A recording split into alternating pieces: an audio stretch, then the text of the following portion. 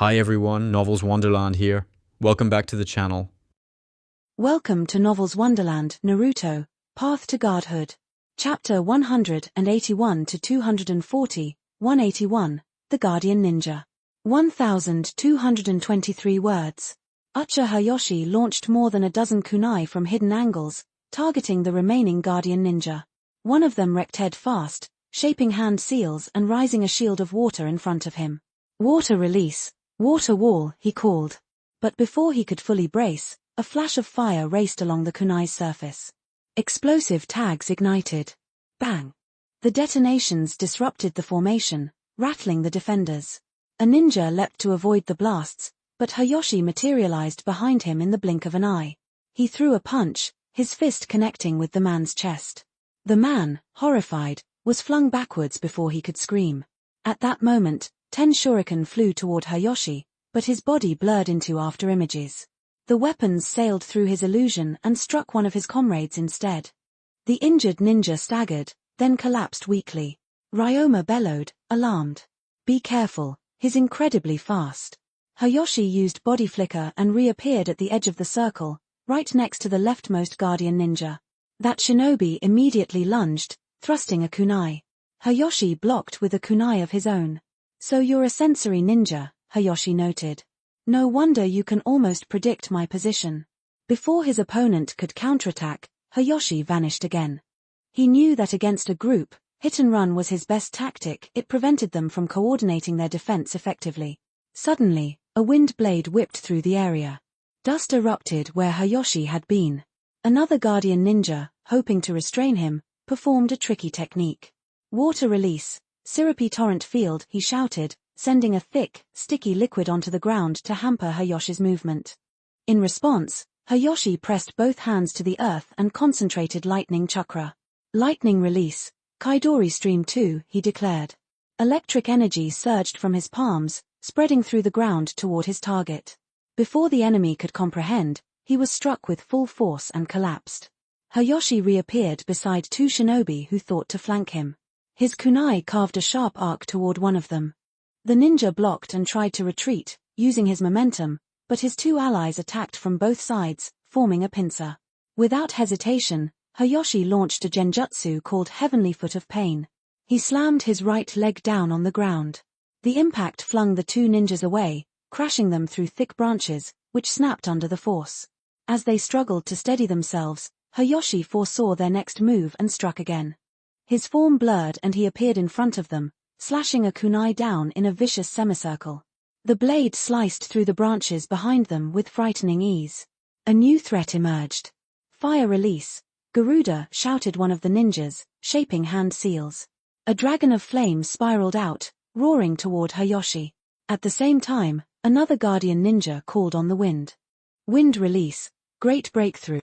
A whirlwind converged with the fire dragon, intensifying its fury. The flames twisted around the wind like living serpents, growing wilder. Hayashi raised his own defense.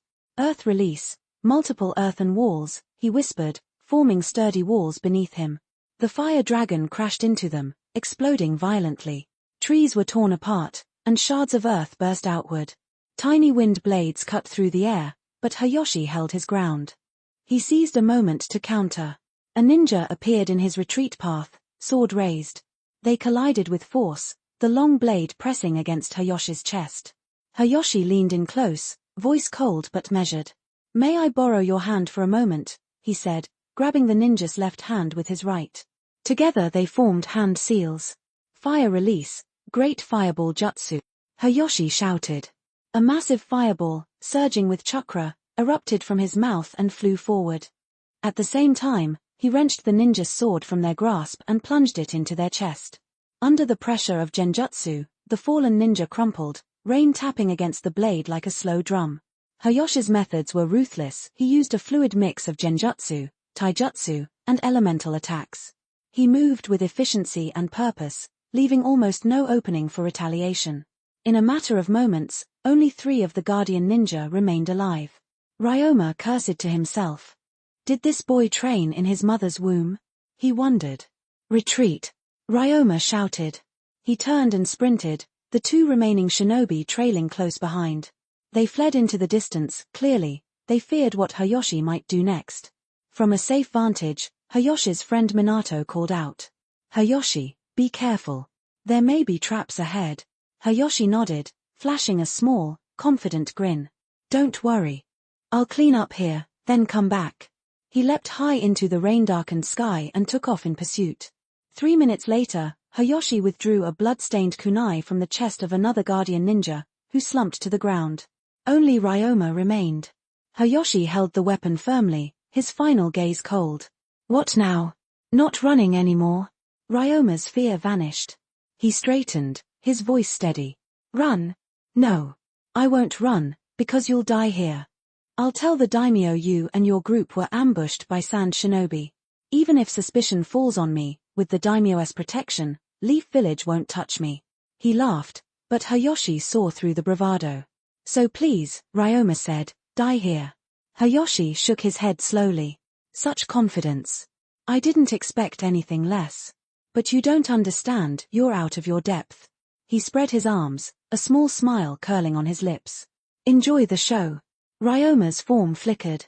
Then he melted into a puddle of water, a water clone. At that moment, 4 more guardian ninja emerged from the periphery, forming a wide circle around Hayashi. Electric arcs crackled across their bodies, crackling more intensely by the second. Suddenly, each of them launched arcs of lightning upward, merging into a massive sphere of electric energy high above the ground. The lightning condensed rapidly, shrinking until it formed a tight ball roughly a meter across. Bolts of raw power crackled from its surface. Hayashi recognized the danger. This was their trap. But he did not hesitate. He crouched, then leapt upward into the storm-dark sky. Rain pummeled him. Lightning crackled across the sky as thunder rolled.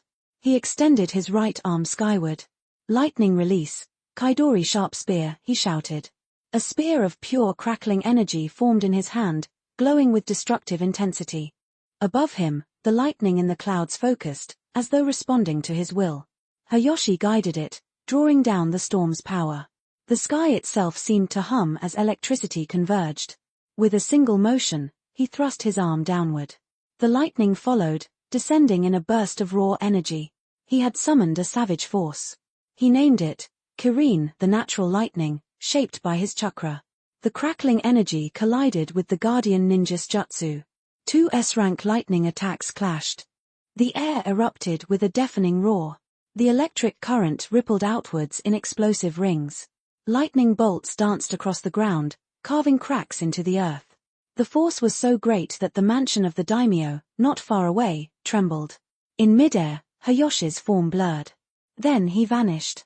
But in truth, it was only a shadow clone that had summoned the lightning. He had used it as bait. His main body stayed hidden, waiting.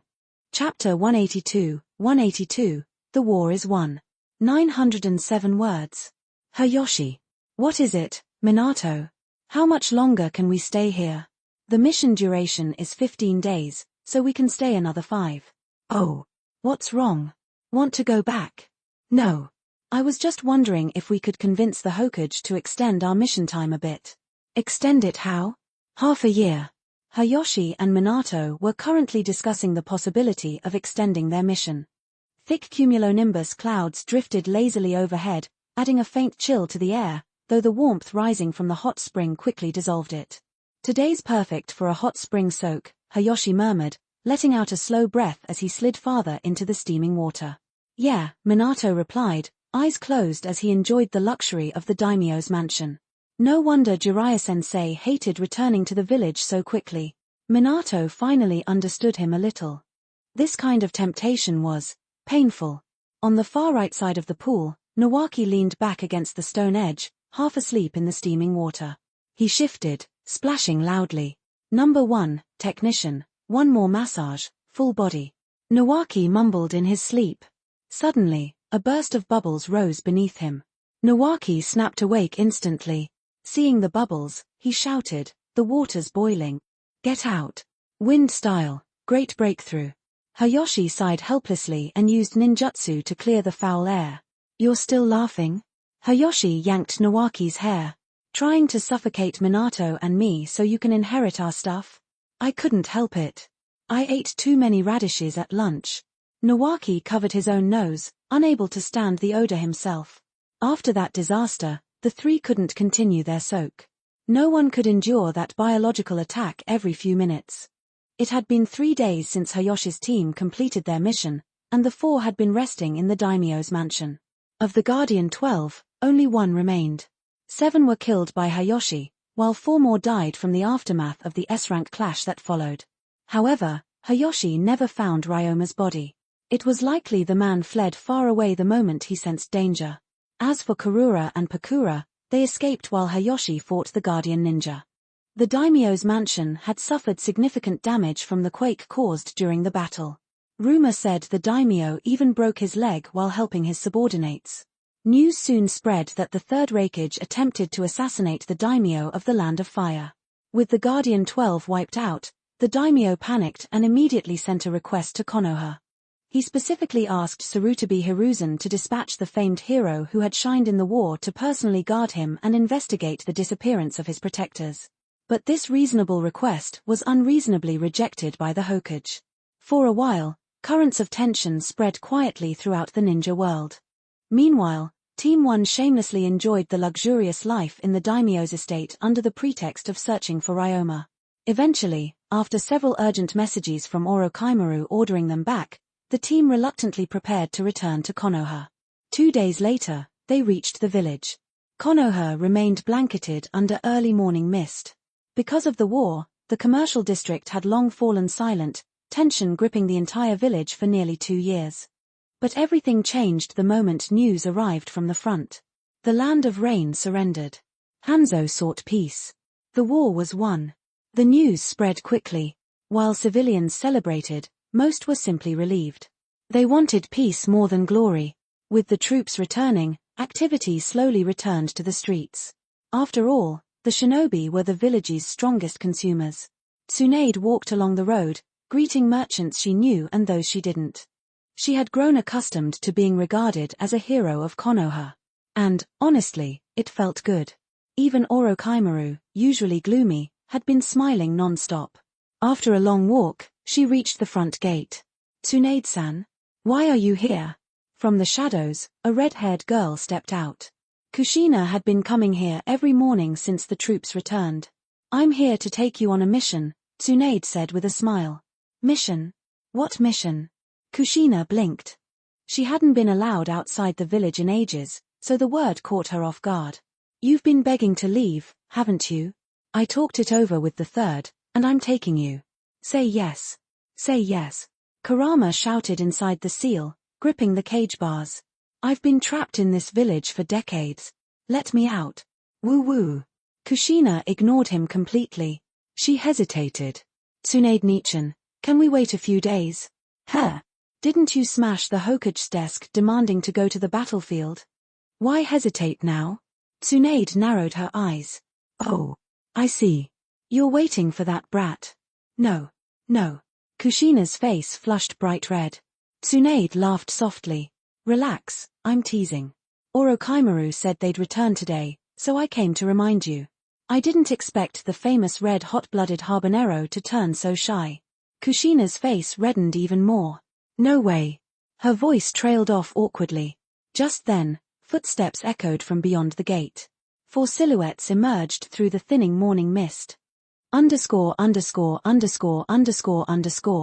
70 to 80 advanced chapters are waiting for you on my Patreon. Use the code ZPFR07 to get 50% off your first month. Visit patreon.com/ZPHYR. If you enjoy my work, your support would mean so much. Wishing you a wonderful Christmas filled with joy and warmth. Red Heart # Evergreen. Chapter 183, The Hokage's Council. 1,170 words. After Hayoshi finished describing the mission in full detail, he left the office without hesitation. He had to. The 4 people in the room had been staring at him relentlessly, and the pressure was suffocating. In particular, the third Hokage, Hiruzen Sarutobi, looked as if he might charge forward and smack him if not for the others present. Still, Hayoshi could not blame him. Hiruzen himself had been overwhelmed by the information, muttering earlier that he needed 2 heart pills just to continue the meeting. After a long silence, Hiruzen finally spoke. What do you all think of this matter? I refuse to believe the daimyo knew nothing about any of this, Shimoa Danzo said sharply, immediately jumping in as usual. His voice carried absolute certainty. Manipulating village interests to gain personal benefit, then letting subordinates take the blame while pretending ignorance, was something Danzo understood well. It was a tactic he had practiced many times. So to Danzo, the daimyo's intentions were obvious. The difference was that this time, the daimyo was sacrificing Konoha to enrich himself. Being one of those sacrificed left Danzo furious. If anyone was going to pull something like this, it should have been me. How dare he turn me into a pawn? That thought fueled his anger. But right now is the most critical phase of the war, Mitokado Homura said as he pushed his glasses up the bridge of his nose. Is it really wise to break ties with the daimyo? Sooner should be a clear warning. He was right. Tsunagakure was a perfect example. The third Kazekage had become a laughingstock across the ninja world. His fallout with the Wind Daimyo led to a withdrawal of funding. With no resources left, he dragged Rosa through the desert to pan for gold under the excuse of training his ninjutsu. In Suna, the most important qualification for becoming Kazekage was no longer power but the ability to find gold. This strange tradition had begun during the second Kazecage's era. Homura, you're right. We cannot sever ties with the daimyo at this time, Hiruzen said with a heavy sigh. From his tone, everyone understood the Hokage was preparing to smooth things over again. The daimyo possessed immense wealth. In peaceful times, Konoha could sustain itself through missions, but in war, it relied heavily on the daimyo's support. Danzo slammed the table, his voice rising. It is precisely because this is such a crucial moment that we must warn the daimyo to restrain himself. This is a major shinobi war, and every extra day is a huge burden on the village. We cannot allow ourselves to be restricted by the daimyo's office. He must be made to understand exactly who protects the land of fire. As he spoke passionately, droplets of spit sprayed across the table, landing on Hiruzen's face. The Hokage immediately turned to look at someone else. What do you think, Koharu? With his gaze shifted, Hiruzen visibly relaxed. I also believe we cannot let this issue continue unchecked, Utatane Koharu said slowly. What we need is to end the conflict with Suna quickly, not let ourselves be dragged into further complications. Danzo pretended to act indifferent, but the smug expression on his face gave away his satisfaction. Koharu's opinions usually carried significant weight among them. However, Koharu continued, now is not the time for direct confrontation with the daimyo. Hiruzen frowned. Then what are you suggesting? We cannot break ties, but that does not mean we cannot monitor him, Koharu said. The daimyo requested ninja protection, did he not? Then we give him what he asked for. She continued calmly, not only that, but we must also quietly allow his trade with Suna to proceed. If anything unusual happens, we ambush the site of their transaction. Hiruzen wiped sweat from his forehead. Excellent idea. You truly are the most cunning. No, I mean the sharpest mind in our team. The sharpest. His slip revealed more truth than he intended. Still, the plan was solid. And in Hiruzen's mind, additional opportunities appeared. If they intercepted Suna's forces and secured their supplies, they could send those resources to Konoha. Repeating this process a few times, storing the goods, then selling them at high prices to the defeated land of Earth, it would be a lucrative side profit. The thought nearly made his grin reach his ears. Then who should we send to protect the daimyo? Homura asked. His glasses glinted as he spoke. The question was not easy. Protecting the daimyo sounded far from the war, but the reality was demanding. Assassination attempts had happened before, and if anything happened to the daimyo, the shinobi in charge would bear the responsibility completely. It was thankless work. This was precisely why Hiruzen had always been reluctant to send Konoha shinobi for that role. It was far easier to let the daimyo maintain his own guard. So although the assignment sounded prestigious, it was difficult and unrewarding. And because of that, who should take it? Anbu. Root. The four elders exchanged glances. In that moment, they all understood one another perfectly. The Ucha police force. Let the Ucha clan take the assignment, Danzo said immediately, pretending to be humble. Root will not compete for this credit. Yes. Ucha Yama has maintained order among the police force well. Those who are capable should contribute more, and now the opportunity has arrived, Homura said, adopting a tone of goodwill that fooled no one. The daimyo wants famous figures to guard him. Is there anyone more well-known than the Ucha clan? Koharu added without hesitation. You're all correct, Hiruzen announced. Then we will assign the task to the Ucha. Uchiyama had asked many times to send his clan to the battlefield. Seeing the Hyuga clan gaining recognition frustrated him. Even though the war was dangerous, it was also full of opportunity. A single achievement could instantly boost a clan's reputation. Prestige was essential for anyone aspiring to become Hokage. Ucha Fugaku, Yama's son, was still young, but with the weight of the Ucha name behind him, even a minor accomplishment supported with some publicity could create the image of a rising genius. Yama had discussed this with Hiruzen repeatedly. The largest clan of the village wanting to join the war could not be stopped. Doing so would look terrible, both to the public and to the Ucha. Of course, the Ucha could go to the battlefield, but they could not be allowed to stand out too much. This unwritten rule had existed since the era of the second Hokage. Only a few top officials knew it. But sending the elite Ucha to protect the daimyo served multiple purposes. It would please the daimyo and keep the Ucha away from key military achievements. Uchiyama would not refuse such a chance. Bring the head of the Ucha clan here, Hiruzen ordered. He picked up his pipe, letting thin trails of blue smoke drift upward as he drifted into silent thought. Chapter 184, A Quiet Return to a Restless Village. 1001 words. When a group is held together by blood, unity comes naturally. But when a group depends on power and control, cracks eventually form no matter how perfect the system appears. This is why many clans struggle to fully blend into a village, especially when that clan is quietly pushed aside. Managing the relationship between a village and a clan is delicate. Handled well, peace thrives; mishandled, and conflict is inevitable. Right now, the bond between the Ucha clan and Konoha resembles a frozen lake. Calm on the surface, unknown fissures spreading beneath. Still, none of this concerned Ucha Hayashi at the moment. He was, in his own eyes, still a small fry. Yes, he had earned the title of Konoha's hero, but even that only made him a slightly bigger small fry. Other than influencing smaller figures like Nawaki and Minato, he held no real sway over anyone. If he wanted to change anything, he would have to become Hokage someday. But for an Ucha, how hard was that? Decades of village history proved the answer: nearly impossible. 4 generations of Hokage, more than 50 years of Konoha. Even after Minato's death in the original timeline, the idea of an Ucha Hokage had remained a distant dream. And with the elderly third Hokage returning to power, the message to the clan was painfully clear. It will never be you. So wanting to become Hokage was hard. Wanting to become an Ucha Hokage was like randomly meeting a beautiful girl on the street who instantly falls madly in love with you. Possible, but so unlikely it may as well be fiction. Hayashi pushed those thoughts aside. Right now, he wanted only one thing: a proper night of sleep. The rising sun washed Konoha in warm light, giving everything a peaceful glow. A village without the demand of immediate combat always felt strangely tranquil. Hayashi walked slowly through the streets, stopping now and then as a comfortable feeling washed over him. It wasn't accurate to call it nostalgic, but after surviving the battlefield, returning alive brought a subtle wave of emotion. Konoha was the same as always, unchanged in the ways that mattered. For most villagers, war was nothing more than a distant concept. Who Konoha fought, how it progressed, who they lost, few truly understood.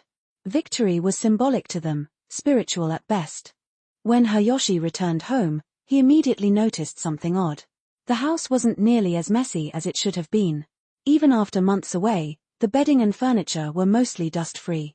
Someone had cleaned. Just as he was about to sit down, the moment his weight touched the chair, it collapsed completely. Hayashi blinked, rubbed his eyes, then stared at the broken pieces. There were visible traces of glue along the joints. Someone had tried to fix it just enough to hide the damage. Terribly. There was only one culprit capable of this kind of help. Kushina. The little red-headed fox had probably done her best, but her best tended to be chaotic. Hayashi could only pray she hadn't destroyed too much of his already limited furniture.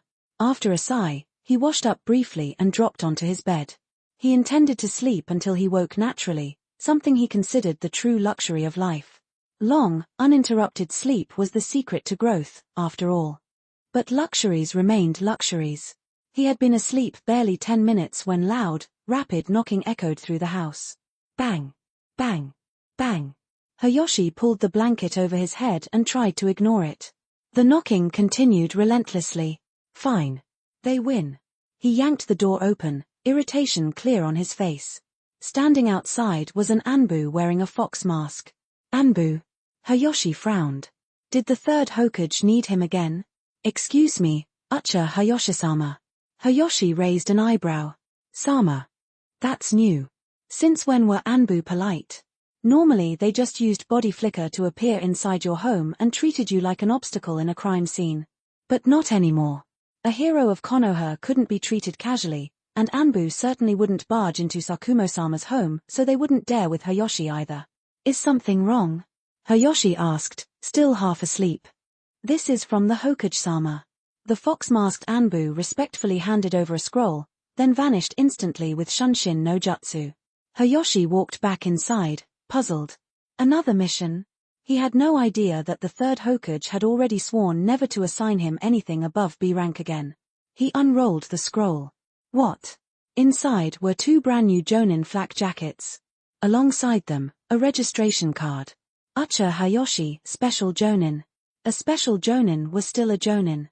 Not full rank, but undeniably elite. Given Hayashi's age, Hiruzen had slowed the promotion slightly, but even so, it was shocking. Hayashi had graduated from the academy in June. It was now late September, nearly October. In just a little over 3 months, he had gone from fresh genin to jonin level. It was unprecedented in Konoha's entire history. Few could match his achievements. 2 A-rank missions completed before graduation, several A and B-rank missions during wartime, and battlefield merits impressive enough to rival seasoned shinobi. Most Chunin never killed jonin-level opponents. Even fewer survived encounters with tailed beasts. Keeping someone like Hayashi at Chunin rank during wartime would have been wasteful. Just as he thought the surprises were over, a small sealed scroll rolled out of one of the tool pouches. Hayashi picked it up. A single line of text was written. To Konoha Jonin Ucha Hayashi. Due to your outstanding performance and extraordinary contributions in the Land of Rain, Hokage grants you permission to choose one technique from the Scroll of Seals as a reward. Hayashi stared at it. This was genuinely an unexpected gift. __________.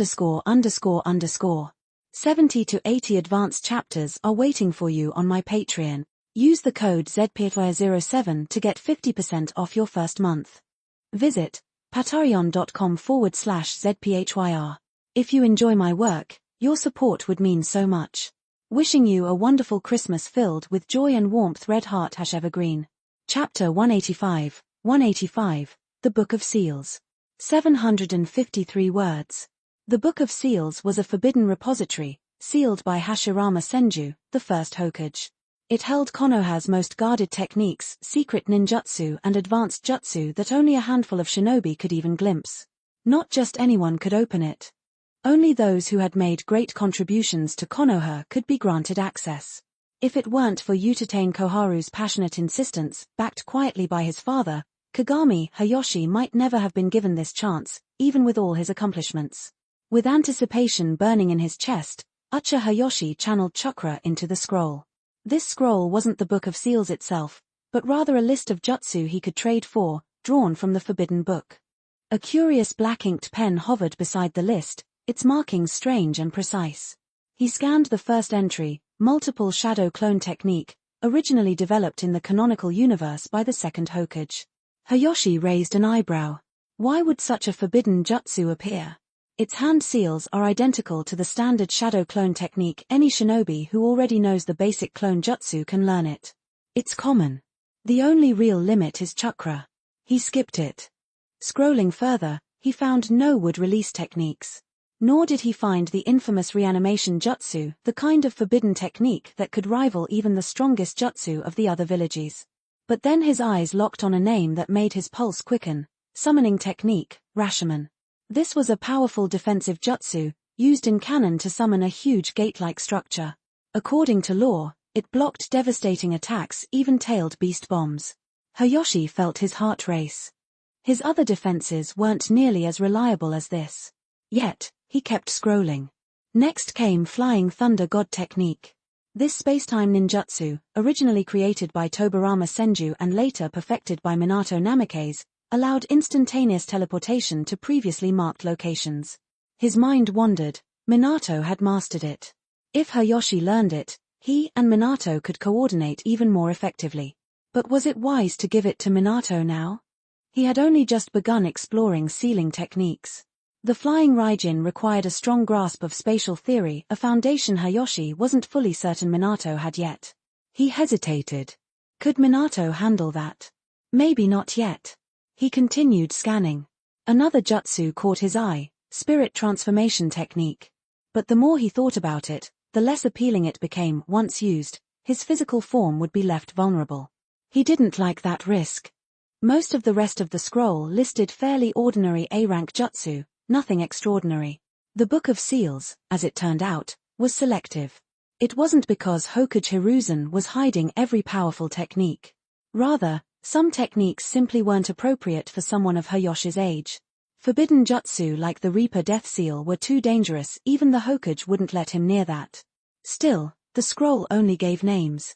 No detailed explanations. If he didn't already know some of them, he risked choosing blindly. At the bottom of the scroll, one last name glowed in his mind: Mutual Instantaneous Explosion Tag. He paused. This explosive jutsu, said to be developed by the second Hokage, was terrifying in its scale. The idea was simple: place a single explosive tag on an enemy, then detonate it. But when triggered, it could repeatedly summon more explosive tags, setting off an endless chain of explosions. It sounded nearly as destructive as Conan's reign of paper tags. But unlike an S-rank jutsu, this technique was surprisingly simple, only A-rank in difficulty to learn. There was a risk, though. The caster could easily be caught in their own chain reaction. But the potential, the power. Hayashi's hand froze over the ink pen. He stared for nearly a minute, thinking. Finally, with a firm grip, he marked the box next to Mutual Instantaneous Explosion Tag. Immediately, the scroll in his hand vanished in a wisp of white smoke. A new scroll appeared, sealed, but alive with energy. He opened it. The scroll described both the benefits and risks of the technique. It showed how to summon tools, how to train for continuous tag summoning, and even how to craft specialized explosive tags. Hayashi read quickly, memorizing every line. Then he carefully rolled up the scroll and tucked it into his pouch. This kind of training couldn't happen in his room. Too dangerous. He could destroy his belongings or worse, hurt someone. He needed an open space. Where better than Hokage Rock? He tucked the scroll away. Chapter 186, 186, into Orochimaru's laboratory. 734 words. Hayashi couldn't experiment with his new jutsu on Hokage Rock. The moment he pulled out a single explosive tag, a patrol from the security department appeared. According to them, destroying cultural relics, if serious enough, could lead to revocation of a ninja license. Hayashi shook his head, a faint smirk of disdain on his face. This building's only 30 years old, he muttered, and you call it a cultural relic? Pathetic. Truly a village of bumpkins. Helpless, he turned to leave. But then a sobering thought struck him: he had nowhere else to go. Going back home? Empty. Evenings sometimes held team gatherings, but it was still early, and he wasn't in a hurry to seek out Mikoto, Kushina, or the others. With idle time, Hayashi decided to visit his teacher, Orochimaru. Since returning to Konoha, he had seen everyone he knew except Orochimaru. The sky burned a fiery orange as the autumn sun dipped toward the horizon. Hayashi walked casually, enjoying the warm glow, heading in the direction of Konoha's prison. Orochimaru's laboratory wasn't actually inside the prison. Though his tastes were eccentric, they weren't that extreme. His lab was nearby because of its proximity to the prison, where he could access certain research materials. Konoha forbade human experiments publicly, but for purely medical purposes, corpse dissection, organ research, or studying bloodline limits, the village turned a blind eye. The lab's work was groundbreaking. Konoha relied on such innovations for advanced medical ninjutsu. Where did the corpses come from? Naturally, from Konoha's prison, abandoned prisoners of war, criminals from other villages, and certain domestic criminals. Konoha would dispose of some periodically, giving Orochimaru ample materials without violating regulations. The lab was therefore monitored and permitted by the third Hokage. Alone, Hayashi reached the outskirts of Konoha in 10 minutes, standing before the entrance to Orochimaru's underground lab. The chill hit him immediately as he descended. By the time he reached the bottom, the temperature was noticeably cooler than above ground. A stone door appeared, etched with strange patterns. As Hayashi reached to knock, a small snake slithered from a crack, nodded at him, and vanished into a hidden groove. The stone door shimmered as the snake's body merged with it, then slowly swung open. Inside, twin braziers lit the corridor, illuminating the winding underground passage. Hayashi followed the flames for 20 minutes, finally arriving at a heavy wooden door at the end. Pushing it open, he found Orochimaru beside the operating table, immersed in his work. "Hayashi, have a seat for a moment," Orochimaru greeted, his voice hoarse but warm. He continued his meticulous task. Hayashi nodded and took a chair, surveying the laboratory. Though he had heard about Orochimaru's experiments, this was his first-hand glimpse. The lab was surprisingly ordinary. Apart from the central operating table, a few glass cabinets filled with specimens in formaldehyde lined the walls. At first glance, it resembled nothing more than a typical hospital lab. Orochimaru, dressed in a long white coat and rubber gloves, handled a ninja corpse with precision. Instead of scalpel tools, he relied solely on his skillful hands, carefully disarticulating joints, placing his palm over an elbow, forming a series of hand seals, and channeling chakra. The corpse showed no response. Despite multiple adjustments in hand seals, Orochimaru found no effect and paused, frowning slightly. "Are you testing whether a body can keep fighting when controlled by chakra after fractures?" Hayashi asked. "Something like that," Orochimaru replied. "But it's more than that. I'm researching softening and modification. I want the body to bend freely, twist at impossible angles. Hands and feet can become whips in combat." Hayashi's eyes glimmered. "What is it, Hayashi? Interested?"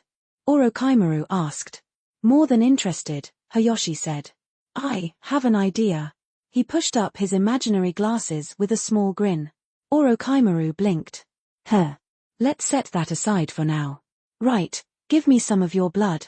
I'm comparing the Sharingan to the Byakugan." "How much?" Hayashi asked. "Just a small amount," Orochimaru said, rummaging through a cabinet. After some searching, he pulled out a syringe 4 times larger than normal hospital syringes. Hayashi stared. "Small amount, sensei? ________. 70 to 80 advanced chapters are waiting for you on my Patreon. Use the code ZPFR07 to get 50% off your first month. Visit patreon.com/ZPHYR. If you enjoy my work, your support would mean so much. Wishing you a wonderful Christmas filled with joy and warmth. Red Heart # Evergreen. Chapter 187, Hayashi faces Orochimaru. 636 words. It was obvious that Orochimaru's small amount didn't really mean small. Of course, by his standards, perhaps it did. Experiments were always wasteful. Maybe this was why Orochimaru had strayed from the usual path. Without materials, one would be tempted to take what wasn't theirs. Some might call it ambition, others, madness. The pain from the syringe was real, yet Hayashi grinned at Orochimaru.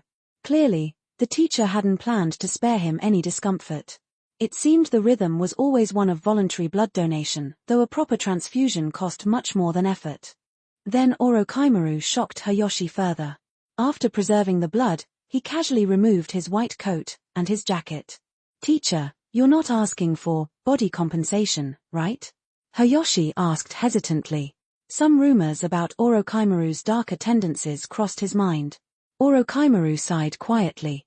His disciple was capable, but his thoughts sometimes jumped to odd conclusions. "Come, spar with me," Orochimaru said. Hayashi blinked. Was this necessary? He had always assumed Jiraiya was the more aggressive one in such matters, but rumors were unreliable. Seeing Hayashi's puzzled expression, Orochimaru shook his head. "Don't misunderstand. I'm testing the effect of my softening joints. I don't have another suitable opponent, so I'll use you. Fighting is the best way to observe the body. It may even inspire my research." Hayashi thought it over. Orochimaru's so-called softening joint experiment seemed like the early prototype of what would later become soft body modification. Whether Orochimaru foresaw that far ahead or not, the third Hokage's oversight had limited his experiments. Hayashi knew forbidden techniques like that required living subjects. For the future Orochimaru, experimentation was as natural as eating or drinking, but for now, it remained a dangerous temptation. Following Orochimaru, they moved to a small training area at the back of the lab. This is mainly for recording taijutsu data. While Sharingan may be used, genjutsu and high destruction moves are prohibited, Orochimaru warned. Of course, I'll only use taijutsu, Hayashi replied. Orochimaru produced a kunai from his belt, regarding Hayashi with a calculating gaze. Show me what you've learned recently, Orochimaru said, positioning himself. Two shadow clones flanked the arena, silently recording the combat for data. Hayashi inhaled deeply. The blood-red tomo in his Sharingan spun rapidly. In an instant, he became a blur, almost stretching into a long shadow as he surged forward. Dust and smoke trailed behind him, his figure nearly invisible. Even without lightning chakra stimulating his body, his speed rivaled what he had achieved on the battlefield in the Land of Rain. Months of training had borne fruit. Clash. Metallic sounds erupted as their weapons met, sending shockwaves through the air. Orochimaru had not used ninjutsu, so Hayashi held back from lightning-enhanced strikes, relying on pure skill. Their kunai collided dozens of times, until finally Orochimaru's left-hand kunai shattered. Orochimaru's eyelids twitched. Hayashi's taijutsu was reminiscent of Tsunade's, tremendous strength paired with incredible agility. Unlike Tsunade, however, Hayashi combined speed and power perfectly. The comparison in Orochimaru's mind drifted briefly to the third Raikage. Orochimaru tossed the broken kunai aside, aiming a precise punch at Hayashi's ribs. Hayashi evaded slightly, then readied a counter, only to be met by a rapid two-hit palm strike aimed at his chin. Hayashi intercepted with his kunai, not holding back. Orochimaru's strength now approached quasi-Kage level, restraint was pointless. The teacher leapt instantly, striking at Hayashi from a seemingly impossible angle. Hayashi tilted his head, grabbing Orochimaru's wrist midair, halting the momentum. With a step forward, Hayashi drove a knee toward Orochimaru's abdomen. Yet Orochimaru, using the wrist as leverage, twisted his body 90 degrees, dodging the attack in an unnerving posture. Hayashi hurled another kunai, but Orochimaru bent and contorted unnaturally, dodging with impossible flexibility. The movement mirrored the infamous Japanese head-tilting girl Hayashi had seen on the internet in a previous life. Chapter 188, 188, The Ethics of Power. 766 words. In terms of pure taijutsu, Hayashi was clearly no match for Orochimaru. Beyond the gap in strength, Orochimaru had a 10-year age advantage. Even an ordinary person could rise to Jonin rank in that time, let alone a genius labeled by the third Hokage as a once-in-a-decade talent. But Hayashi was not to be underestimated either. He had risen from genin to jonin in only 3 months. Those who survived countless battles were either extraordinarily strong, destined for greatness, or, like Hayashi, benefiting from system-level cheat. After Orochimaru executed his signature head-tilt strike, Hayashi pressed on, thrusting his kunai directly toward Orochimaru's face. Orochimaru twisted unnaturally mid-air to evade, forcing Hayashi to pivot, using his right foot as leverage to deliver a whip-like kick. Orochimaru chuckled and landed, completely disregarding physical inertia, causing Hayashi's attack to miss. Hayashi's Sharingan detected every movement, and he closed in again without hesitation. Though Orochimaru's body had fully matured, Hayashi's smaller frame granted him greater agility. In an instant, Hayashi unleashed a 5-hit combo, reversing his grip on the kunai for a precise thrust. The weapon cut the air with a sharp whistle, aiming for Orochimaru's waist. Bang! At the last moment, a kunai slid from Orochimaru's sleeve, blocking the strike. The impact shoved Orochimaru back 2 steps, and in an instant, the advantage shifted. Hayashi surged forward, pressing his attack relentlessly. Metal clashed against metal as Orochimaru, intentionally or not, displayed the full extent of his joint softening technique combined with taijutsu. Though forced back repeatedly, Hayashi refused to yield, dragging the fight on for several minutes. A shadow clone hovering nearby signaled them to stop. "Is that enough?" the clone asked. That's sufficient, Orochimaru replied, nodding. A battle that required little chakra, yet tested skill and reflexes, had served as a warm-up for both. Orochimaru retrieved the recorded data from the clone, while Hayoshi's gaze wandered to the scrolls scattered across the training ground. Joint softening can only go so far, he murmured. A sigh came from behind him. Orochimaru's tone carried ambiguity. It was impossible to tell if it was resignation or reluctance. Finally, Orochimaru looked up and asked tentatively, Hayoshi, what do you think of human experimentation? In Konoha, the term alone carried a sinister weight. Yet the village had a history of it. The second Hokage, hailed as the great inventor of the shinobi world, pioneered such studies. Techniques like impure world reincarnation required souls from the Pure Land, demanding human experimentation for research into summoning and soul control. The second Hokage's understanding of the Sharingan, even surpassing the Uchiha clan, relied on careful observation of living subjects. In this light, he could be considered the first in Konoha to conduct human experiments, the rest merely followed. Orochimaru, however, was different. Orphaned at a young age, brilliant and diligent, he studied under the third Hokage. Yet the repeated loss of loved ones instilled in him a fascination with life and death, and an insatiable thirst for knowledge and longevity. Driven by curiosity and necessity, Orochimaru set up a rudimentary lab under harsh conditions, seeking to unlock the human body's mysteries. His advanced research angered Konoha's conservative leaders, who obstructed and eventually exiled him. Still, human experimentation held undeniable value. Without it, techniques like Hashirama cell transplantation could not have been perfected. Sasuke might have been slain by Madara without the chance to awaken the Rinnegan, and the shinobi world's balance could have collapsed. Orochimaru's soft physique modification, if mass-produced, could elevate Konoha's strength dramatically.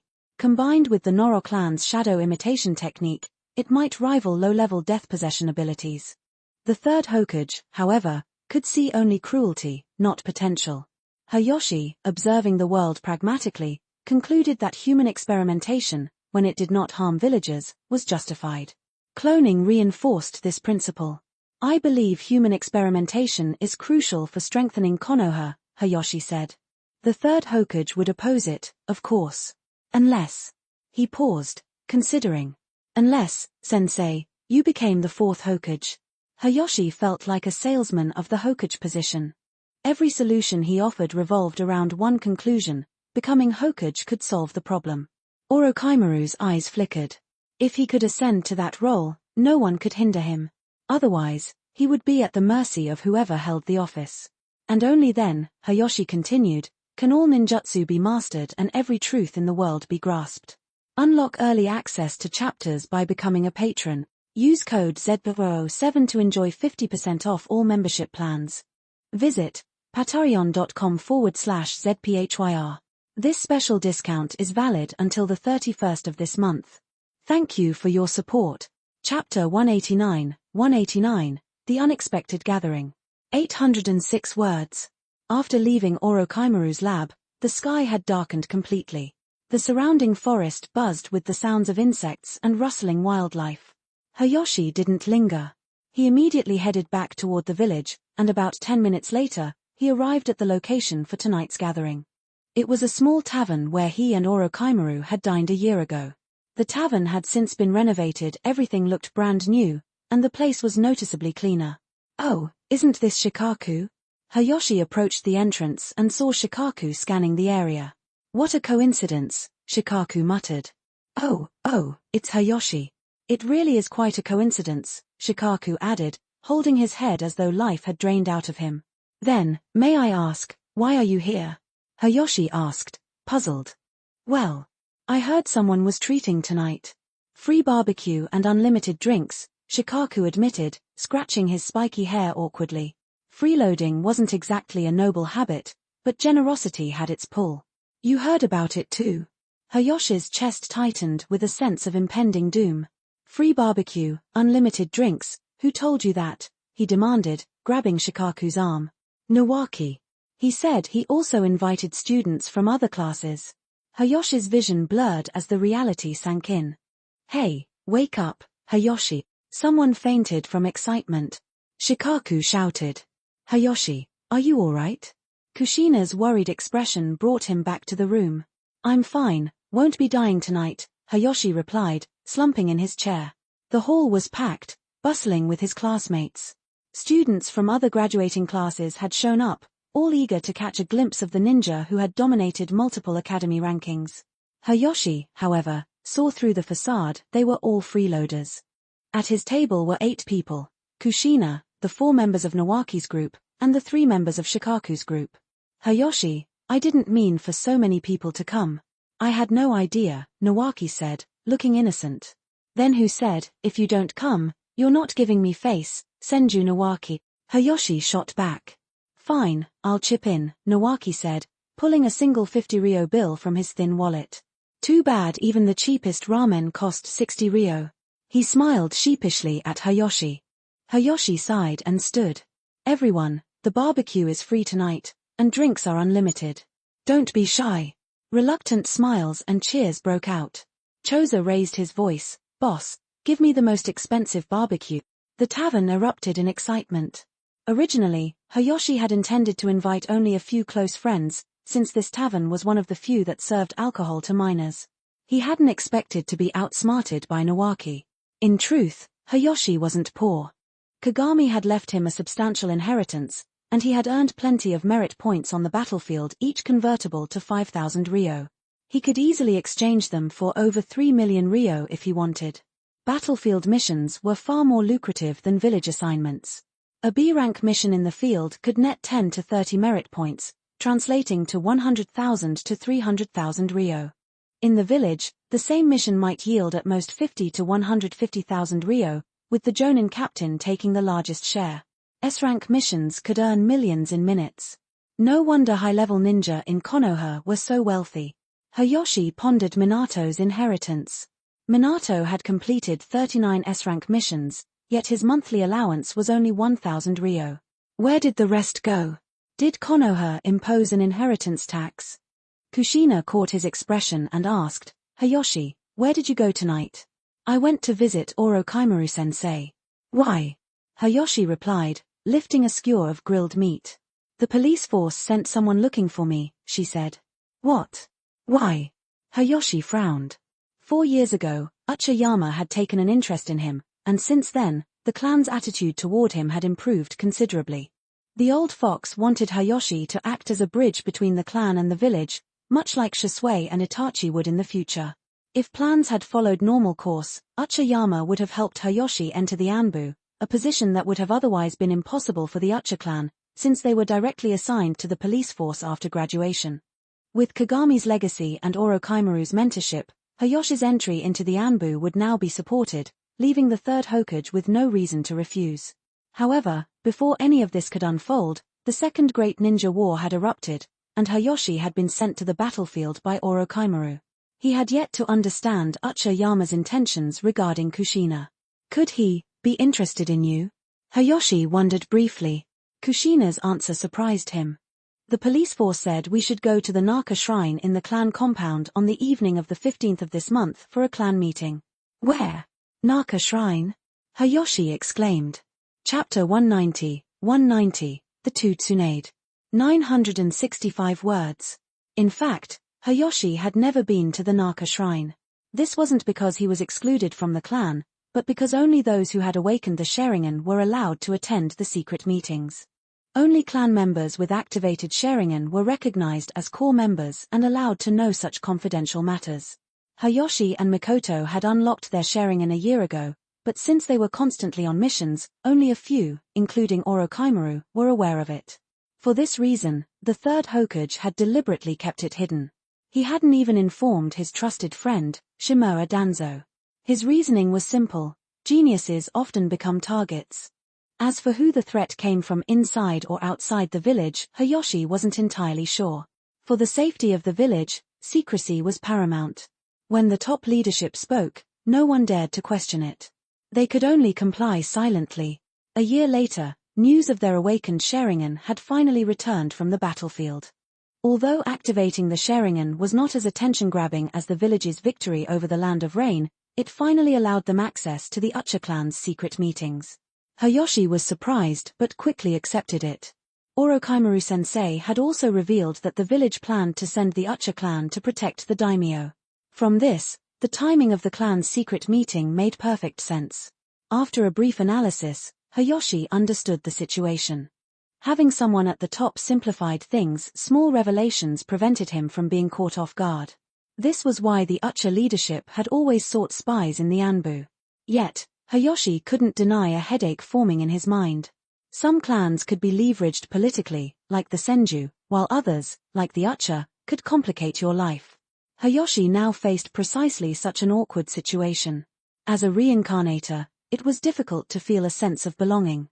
Those who expected him to shoulder the clan's glory were mistaken. He was not a native, and the clan owed him nothing.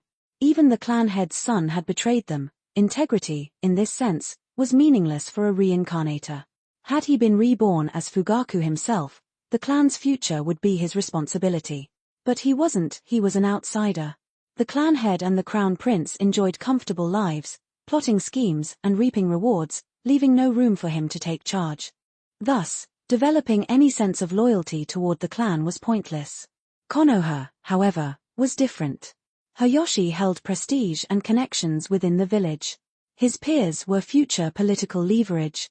By remaining discreet, after the Third Great Ninja War, he could rally support and perhaps rise to prominence. Even if he never became Hokage, those who did would likely be his allies, friends, or teachers. A coup to seize the clan head's position was unrealistic. Without complete control over the Uchiha clan, keeping a distance was the safest choice. In the future, only 3 possessed true strength within the clan: Shisui, Obito, and Itachi. Shisui needed no explanation. Obito hadn't even been born yet, leaving Hayashi to decide whether to eliminate him or keep him as a hidden talent. Itachi. Mikoto, is my grilled meat ready? Yes, it's ready. Hayashi had little attachment to the clan for now. These thoughts were personal. He was still young and limited in influence. He needed only to watch out for Madara and Danzo's schemes, while steadily increasing his strength and prestige. The meal stretched for 3 hours, finally coming to an end. Everyone who had appeared frail was, in fact, Hinata in disguise. Means they are a lot. Hayashi, who had intended to pay, now had no choice but to use his own trickery. Hayashi, where are you going? Nawaki, picking his teeth, asked. His voice, low in the bustling restaurant, made the crowd quiet instantly, all eyes turning toward Hayashi. Hayashi froze slightly. I'm going to the restroom, he said, wiping sweat from his brow. Ahaha, Hayashi, don't tell me you're trying to escape by peeing. Minato teased. Damn, he'd guessed. Swish, swish, swish. Hundreds of eyes felt like needles on his skin. I really am just going to the restroom, Hayashi insisted, clutching his stomach. Shikaku gave a subtle nod, and several boys rushed to guard all exits.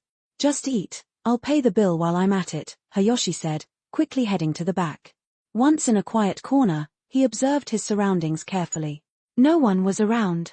Forming hand signs, he transformed into Tsunade, checking the illusion and even measuring the chest proportions to ensure perfection. Satisfied, he walked confidently to the counter.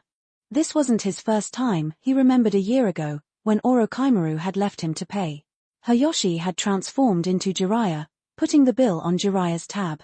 The boss, familiar with the Sannin, hadn't noticed. Tsunade-sama, the usual? The owner, thinking he was serving Tsunade, looked puzzled. Oh, no. Tonight, my younger brother Nawaki is treating. He forgot his money, so put this on my tab, Hayashi said clearly. All right. The boss didn't question further. Just as Hayashi prepared to leave, a hand patted his shoulder.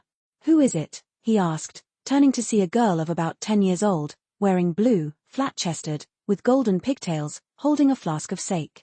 10-year-old Tsunade, clearly transformed and freeloading with Nawaki. What a coincidence, Tsunade-sensei. The sweat on Hayashi's forehead began flowing again. It is quite a coincidence, the mini Tsunade said, smiling faintly, though her eyes were serious. Hayashi, have you ever seen a fist the size of a bean paste bun? Unlock early access to chapters by becoming a patron. Use code ZPVO7 to enjoy 50% off all membership plans.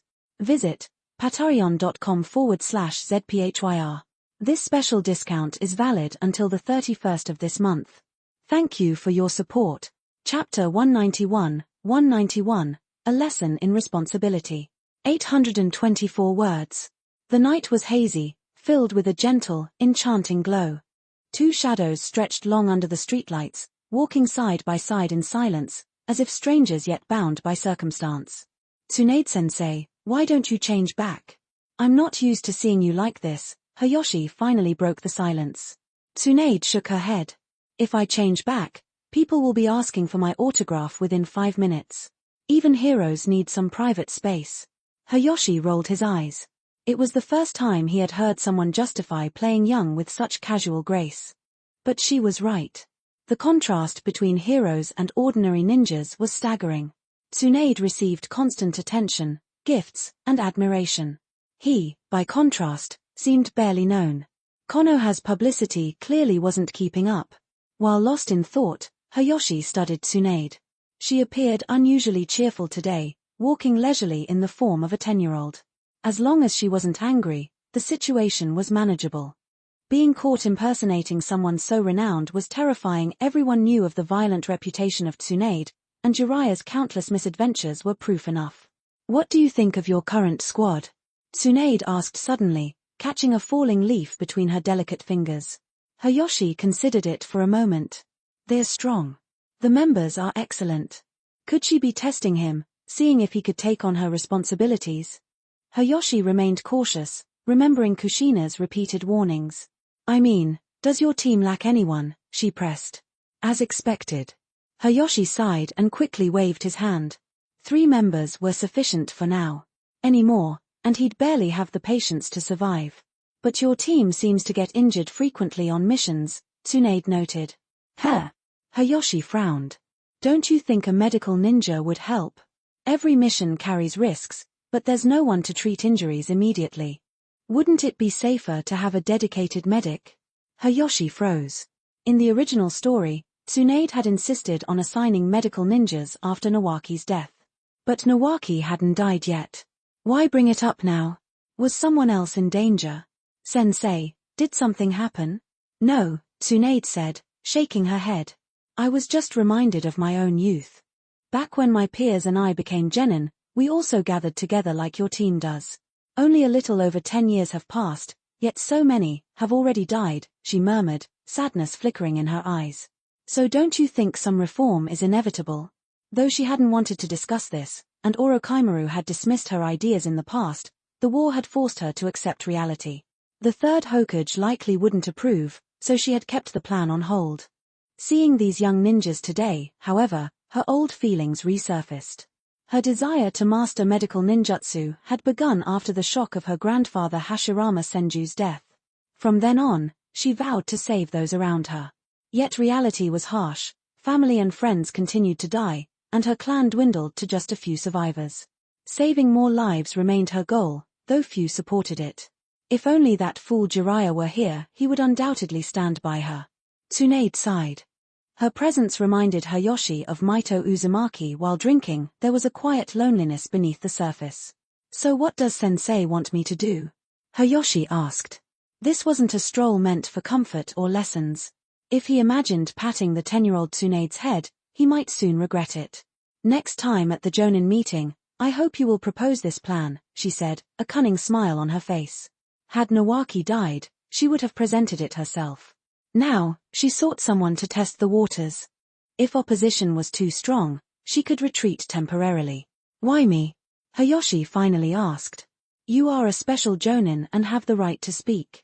Nawaki isn't a Jonin yet, and the other Jonin aren't directly connected to me. You are my disciple, so it makes sense. Tsunade spread her hands, shrugging lightly.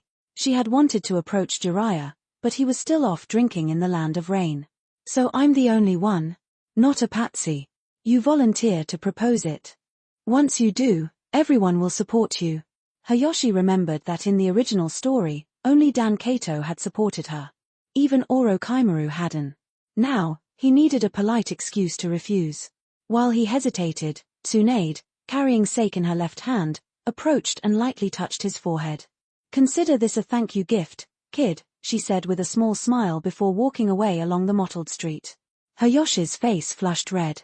He knew it was nothing more than a gesture of affection, akin to treating a younger brother. Wait. Those who had received Tsunade's forehead gestures hadn't fared well.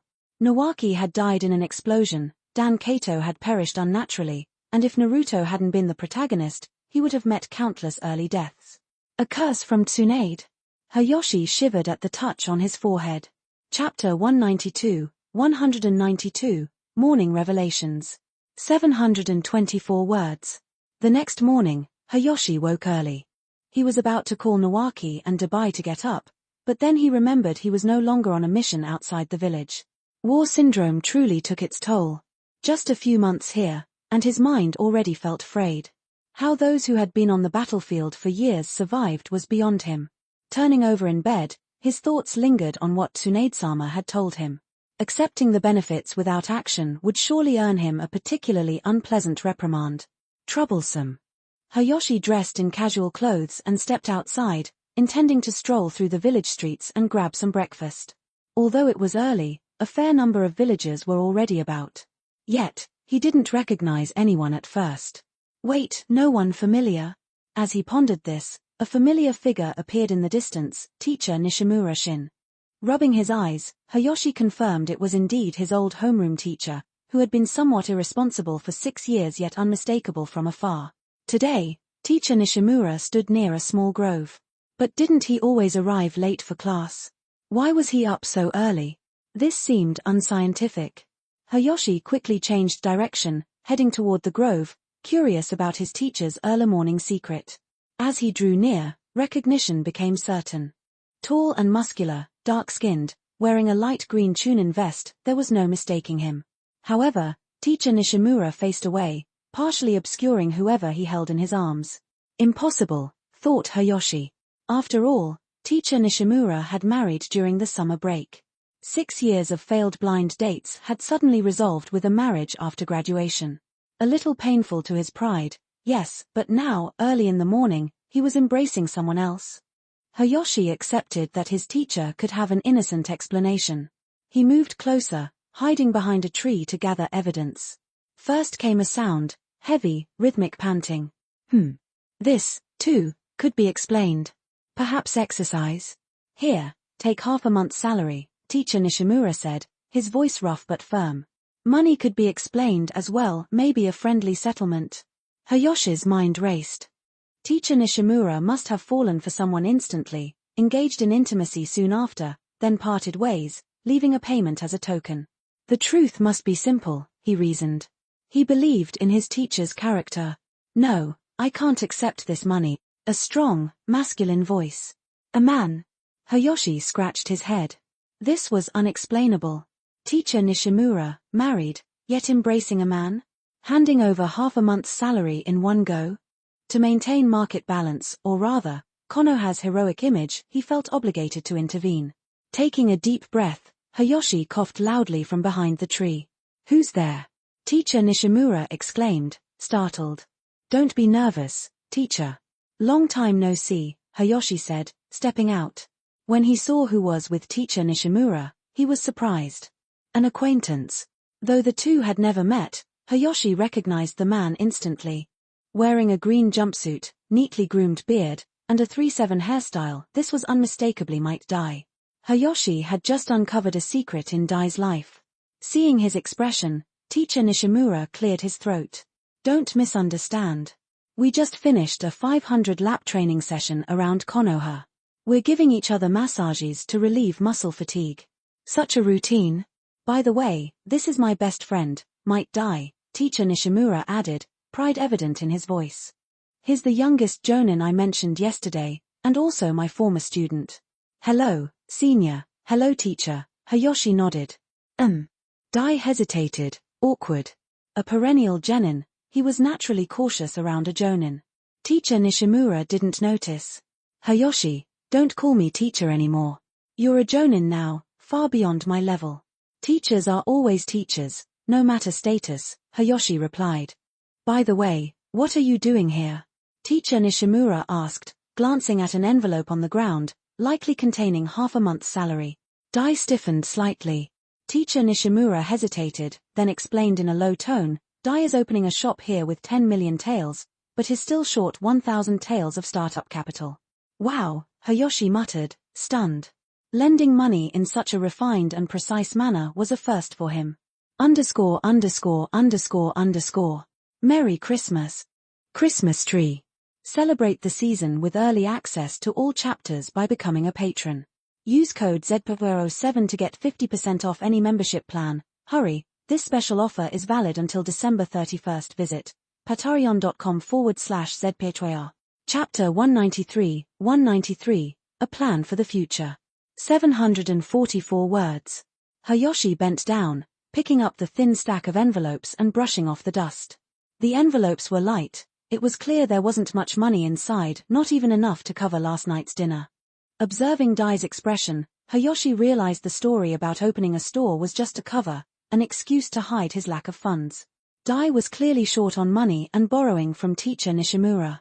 The same Might Dai who would later display unmatched skill in a 1-against-7 battle, covering the retreat of 3 others, now had to rely on friends for financial support? It seemed incredible. Might Dai might even be the strongest taijutsu user of this generation, yet here he was, struggling. Hayashi sighed. Poverty could strike even the strongest. Still, it was understandable. As a genin, Dai wasn't eligible for high-level missions, and his income was modest. Taijutsu training, especially opening the 8 inner gates, was extremely taxing and required expensive supplements to maintain the body. That green jumpsuit he wore year-round. It wasn't just for style, it was practical and affordable. Thinking this over, Hayashi decided to act. Why not extend a helping hand? Teacher, what kind of store are you planning to open? He asked, careful not to expose teacher Nishimura's lie. I haven't thought that far yet, Nishimura replied vaguely. Hayashi didn't press further. This money was secretly obtained, without the knowledge of Nishimura's wife, and he didn't intend to reveal anything. After a moment, Hayashi proposed, how about the 3 of us cooperate? I've also been considering opening a store, but manpower is an issue. We could work together. Nishimura and Dai stared, stunned. I need a steady supply of explosive tags and training equipment, Hayashi continued. So I plan to open a weapon store on the Konoha commercial street, selling all kinds of weapons and training tools. The 2 men were speechless. Explosive tags? A weapon store? Wasn't that extravagant? Hayashi ignored their reactions. Though the idea had come to him spontaneously, it was actually feasible. Konoha had many ninjas, and weapons would always be in demand. Opening such a store would never be unprofitable. Moreover, ninjas running stores wasn't unusual. Yamanaka Inoichi ran a flower shop, after all. And helping Dai, whose family situation was difficult, was the right thing to do. There were additional benefits. Dai's character was admirable, and befriending him could provide valuable guidance in taijutsu and possibly even insight into the 8 inner gates in the future. Not everyone was as straightforward as Rock Lee. A strong relationship was essential. Hayashi was taking the wise approach. Make allies, reduce enemies. Nishimura hesitated. Opening a store requires capital. Do you have enough money? Hayashi nodded. I've accumulated sufficient merits from missions, funds aren't an issue. And the store itself? Commercial street property isn't easy to acquire. Hayashi smiled. Don't worry about that. Nawaki has family holdings here. Most of the commercial land deeds are still under Tsunade-sama's control. Location isn't a problem. The key was choosing the right spot. Naturally, next to Ichiraku Ramen. Even Pain wouldn't dare touch that landmark, and it guaranteed security. Teacher Nishimura, Dai-san, Hayashi said seriously, I have the funds, but I lack access to weapons and goods. You both train daily, so you know where to source items affordably. You manage the store, and profits will exceed any mission earnings. It was a win-win arrangement. Teacher Nishimura could continue teaching, Dai could focus on training, and financial concerns would be resolved. Nishimura asked Dai, what do you think? Dai nodded firmly. Nishimura had contributed his salary to help, and Hayashi's plan was a generous way to ensure their welfare. Dai was deeply moved. For a moment, he even considered dedicating himself entirely to the store rather than being a ninja. Hayashi, however, would have broken into a cold sweat had he known. Since it's settled, Hayashi said, you two go secure the goods, and I'll handle the funding. Wait, Hayashi, Nishimura called. What is it, Teacher Nishimura? Hayashi asked. If you have time, stop by the Ninja Academy. My new students know you're my student and all want to meet you, Nishimura replied. Hayashi raised an eyebrow. His pretense skills weren't perfect, and a quick visit could help refine them further. Then it's settled. There's also a problem student you can help guide him, Nishimura added. Without waiting for a reply, he left, pulling Dai along. Hayashi watched them go, a small smile on his face. Chapter 194, The Shrine. 839 words. Everyone has a talent for spreading rumors, and ninjas were no exception. No one knew when it began, but a rumor quickly circulated through Konoha.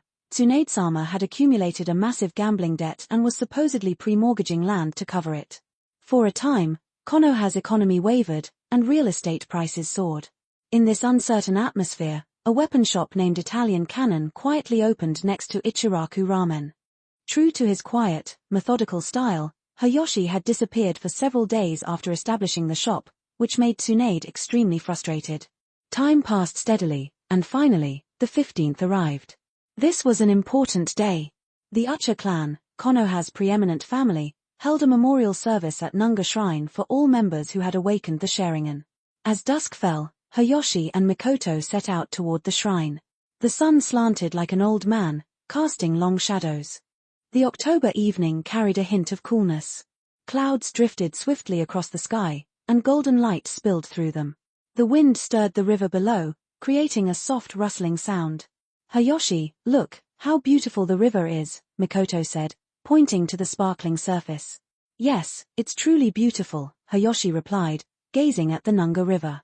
As the only river flowing through Konoha, most villagers recognized it, though few knew it was the birthplace of the Hidden Leaf Village itself. Long ago, Hashirama and Madara first met here, both carrying grand ambitions. They skipped stones, met in secret, shared dreams, and made lifelong promises along these banks. Later, their paths diverged entirely. This river had witnessed not only dreams but also bloodshed. During the Warring States period, the Ucha and Senju clashed here for generations, leaving countless corpses beneath its waters. It was also here that Shisui entrusted his left eye to Itachi before ending his life, vanishing into the river and marking the last chance to alter the Ucha clan's fate. For centuries, the Naka River had observed the joys and sorrows of the ninja world, a place steeped in both hope and tragedy. Lost in thought, Hayashi wondered whether he could truly change the future of the Ucha clan. Could he lead them to a better path? Mikoto's voice broke his reverie. Hayashi, Naka Shrine is just ahead. He looked up to see a massive vermilion torii engraved with the Ucha fan and blood-colored commas. A 15-year-old boy stood beneath it, seemingly waiting. Upon spotting Hayashi and Mikoto, he quickly approached. This was none other than the young Ucha patriarch, Fugaku. Hayashi, Mikoto, long time no see, Fugaku greeted warmly. Yes, long time no see, young patriarch, Hayashi responded with a faint smile, neutral yet polite. Mikoto nodded in acknowledgement. Didn't we agree you wouldn't call me young patriarch? Just Fugaku-ni, he said, placing a hand on Hayashi's shoulder with an enthusiasm that suggested familiarity. In truth, they weren't truly close. Since Ucha Yama encouraged them to interact in the second grade, Fugaku had sought out Hayashi several times. They had sparred often, with Hayashi consistently besting him, yet Fugaku had persisted. It was Ucha Yama's method of nurturing ties and loyalty. Even the most talented prodigy would remain devoted to the clan's leadership. All right, let's go in quickly, Fugaku said, his eyes bright as he firmly took Hayashi's hand and led the way to the shrine, not mentioning that he had been waiting. Following him, they purified their hands at the pool in front of the shrine before entering. The shrine's interior was tall and spacious, with ancestral tablets of the Ucha clan displayed prominently on a central platform. Hayashi noticed something unusual. The final tablet bore the name Ucha Shimoda. That didn't make sense. After Madara left the village, there should have been another clan leader before Shimoda. Madara's name was understandably omitted, as he had betrayed the clan, but why skip his successor? Hayashi made a mental note to ask Orochimaru later. He would know the recent history. Quiet. Ucha Yama appeared in the main hall, wearing the special ceremonial robes of the clan leader and holding the Ucha fan. Hayashi almost laughed. This fan was clearly a replica, since Madara had taken the original. After silence settled, Uchiyama led the clansmen in honoring their ancestors. Please bless the ancestors to maintain the family bloodline. Please bless the ancestors to make the family prosperous. Heaven bless the Ucha. Following the ceremonial rites, the secret meeting began. Beneath the 7th tatami mat from the right in the main hall lay the entrance to the Ucha clan's hidden meeting chamber. Let's go in, Fugaku said, leading the way. Hayashi followed closely, Mikoto trailing behind. One by one, the clansmen descended, the exit ceiling automatically behind them, replaced by a standard tatami mat. After over 10 minutes of walking, they entered a massive secret room. Flickering torchlight illuminated 2 Ucha fan symbols on the wall, and in front stood an ancient stone tablet. The stone tablet of the Sage of Six Paths, the repository of the clan's deepest secrets. ___________. Send support on Patreon. patreon.com/zphyr. Chapter 195, 195, The Ucha Secret Chamber. 888 words. The torches cast a warm glow across the vast secret chamber. How is it here? Isn't it extravagant? Fugaku nudged Hayoshi's shoulder. Hayashi lifted his gaze, taking in the ancient markings that lined the walls. Despite the grandeur, his first impression was unsettling. The place felt oppressive, like the lingering weight of countless forgotten deaths. His eyes fell on the stone tablet before him, and he felt a subtle dizziness. He didn't fully understand why the Sage of Six Paths had left this tablet, yet he knew its presence had caused much strife. Without it, Black Zetsu would not have tampered with its content, and Madara might not have pursued the Ten-Tails or the infinite Tsukuyomi. What was its purpose, then? To guide future generations? If mere words could sway history, Indra would not have reincarnated countless times. Noticing his focus, Fugaku explained, according to legend, this tablet was left by the Sage of Six Paths, the ancestor of all ninjas.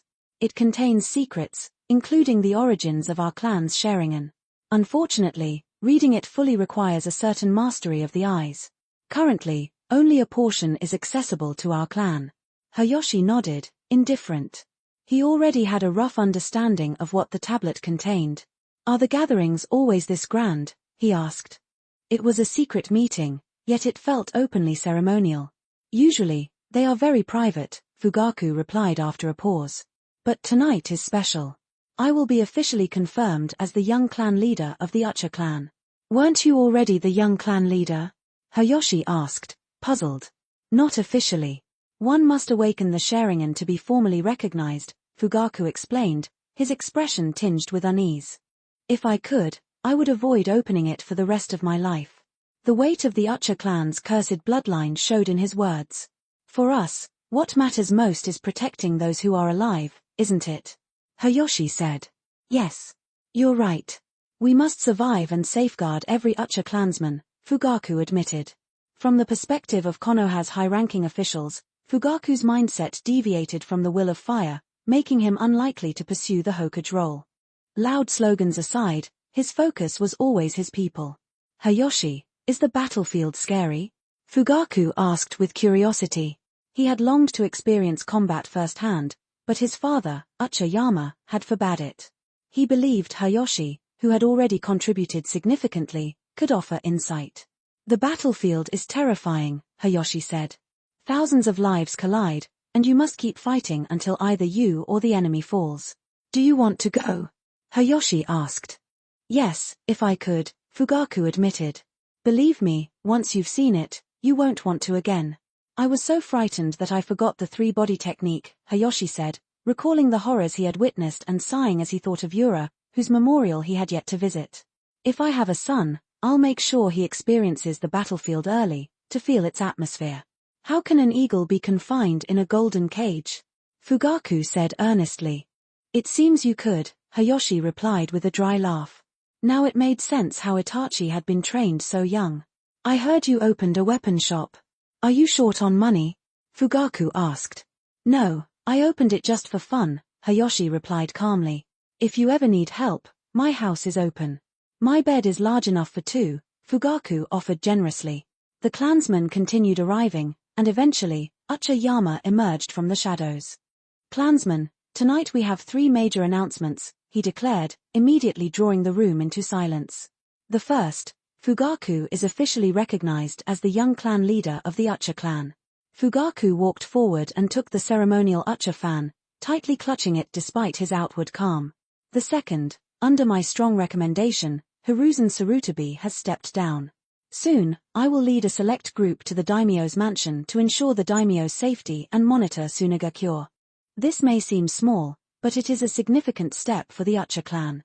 As one of Konoha's founding clans, we have long contributed without achieving the recognition we deserve.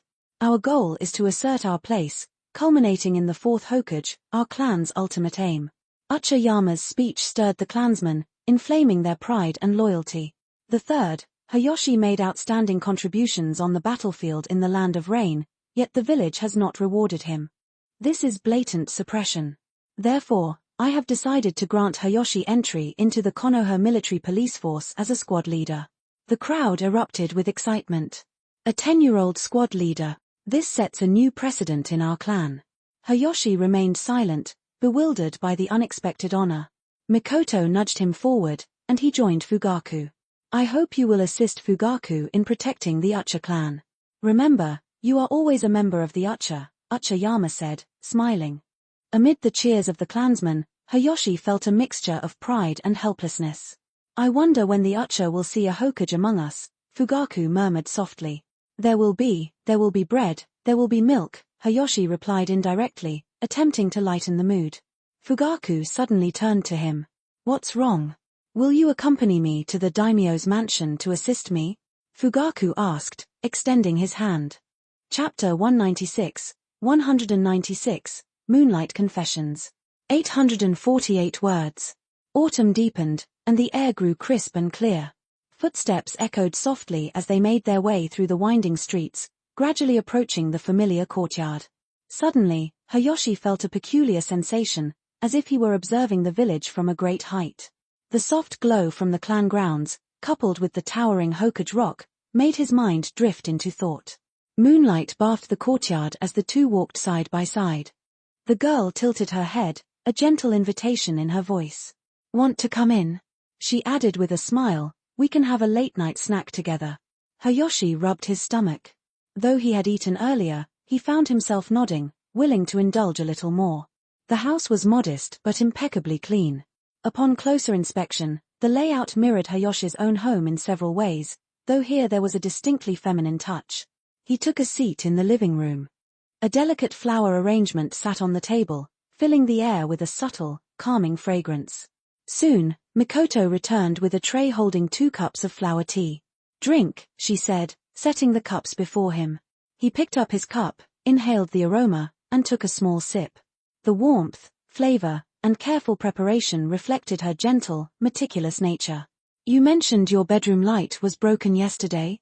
Hayashi asked, curiosity laced in his tone. Yes, at night I could only see with my Sharingan, Mikoto replied softly. I'll fix it for you, Hayashi said. Is that okay? Of course, I'm a professional. While he changed the bulb, Mikoto donned an apron and moved to the kitchen. Soon, the air filled with the inviting scent of cooking. Half an hour later, the two sat opposite one another at a small wooden table. It smells amazing. I love fried rice the most, Hayashi said eagerly. Is that a compliment to my cooking? Mikoto asked, smiling as she served the meal. By the way, there might be a few eggshells. Be careful. Hayashi's face reddened. Hey, you're still holding a grudge about that fried egg I made? It was just a few eggshells. Mikoto laughed. I really can't forget that fried egg, but it did taste okay. Honestly, it was almost inedible, she teased, amused. You're too harsh. Hayashi protested, knocking lightly on the table. His animated reaction made Mikoto laugh again. After finishing their meal, the house settled into a warm quiet, filled with the aroma of tea. Soft green curtains framed the windows, and the room glowed with a light, comforting hue. They sat near the window, moonlight spilling across their faces. Mikoto, usually reserved, spoke freely, recounting amusing and interesting stories from her day. Hayashi listened attentively, occasionally offering small responses, his focus on her smile rather than her words. The soft thud of Mikoto's bare feet against the floor was like a gentle melody, soothing Hayashi's mind. Perhaps this was the feeling of family. As she spoke of missions, Hayashi hesitated. Mikoto, do you prefer going on missions with clan members, or being with friends like today? Mikoto considered for a moment. Jiraiya-sensei and Minato are close friends, we get along well. But the clan, their attitude isn't pleasant. I don't really enjoy being with them. I feel the same, Hayashi admitted. And I fear the clan will suffer a major loss this time. Why? Mikoto asked, puzzled. Think about it. We cut off the Sand Village's food supply by eliminating their jonin. To maintain their battle readiness, the third Kazekage will do everything to reopen the route. Meanwhile, the clan leader is protecting the daimyo, and the two forces may clash. Merchants will leak information to the Sand Village for their own gain. Even with numbers and strength, a premeditated attack can cause heavy losses. Then why did the clan leader request the mission from Hokage-sama? Hayashi shook his head. He didn't. That's just how it sounded. If you ask for something, it appears voluntary, but someone forced it on you, it feels different. Orochimaru told me Danzo Shimura actually proposed the Ucha take on the daimyo's protection. The third Hokage reluctantly agreed. Danzo Shimura? Yes. Leader of Root, high-ranking Konoha official. Extremely dangerous. Be cautious if you encounter him. I'll protect you then, Mikoto said softly, resting her head on his shoulder. Wait, Mikoto? Hayashi whispered, surprised. Nothing. I just want to lean on you, she murmured. Tatsumi. Tatsumi, it's okay if I call you by your third name, right? Her voice was soft, close to a whisper. Yes. The silence hung low. I like you. Hayashi's heart skipped a beat. How much do you like me? He asked gently. Like a spring bear, she replied with a shy smile. But I've always been the spring bear before. Bears are big and clumsy. Mikoto shifted slightly, seeking comfort. Then, Mr. Bear, do you like me? Hayashi looked at her expectant eye, then he reached out, stroking her hair. The moonlight tonight, it's really beautiful. _________. Become a patron now to get 50% discount on membership prices. p@treon.com/zphyr_. Chapter 197, An Arranged Marriage for Shisui. 851 words. Autumn always carried a quiet melancholy. Green leaves gradually turned yellow, trembling in the cold wind, a subtle reminder of passing time. A few days ago, a group of ninjas had departed for the land of rivers. Earlier still, the Ucha clan head had led the clan's elite to the daimyo's mansion with great ceremony. The once bustling village had quieted in their absence. With the Ucha gone, ANBU personnel suddenly felt stretched thin. 4 Konoha's safety, route operatives, at Danzo's request, were temporarily deployed as additional security forces. Everyone knew it, though the last war had barely ended, the next was looming. In this tense environment, the Italian cannon weapon shop prospered, quietly profiting from the preparations for conflict. Might Dai felt a twinge of reflection. As a genin, he had no money, no connections, and had endured constant teasing from peers. Now, with his shop thriving in Konoha's busiest district, former colleagues greeted him warmly. Relationships that once seemed impossible were now amicable. The only lingering regret was that his own ninja career would soon end. A minor disappointment, he hadn't achieved Chunin rank, but he promised himself he would live vicariously through his children, ensuring their dreams came true. One son could fix some problems, if necessary, 2 could tackle all. Hayashi, of course, had no idea that Might Guy might gain a metaphorical extra brother, just as Kakashi had his own unexpected surprises. Since arriving in this world, Hayashi had changed so much that everything felt unrecognizable. Some changes were for the better, others not, but time alone would reveal the truth.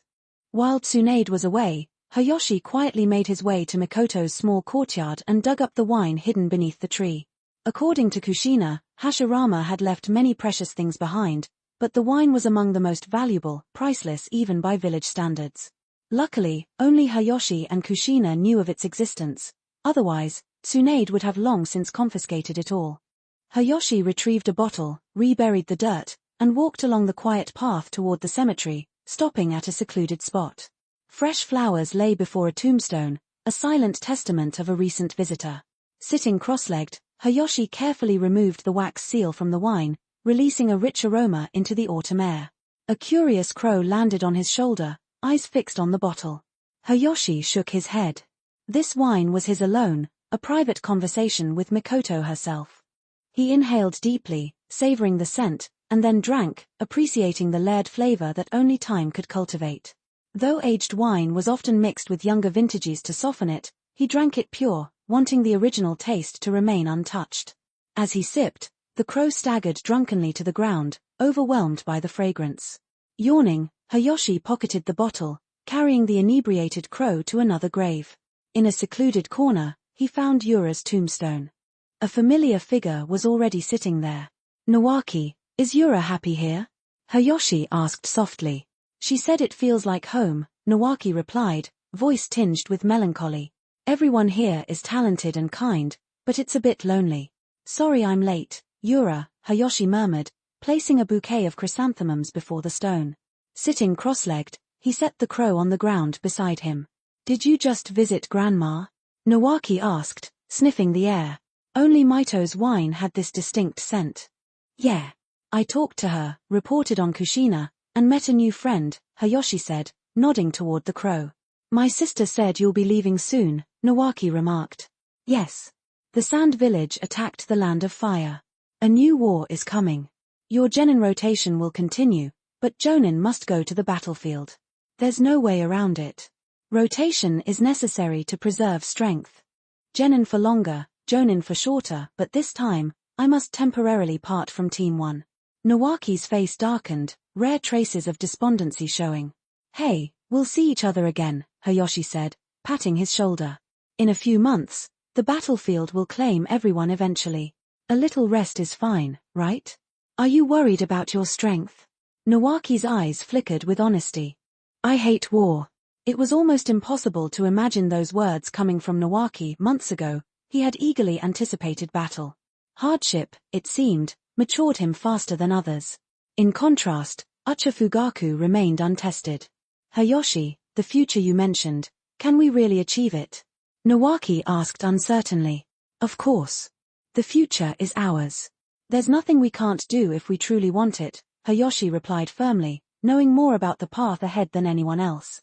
Nawaki nodded, lying back and staring at the sky. "When the war ends, I'll find a girl and marry," he said softly. "That's good," Hayashi murmured, reclining beside the crow. "I've even thought of a name for our child." "Oh?"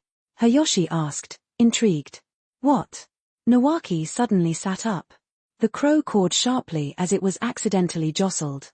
"Senju Yura," Nawaki whispered. "Yura, her. A girl. That works." Hayashi leaned back, smiling faintly. "Then she can marry my son." "Her?" Nawaki's eyes widened. "Shisui, Ucha Shisui, my son. Don't you like it?" Chapter 198, 198, Unexpected Reunion. 973 words. I hadn't felt like eating all day. Watching the crow devour the fruit it had brought back, Hayashi felt his stomach twist with hunger. Just as he was about to reach for the fruit, the crow's black eyes flashed with disdain, clearly holding a grudge for not being offered any sake. "Hayashi, come to my house tonight. My sister has something to ask you," the crow seemed to imply. "I'm not going. I don't want to see her right now," he replied, shaking his head, then paused. "Wait, isn't Mikoto away today?" The crow tilted its head, as if confirming his suspicion. "You went to my house to steal sake, didn't you?" it seemed to ask. "Not at all. All the sake Grandma Mito left was drunk by Mikoto. Kushina can vouch for me." Nawaki, curious as ever, wanted to discover the hiding place, but Hayashi and Kushina kept silent. After sitting for a long time, Nawaki's legs went numb. Stretching them out, the two slowly made their way toward the village. The crow hesitated for a moment, unwilling to leave its fruit behind, but finally followed them around the corner. "Can this be eaten?" Nawaki asked, gesturing toward the crow, as if gauging whether it would fit in their pot at home. Once perched firmly on Hayashi's shoulder, the crow glared fiercely at Nawaki. "Do you want to come back with me?" Hayashi asked. The crow nodded immediately, then cried twice toward the sky as if saying farewell. Seconds later, a chorus of caws echoed from the forest depths. The creatures of the ninja world were fascinating. Some were enormous, others cunning, and a few could even communicate. Master these abilities, claim territory, and you could earn the lofty title of Summoning Beast. If luck favored you and you mastered some senjutsu techniques, your value could double, and you might rise to the status of a holy land. Consider a certain toad, shrewd and cunning. From the sage of 6 paths to the child of prophecy, it had fooled countless people, focusing on a simple target, descendants of foreign blood. From a survival standpoint, it had achieved perfection, elevating itself from obscurity to fame, with security and status to match. In contrast, the 9 adorable tailed beasts had been fighting for survival for millennia, and even now, their freedom remained constrained, their reputations tarnished. Hayashi and Nawaki walked along the sycamore-lined road, admiring the leaves tumbling in the cold wind. At first, the falling leaves seemed poetic. Soon, they fell in great swathes. Nawaki pushed aside 2 large leaves covering his face, only to have 2 more drift over him. "What are you using ninjutsu for?" Hayashi asked with a smile, observing the small swirl of chakra in Nawaki's palm, carrying the leaves away with graceful airflow. The sight jogged Nawaki's memory. "You promised to teach me the Rasengan. When will you teach it?" His tone was confident, though Hayashi knew he had his sights on someone else earlier. "Tomorrow. Come find me with Minato. I'll explain everything then." Looking up at the gray, cloud-filled sky, Hayashi noticed the wind intensifying, scattering leaves into the air. Just as they approached the cemetery gate, a girl walked along a parallel path. Her worn shoes made a crisp sound on the ground, drowned almost immediately by the howling wind, and her yellow braids swayed like golden threads. The distance between them closed rapidly, until finally, they nearly passed each other. In that instant, a thought struck Hayashi. Where had he seen her before? The girl stopped. Their eyes met. Nawaki looked puzzled. He hadn't recognized this girl who had stolen his backpack months ago. She was still thin, her height unchanged, but now her features were unmistakably feminine. Her worn clothes made her shiver in the cold, evoking a pitiful image. Who was she? How had she entered Konoha? Why here? Hayashi's mind raced. Outsiders rarely entered the village, especially during wartime. This girl, though in a kimono, was clearly a ninja of Konoha, but from which division? She was a potentially valuable source of information.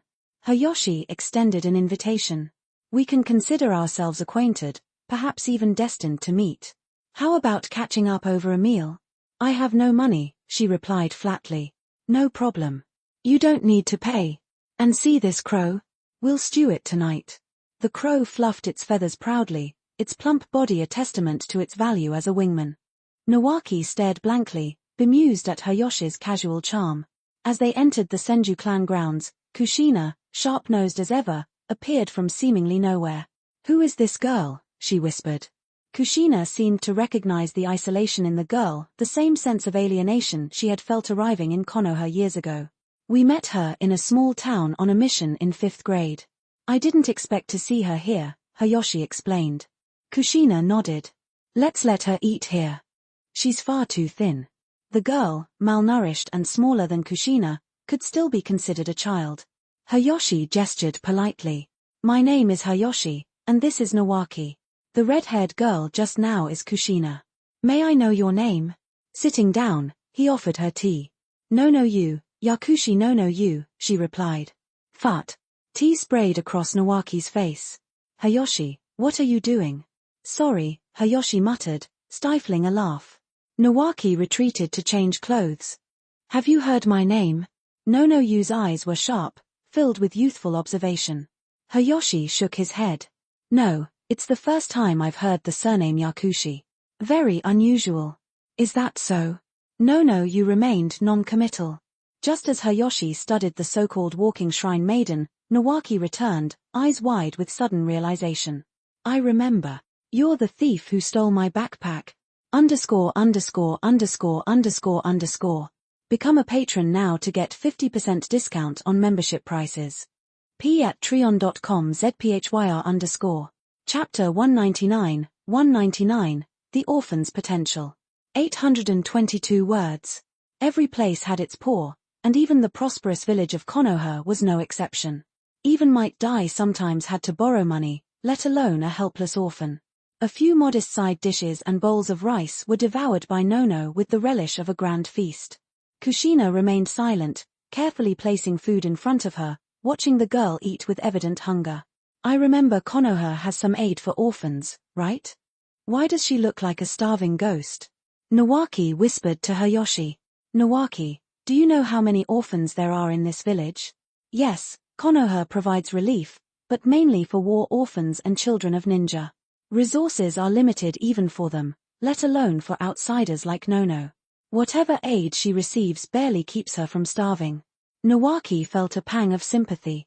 If Konoha, so wealthy and secure, couldn't fully care for its own, he couldn't imagine the hardships of the outside world. The group watched as Nono swept through the food like a whirlwind, finishing 4 or 5 bowls of rice in minutes. Then she eyed Kushina's bowl longingly. Another bowl, she said. Hayashi almost choked. Allowing her to continue would surely hurt her stomach. Kushina understood immediately and quickly brought a bowl of noodle soup to aid digestion. Nono drank half of it before patting her stomach contentedly. It's delicious. I'm barely 80% full, she said. Kushina's face broke into a grin. This was the first time someone had praised her cooking. She cast a triumphant glance at the crow nearby, the first to dare reject her food before. Where's the aunt who brought you to Konoha? Isn't she taking care of you? Hayashi asked, stroking the crow gently. She's dead, Nono replied quietly. Hayashi and Nawaki exchanged glances. Dead? About half a year ago, Hayo brought me to Konoha and then went on a mission. She said once it was completed, she wouldn't need to go out again. Not long after, a masked ninja came and said Hayo was dead. Her voice was calm, almost casual, but beneath it lay a deep sadness that tugged at the heart. The group fell silent. Kushina took Nono's hand. What are you doing now? Hayo enrolled me in the ninja academy before she died. I'm attending now. She said girls need to be able to protect themselves. Can you help her? Kushina asked, glancing at Hayashi. Hayashi considered for a moment. I have a good idea. Uncle Dai mentioned his short on staff. If you're willing, you could work part-time at his weapon shop. The pay will be enough for you to support yourself. Nono nodded gratefully. She desperately needed a way to survive, and she attributed Hayashi's offer to his kindness. That's wonderful, Kushina said excitedly, patting the crow's head. Come on, Nono. I've found some clothes for you, you're wearing too little. The two girls dashed off, laughing. Hayashi's smile faded as he watched them go. Hayashi, she's dead. Should we tell Orochimaru-sama? Nawaki asked. No need. He likely already knows, Hayashi replied. I didn't expect her to die like that, Nawaki said quietly. She was running a small hotel in town, sounds like she was either ANBU or Root. Hayashi nodded. He leaned toward Root. Nono's past as a Root spy made sense. An orphan with unknown origins would not have been recruited without a high-level endorsement. Nawaki stretched and pulled out a shogi set. Want to play a game? Sure. As they set up the board, Nawaki hesitated. Hayashi, I don't get it. You've been helping a perennial genin and now an orphan. Are you planning to open an orphanage? Can your shop really support that? Hayashi moved a rook forward. It doesn't matter if I make money. This is a hobby. More than money, I value their potential. Potential? Nawaki raised an eyebrow. Where's the potential in a perennial genin and an orphan? Hayashi smiled without replying. He knew their true potential. One had single-handedly defeated 4 of the 7 ninja swordsmen, and the other was the infamous root-walking shrine maiden. After Tsunade left, Nono grew to become the head of Konoha's medical corps, a position comparable to the silver general in shogi. Vital to the village's safety, her influence was immense, especially after Tsunade's reforms. Maintaining good relations with her was essential. In shogi, a player facing 20 pieces inevitably loses. The strategy lies in keeping key pieces, like Nono, close to protect the king. ANBU represented the Hokage's sharp sword, like a gold general. Hayashi's personal connection to ANBU captain Sakumo Hatake was strong. Senior advisors, another set of gold generals, were already showing cracks, as Koharu Utatane trusted him because of Kagami. His alliances on the battlefield were powerful and strategic. Unknowingly, Hayashi had accumulated considerable influence, seeds that would sprout in time, unstoppable even by the third Hokage. This was the trend, the current of destiny. Hayashi frowned, thinking. Root. Chapter 200. The Foundations of Raisingen. 816 words.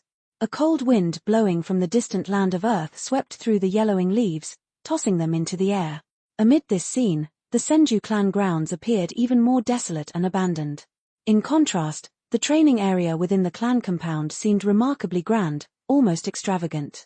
This facility is so new, Kushina, unaccustomed to luxury, ran her hand along the smooth walls. Perhaps too eager, she pinched a small piece from one corner. Pretending nothing had happened, she smiled and gently guided Mikoto and Nono to the other side, where the three whispered together in private.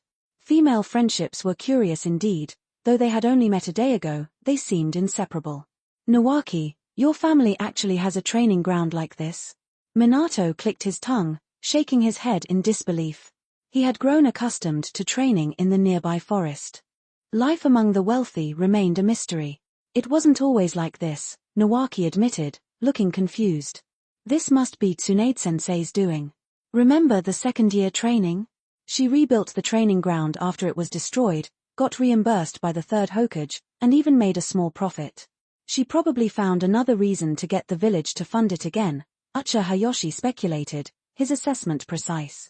Enough talk. Minato, show me your progress with the Raisingen. Minato nodded, and a sphere of chakra formed in his hand, rotating slowly. Based on his training and previous foundation, he had reached the third stage. Throughout his practice, Minato hadn't relied on props, and neither had Hayashi. Using props could make the learning process faster, but it would skip the essential steps of truly mastering the technique. While props helped stabilize the Raisingen, they prevented the user from experiencing the full development process. Hayashi wanted Minato to fully grasp every aspect, so props were forbidden. Watch closely, Hayashi instructed, signaling Nawaki to observe carefully. Although Hayashi had only formed the Raisingen a few times himself, the subsequent development into Rasen Shuriken had almost crippled his arm.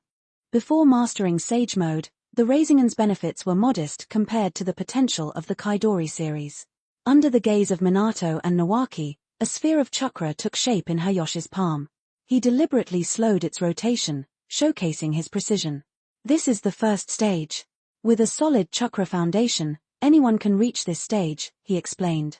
He paused, then continued, if the chakra simply rotates in one direction, it isn't truly a Raisingen. This is only the gyroscope stage. The next step is to manipulate the chakra's direction. Minato watched as additional streams of chakra either slowed or reversed their rotation, creating a complex, multidirectional sphere. This is the prototype of the second stage. Completing this stage is roughly 50% of the Raisingen. At this point, the Raisingen has diverse chakra movements, but it is not yet lethal. With mastery, you can even control a kunai simultaneously while maintaining the Raisingen. That's how the super strength kunai throw is achieved. This is why the technique is considered B rank, Hayashi added. He compressed the ball further, the spiral remaining perfectly stable even as its size shrank. Soon, a perfectly formed Raisingen appeared in his hand. The full process took nearly a minute. With his skill, it could have taken less than half a second, far faster than the 5-seal Kaidori. Hayashi casually slammed the Raisingen into a thick wooden stake. The force tore it in half, the cross-section rough and jagged. Did you see the difficulty? He asked, turning to his students. Nawaki shook his head, bewildered. Minato smiled faintly, I saw it, but I don't know if I could reach that level. My chakra control isn't precise enough. It's not a problem for you, Minato. This is all about multitasking. Once you can compress a stream of chakra, the rest is practice and patience. By the way, Hayashi's eyes twinkled. Minato, can you use Shadow Clone? Yes. I've seen you use it. Why? Shadow clones improve chakra control and help in forming the Raisingen. If you find it difficult, split a shadow clone to assist.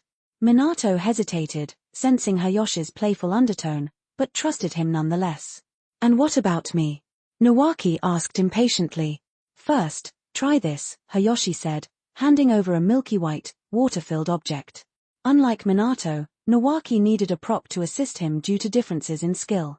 Hayashi explained, this isn't an ordinary balloon. It's specially designed for elasticity. Nawaki lifted it carefully, curiosity piqued. Hayashi smiled knowingly, then moved toward Mikoto, ready to continue training. Start the new year on a bright note by becoming a patron today and enjoy an exclusive 50% off membership prices. Don't miss this special opportunity to support my work and unlock amazing perks along the way. Wishing you a wonderful start to the new year in advance. May it be filled with joy, creativity, and endless inspiration. Party Popper.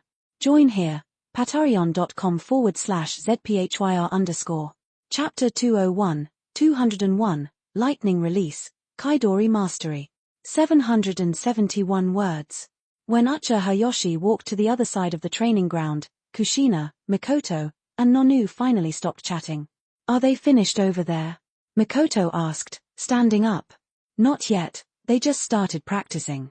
But it'll be a while, so I can teach you for now, Hayashi replied. The energetic Kushina tossed her red hair back, her expression full of drive. Nonu, however, remained calm.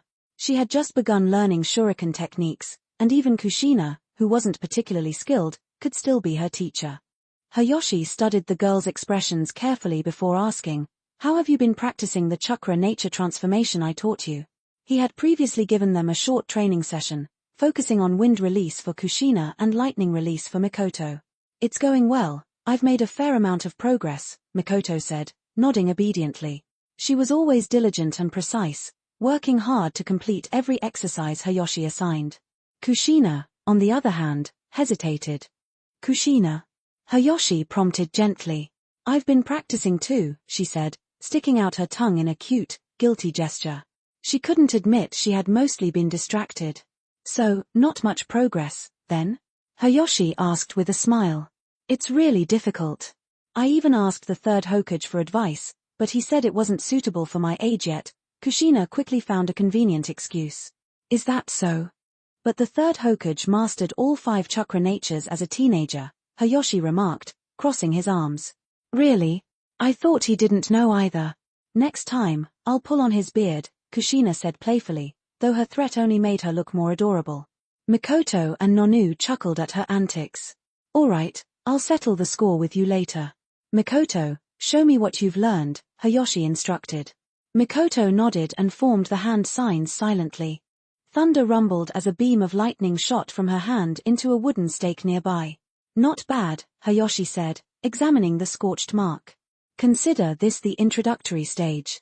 You've grasped the basic instability of lightning release.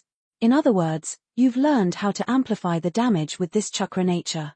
Mikoto nodded softly, standing tall. Kushina didn't look impressed, having seen stronger techniques, while Nonu watched with envy. As a first-year student, she was still a beginner. You have 2 paths ahead of you. The first is to continue refining lightning release, eventually mastering all aspects of its nature. This builds a solid foundation, making later techniques easier. This is the path I followed, focusing on mastery before combat readiness. If you choose this route, progress may be slow at first. You'll need patience to grow stronger steadily. Hayashi's voice was calm but firm, and the girls listened intently. As a squad leader entrusted by Orochimaru, he had a responsibility to teach them thoroughly. The second path is to focus directly on increasing lightning release's offensive power, even if you skip some foundational study. This makes your strength grow quickly, but you'll need to compensate for gaps in your knowledge later. Hayashi gave a subtle nod. Kakashi had followed the first path, mastering lightning release before developing Kaidori, eventually becoming a Jonin. Sasuke had taken the second path, learning Kaidori first and filling in the foundational knowledge under Orochimaru's guidance. I'll choose the second one, Mikoto said after a moment of thought. Good, Hayashi said, motioning for Mikoto to activate her Sharingan. Watch carefully. I'll slow down my demonstration this time. The Sharingan enhanced her perception, allowing her to observe details invisible to normal sight. While the Sharingan cannot copy Kaidori, it provides insight into how the lightning release chakra behaves. Hayashi focused the lightning release chakra in his hand, transforming its nature, and explained as he worked. The chakra darkened and grew increasingly unstable. See, this is the introductory stage of lightning release transformation. As you progress, the chakra becomes volatile, and you'll need precise control to stabilize its core while pushing its instability to the limit. The explosive crackle of lightning filled his hand, followed by an unexpected chirping sound of birds. The cacophony subsided, leaving the distinct, piercing energy signature that defined Kaidori. At this stage, Kaidori is complete, Hayashi said. Seems simple, Mikoto murmured. Hayashi laughed, recalling how top students in his previous life always said the same thing after understanding a technique. This is an A-rank ninjutsu, like Rasengan. Combined with lightning release chakra's cell-level activation, it has tremendous speed and piercing power. With the Sharingan, its tracking ability is enhanced, making it a technique tailor-made for the Uchiha clan. Mikoto deactivated her Sharingan, nodding seriously as she considered every detail of what she had observed. Chapter 202, 202, Kushina's Unleashed Power. 962 words. The influence of one's environment is significant, Kushina realized, though she had forgotten where she had read that. Before, she hadn't understood it, but now it made perfect sense. She thought of herself as a prime example. Originally a gentle, kind, diligent, and hardworking girl, she had now grown fond of laziness, indulging in snacks and staying home to read manga. Her mind quickly traced back to the first half of her life. Who was truly responsible for this transformation? That hateful big fox, of course. Kushina placed the blame squarely on Kurama. Inside the cage, Kurama was leisurely manicuring his claws, looking slightly perplexed. "What did I do now?" he asked. "Wasn't it you who said there's no need to practice?" she shot back. "Exactly. Practice is pointless. Look at me, I've never practiced, yet only a few can even challenge me," Kurama replied smugly. "I told you, if you want to master wind release, take Shukaku's chakra. For fire release, grab Son Goku's. Once you have that, what can't you learn? Why bother with practice?" "That actually makes sense," Kushina admitted, slightly shaken. "Of course, I wouldn't lie to you," Kurama said, trying to look reassuring. "Then where can I find Shukaku and Son Goku?" Kurama paused, thinking. Maito mentioned it once. One's in Sunagakure, the other in Iwagakure. Other villages? That's too far. "I'll just learn it myself," Kushina said, shaking her head. She couldn't leave Konoha anyway. Kurama smirked inwardly. He had tricked her first, and now she would play along. "Ah, this isn't good," Kushina muttered. "What is it, brat?" Kurama asked lazily. "Hayashi has taught Mikoto well, and now he's coming here. What do I do, big fox?" "Just admit you can't do it," Kurama said bluntly. He really didn't understand the little girl. "Too embarrassing," Kushina mumbled, lying on the edge of the cage. "Think of something for me." Kurama was about to nap when an idea struck him. "If it's Rasengan, I can help." "Really? How?" Kushina's eyes widened.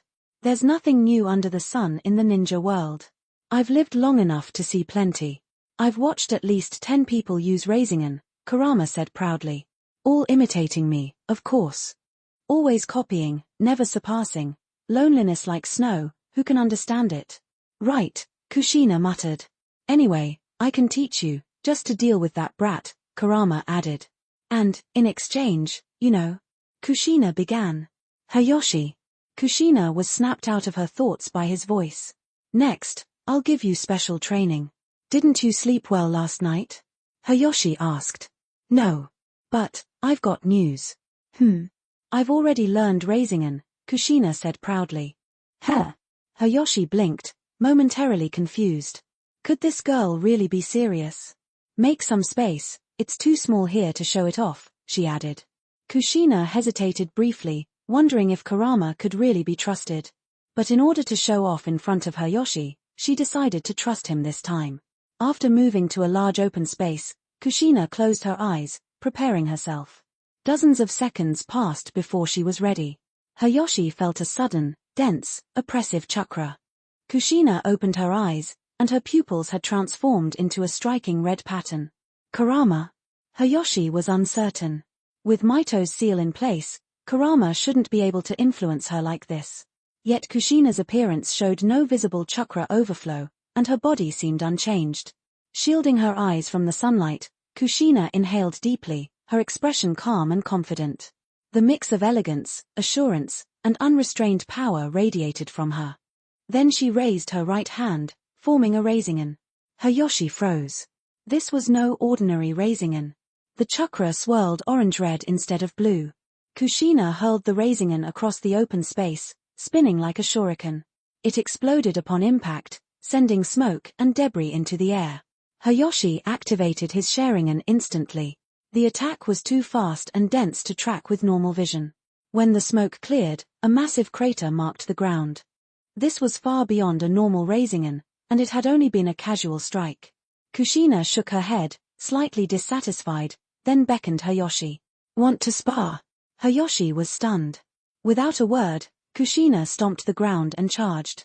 Her speed had at least doubled. Hayashi met her attack with precise taijutsu, redirecting her momentum. But Kushina immediately followed with a devastating kick to his abdomen. Hayashi leapt aside just in time. Kushina's foot hit the exact spot he had just vacated, cracking the ground beneath. Throughout the fight, she used no ninjutsu, relying solely on speed, precision, and brute force. Each strike targeted vulnerable points, near fatal if landed correctly. Even in battle, Kushina maintained elegance, casually adjusting her hair with a mirror she pulled from her pocket. The training ground fell silent.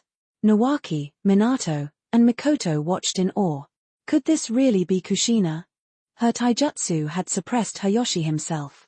After a few minutes, Kushina kicked Hayashi back and leapt onto the wall of the training ground. Brushing hair from her face, she said, "Enough playtime, brat. That's it for today." She added with a laugh, "Tell Hiruzen Sarutobi I'm taking Kushina out for a spin." Kurama, satisfied, prepared to leave, but suddenly Kushina's body stiffened. She fell from the wall uncontrollably. "Too arrogant. This body can only handle 5 minutes." Kurama muttered. His last thought before losing consciousness, Hayashi was rushing to help. _______. Start the new year on a bright note by becoming a patron today and enjoy an exclusive 50% off membership prices. Don't miss this special opportunity to support my work and unlock amazing perks along the way. Wishing you a wonderful start to the new year in advance. May it be filled with joy, creativity, and endless inspiration. Party Popper. Join here, patreon.com/zphyr_. Chapter 203, The Youngest Jonin Among the Elders. 704 words. As time passed, the weather grew colder. Early one morning, Hayashi finished washing up and set off for the Hokage building. Today was his first Jonin meeting and also the last before leaving the village for the battlefield. The meeting room was on the second floor, separate from the third Hokage's usual office. It had no windows, and the walls were covered with soundproof seals. When Hayashi entered, over 20 Jonin were already seated. The number was just right, as today's meeting was only for those preparing to head to the front lines. Hayashi immediately drew attention. The reason was simple: he was far too young. Standing barely 10 years old, he looked like a child among these seasoned uncles and aunties. Typically, someone his age would be a genin or chunin. But Hayashi wore a jonin flak jacket, and his unfamiliar face sparked whispers. Many tried to recall the rumors of the youngest jonin in Konoha. Could this boy be the fabled genius now making waves in the village? "You're early." Hayashi felt a sharp tug on his collar and recognized the voice. Tsunade ignored the surprised glances of the other jonin, dragging him to the seat beside her at the table. "How's Kushina?" "She's fine. Mikoto and Ucha Yutaka are taking turns caring for her. Food, drinks, manga. She's living like a princess," Hayashi said, pouting slightly. Since fainting, Kushina had been in Konoha Hospital under the highest security, her status rivaling even the Hokage. Any incident with her caused extreme alarm. Even Tsunade had been summoned back from the casino to monitor her. Hayashi had grown annoyed at the fuss and the constant attention from the Anbu. The third Hokage may mention her today, so be prepared. And keep Kushina's condition confidential. Tsunade lowered her voice. "I understand," Hayashi nodded, glancing around for Orochimaru. "Don't bother. He didn't come. Coward. One day he'll turn into a woman, mark my word." Tsunade scowled. Hayashi couldn't help but be amazed. Tsunade and Jiraiya truly knew Orochimaru inside out. Even the scheming plans of the villain now made sense. His absence today was calculated, avoiding conflict over medical reform. Hayashi thought of himself as a special jonin, young but determined. He wouldn't dare skip the meeting. "Ready?" Tsunade asked, tugging his ear. "Almost," he replied. "Good. Someday, I'll take you to the casino to see the world, she said cheerfully. Then she began introductions. This is Noro Shikaku, leader of the Konoha Jonin squad and head of the Noro clan. Hayashi followed her gaze to a tall man resembling Shikaku, top knot tied high. Shikaku smiled warmly at him. What a genius ninja. Shikaku mentioned you. Thank you for aiding Shikaku, Choza, and Inoichi on the battlefield, he said. Hayashi bowed slightly. Senior is too kind. Without Shikaku's command and the coordination of the three families, we couldn't have achieved our success. Your guidance made it possible. The gesture of mutual respect smoothed relations instantly. Shikaku, though absent from the battlefield, was a high-ranking jonin and attended today's meeting. The other two members of the Ino Shikacho trio did not attend. Hayashi, we meet again, said a man with striking blue hair. Senior Dan, long time no see. Are you heading to the battlefield as well? Yes. Jonin from our previous deployment have already left. Sakada departed a few days ago, Dan replied. Hayashi noted Sakada was indeed absent. Tsunade's expression remained neutral.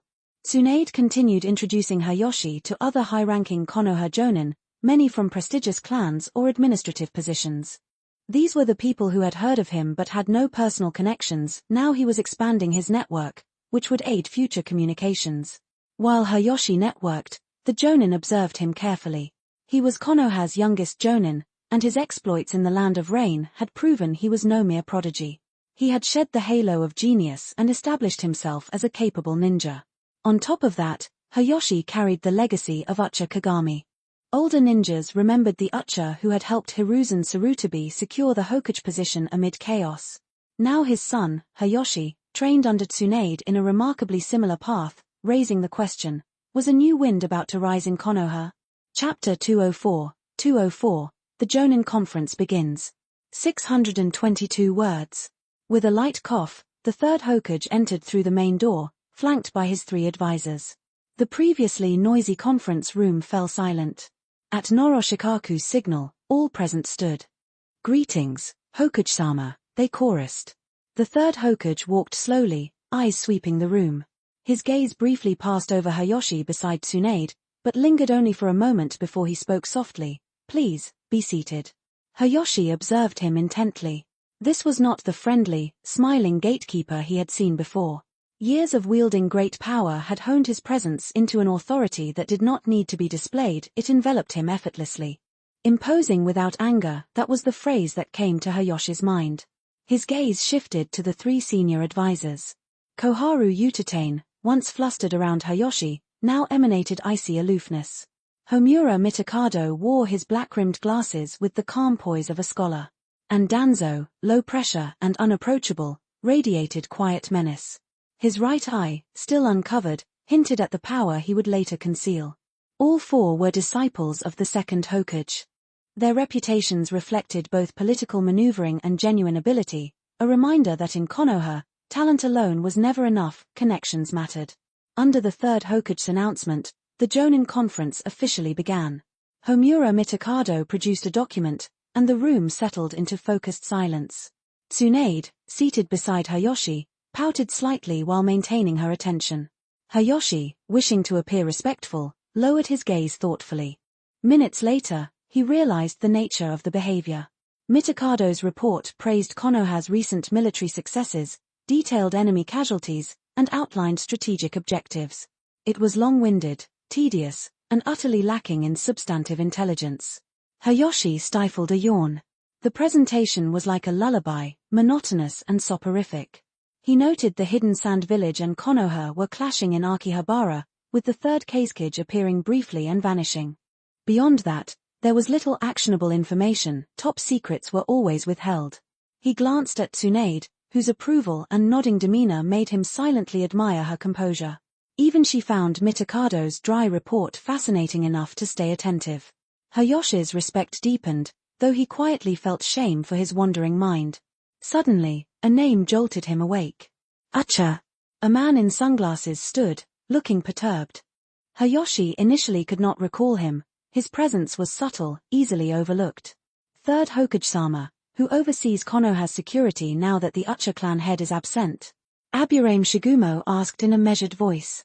The third Hokage paused and glanced at Danzo. I have entrusted security to Root, he replied. Though unannounced, it was well known in Konoha.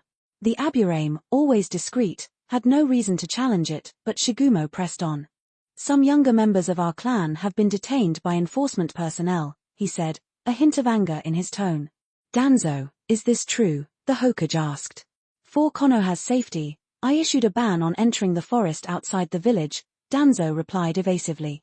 Shigumo raised his voice. Many of our clan's king insects must be raised there. There isn't enough space in the village. This was the site designated by the first Hokage. All eyes turned toward Danzo and Shigumo. Clearly, Danzo sought to assert authority by targeting the moderate Aburame clan, a demonstration of power. Hayashi was unsurprised. Even the largest clan, the Ucha, could be restrained at Danzo's discretion. What was notable now was Danzo's relatively diminished influence. Later, such challenges would occur in private, not openly. I understand. Release them, the third Hokage said decisively. Danzo nodded, expression unchanged, but his gaze to Shigumo was sharp and assessing. Hayashi sighed softly, noting the tension. The Aburame had been targeted, but justice, temporary though it might be, had prevailed. 50% off Patreon memberships ends tonight at midnight. Become a patron to get access to exclusive perks. White right pointing backhand index patreon.com/zphyr_. Chapter 205, 205, The Proposal That Shook the Room. 607 words. With a single command, Root's surveillance range expanded effortlessly from the village interior to the outskirts, asserting authority in one fell stroke. Koharu Utatane had to admit that her old friend's skill was impressive.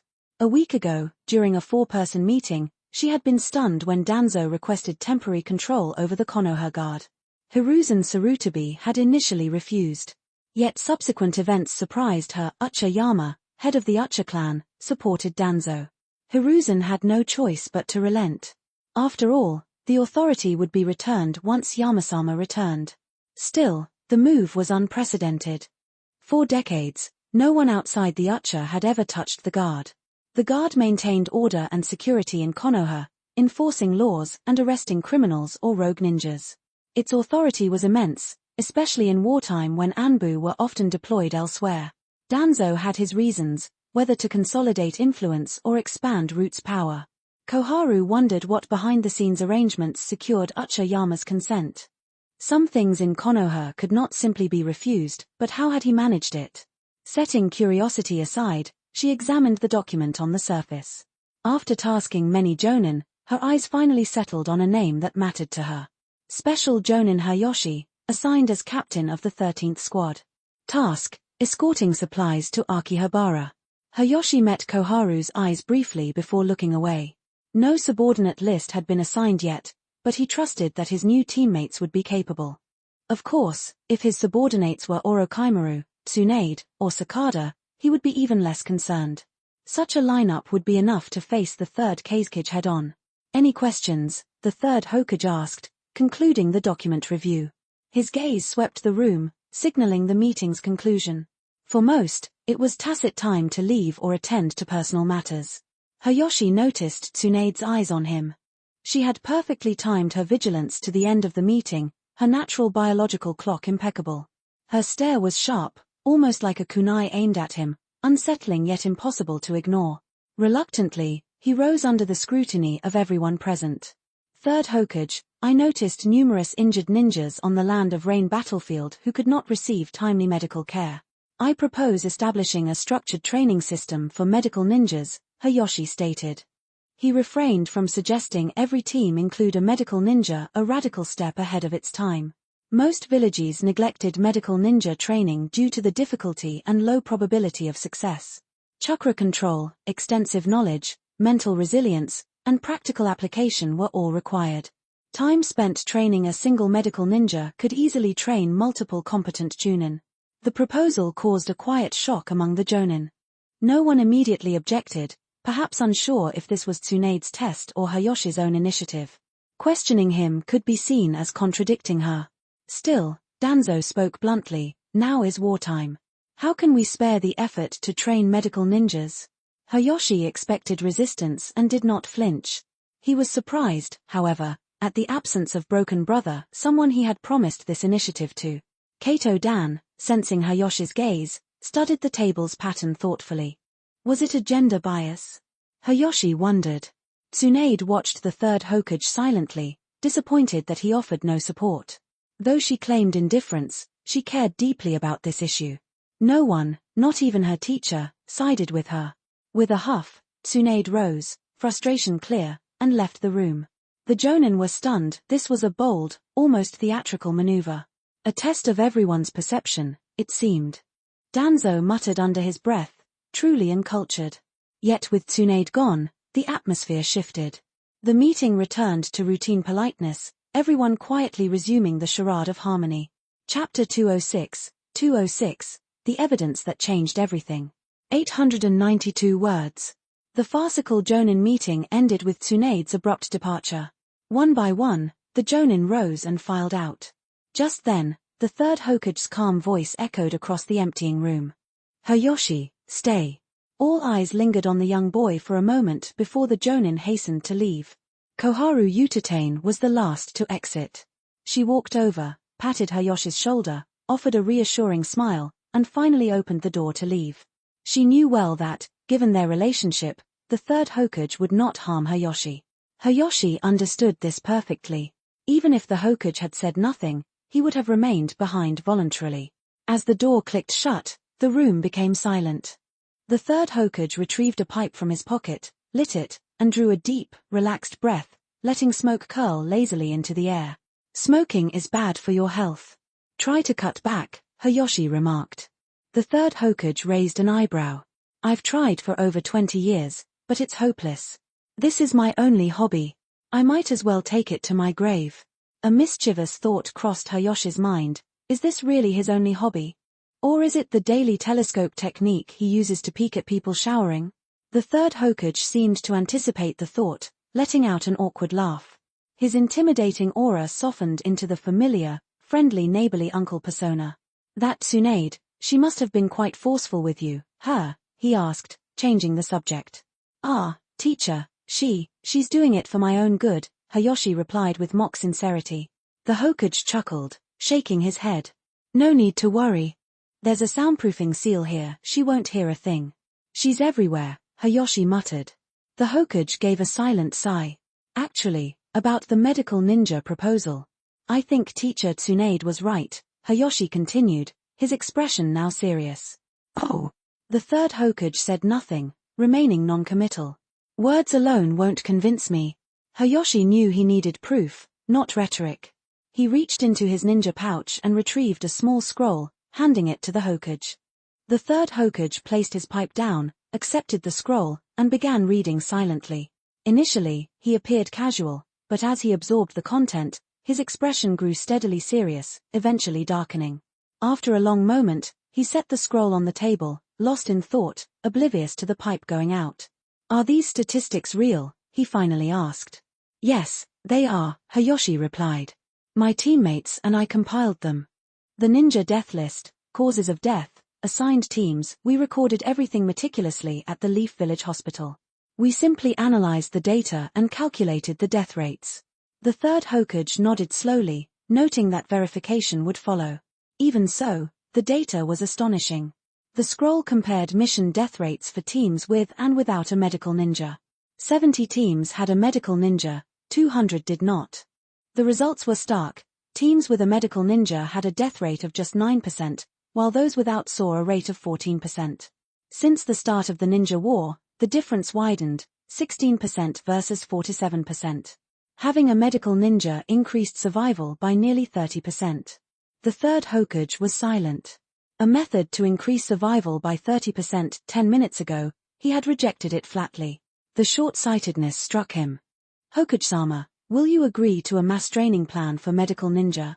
Hayoshi asked, watching his expression carefully. I am convinced, the Hokage said after a pause. If the data is accurate, we will implement a comprehensive training system.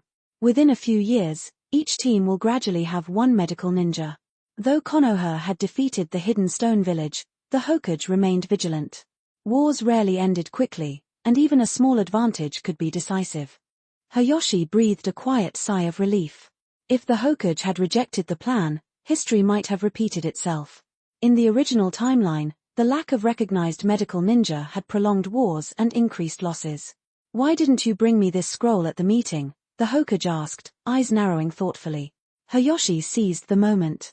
His eyes glimmered red, filled with resolve. "When I compiled these numbers, I was shocked and heartbroken. So many comrades died needlessly, when they could have survived." He paused, voice choked slightly. "I knew I had to act. But ordinary ninja wouldn't understand. If they knew that having a medical ninja could increase survival by 30%, they would demand one for every team. The village couldn't satisfy that immediately. So the data must remain secret to prevent chaos."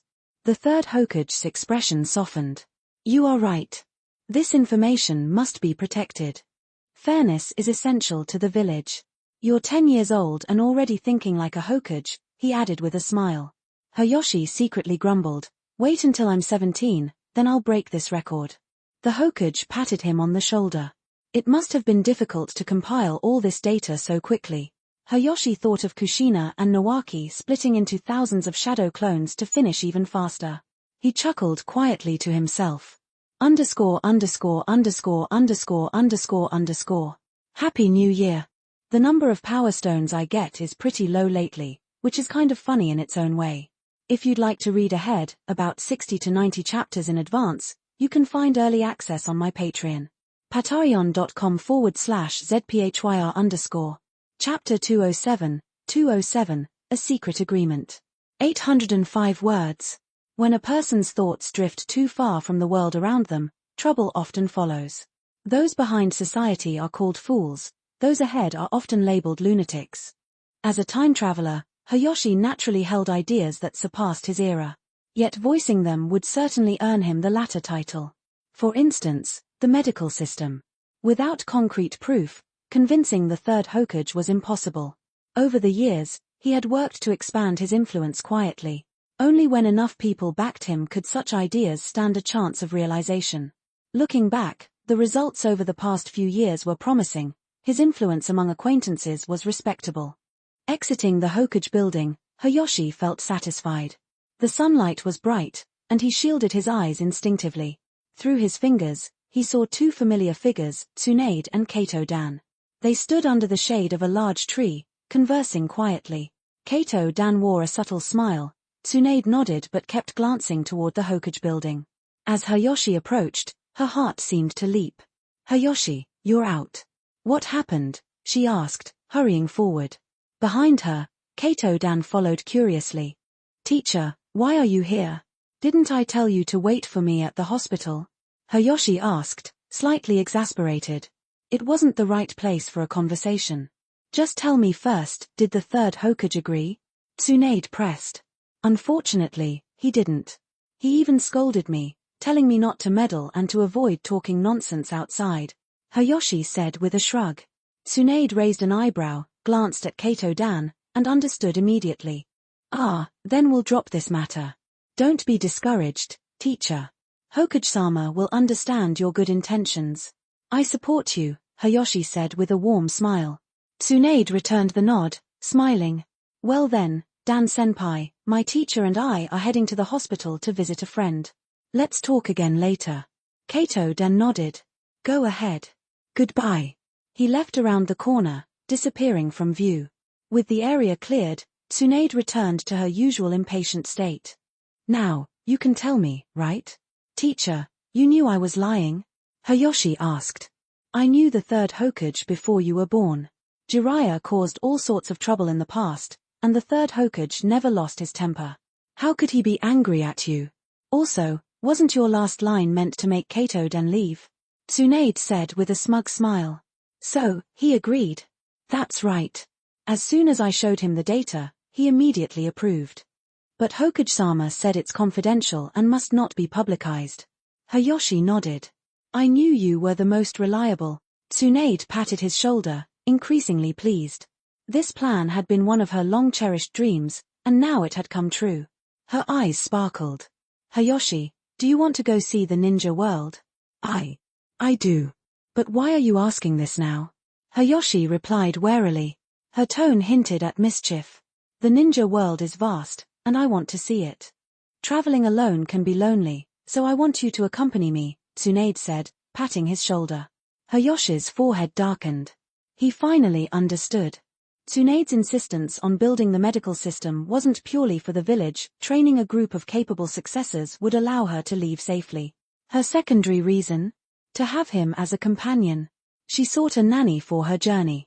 Would he go? If it were Jiraiya, perhaps. But he had his doubts. Let's not talk about that yet, teacher. Why were you and Kato-dan at the entrance? Hayoshi asked, shifting the subject. I came to wait for you. After a while, he saw me and came over to greet, Tsunade admitted, disappointed her abduction plan had failed. Hayoshi smirked. How about I guess what you two were talking about? If I'm wrong, I'll travel with you. Okay, Tsunade replied with confidence. Was it about the medical ninja system? He guessed. Tsunade nodded. Encouraged, he continued. Did Dan-senpai also say not to be discouraged, and that he would support you even if no one else does? Her eyes widened. He had guessed correctly. Did he also say he wanted to treat you to a meal and discuss life or something? You eavesdropped on our conversation, she exclaimed. The meeting room has soundproof ceiling jutsu. How could I eavesdrop? Then how did you know? Teacher, this is a common pickup line. You're too slow. Kato-dan was trying to flirt with you. Tsunade blushed, silent for a moment. At 20, she had never experienced a relationship, and naturally, she hadn't noticed. Nonsense, of course you couldn't feel it. Look at the men in your dating pool, Hayoshi said with a playful pout. Orochimaru-sensei, a pervert. Jiraiya Osen, even worse.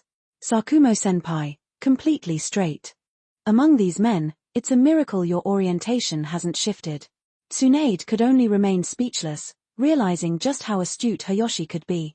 Chapter 208, 208, Whispered Secrets. 818 words. Tsunade, as the granddaughter of the first Hokage, was the epitome of a third-generation fire shadow. Beyond her striking appearance and flawless figure, she possessed extraordinary strength and unmatched medical ninjutsu. Such perfection was unique in the ninja world, and from childhood through adulthood, she had many admirers. Even Shikaku had once told Hayoshi how much he admired women like Tsunade, those who combined beauty and power. At that time, Shikaku had been just 7 years old, an age where some children worry about the village, while others begin to feel love. 7 was a magical number indeed. But despite her many admirers, Tsunade had very few suitors. The gap between her and ordinary men was too great, leaving many feeling inadequate.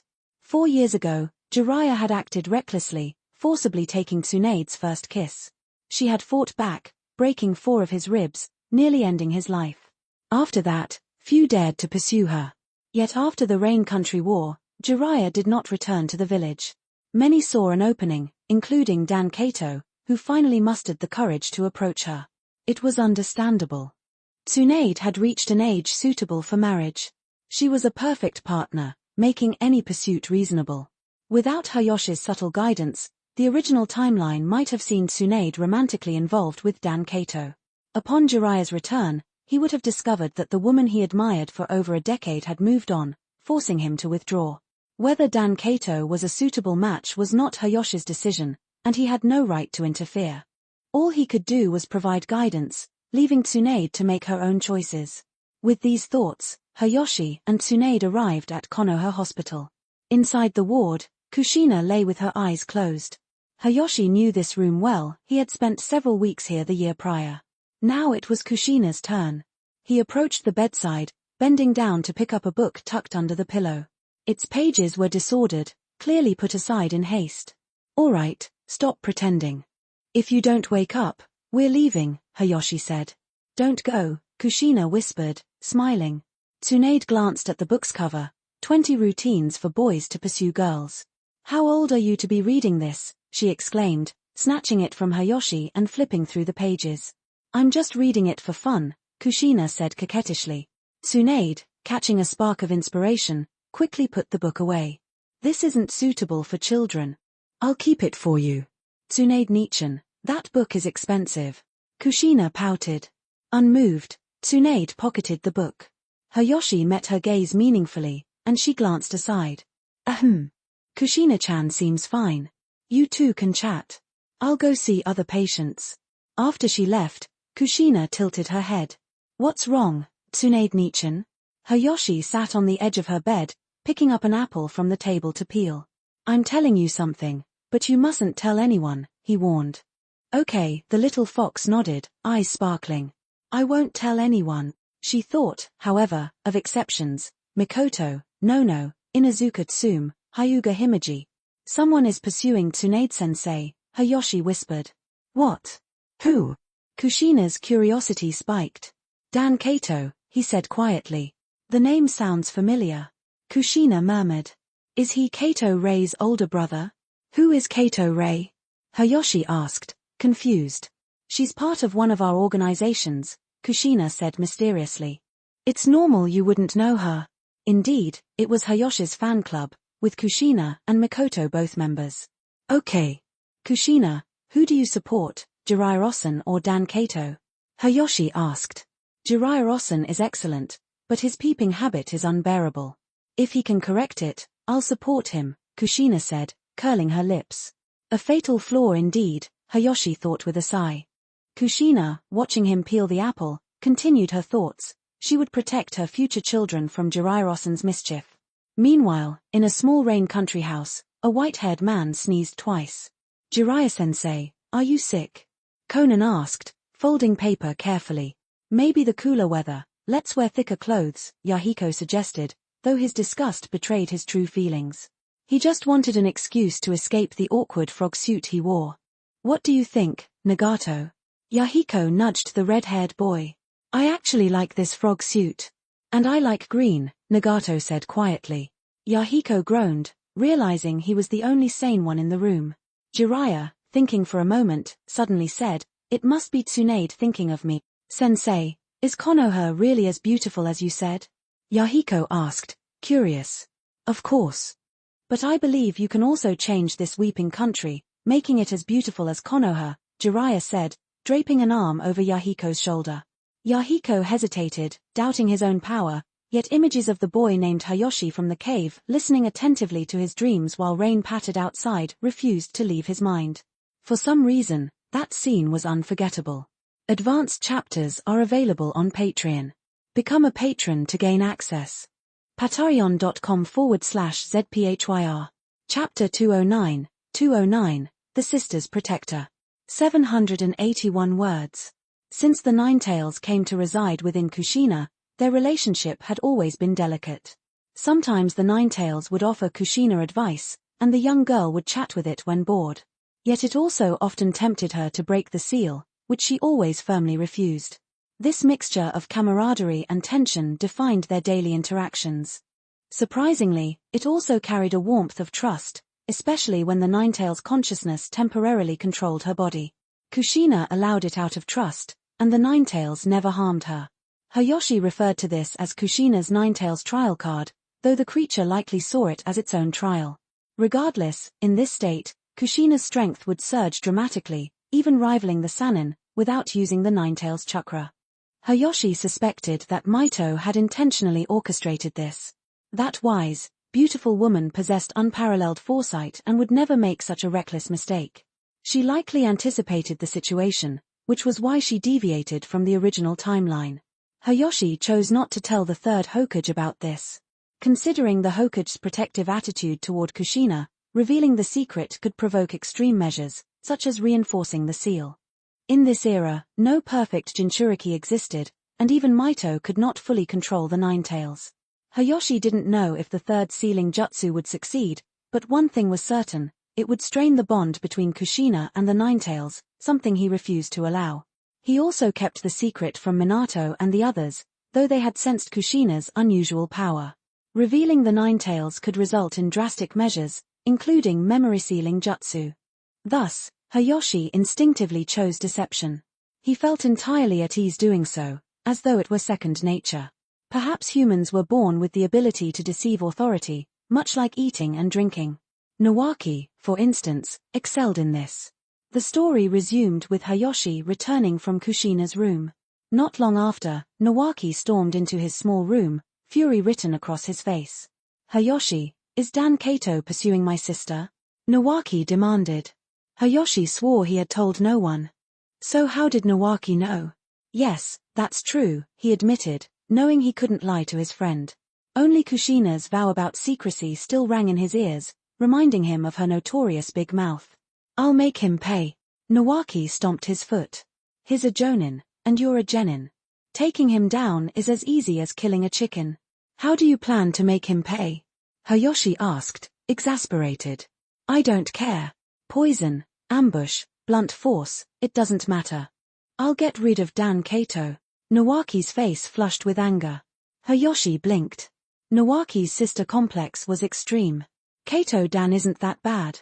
He's decent looking, though his strength is lacking, Hayashi suggested carefully. Nawaki's face turned red. I don't care. I don't like this guy who suddenly appeared. I object. You can't stop them, they're a perfect match. It's not up to a monster like you to intervene, Hayashi thought. You know, Jiraiya-san always buys me perverted manga and uses it for research. I support Jiraiya-san, Nawaki added with a pout. Nawaki, that's your sister. Don't push her into trouble. Jiraiya is busy teaching in the Land of Rain, he has no time to pursue Tsunade. It's fine. I already sent a letter to Jiraiya-san through Minato using a toad, Nawaki said smugly. The consequences of this minor action were already in motion. In the original timeline, Nawaki died and never informed Jiraiya. Now, alive, he immediately tattled. If you've told Jiraiya, then why come to me? Hayashi asked warily. Because I need your help, Nawaki replied, producing a sheet of paper. This is my sister's handwriting. Use your Sharingan to imitate it and write a rejection letter to Dan Kato, make it profound. Nawaki. If you get caught, you'll be killed. Hayashi whispered sharply. Hayashi, just go along with me. Nawaki flicked his blonde hair, smiling with an unsettling confidence. Do you know how many people know about this now? If my sister finds out, how much better do you think your fate will be? I can explain, Hayashi murmured. And will she listen? Nawaki shot back. Hayashi realized that the ability to deceive others was instinctive, but deceiving a superior carried deadly stakes. Resolving this matter, he immediately concealed it from view. Several days later, the time had come for the troops to depart for the Konoha battlefield. Hayashi finally returned to the Hokage building, having spent the past few days hiding from both Tsunade and Nawaki. Here he met his new subordinates for the first time. He simply wanted to take them away from this troublesome village and, if necessary, he would even assassinate the third Kazekage to do it. Chapter 210, New Teammates. 1010 words. A mature team is not always the strongest, but it is always the most balanced. Konoha's long tradition had a familiar pattern. Every team needed a Chunibyo member, preferably one loudly declaring that he would become Hokage. Then came the arrogant prodigy, usually a handsome boy with a tragic past. And finally, there was the heroine, included whether she was necessary or not. Of course, the heroine had to know medical ninjutsu, or she would not qualify to join the team at all. And if a messy, overly dramatic love triangle existed, the village welcomed it even more. Once, this kind of setup was rare. But with Tsunade's medical reforms, it was slowly becoming the norm throughout Konoha. Hayashi had been thinking about these things because he was unusually curious about his soon-to-arrive teammates. His mind drifted as he lay on a stone bench he shaped using earth release. Just as he was mentally adding unnecessary drama to his life, a familiar voice sounded beside him. Hayashi, what are you doing? Minato's head leaned into his field of vision. Hayashi was sprawled on the bench, while Minato stood just beside him, looking down. If Minato leaned forward even a little more, their faces would have accidentally touched. Impulse could be dangerous, Hayashi reminded himself as he turned his gaze aside. Why are you here? Aren't you supposed to stay away from the battlefield for now? I'm just here to see you off. Minato smiled warmly, then sat at the edge of the bench.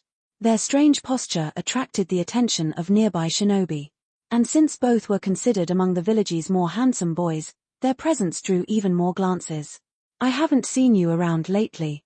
I wanted to ask you about the Rasengan, Minato continued.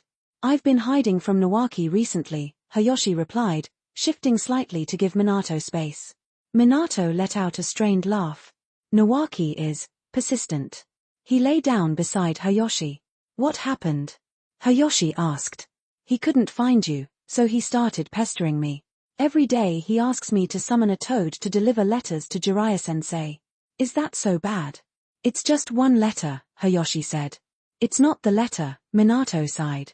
I can only use the summoning technique a few times before my chakra runs low. Then Nawaki just sits there staring at me as I meditate to recover. He does this repeatedly. Being watched like that is exhausting. Hayashi's expression froze. A sister complex really is terrifying. But it should be fine now, Minato said. We're heading to the battlefield today. Nawaki can't join us, so he won't be able to bother us as much.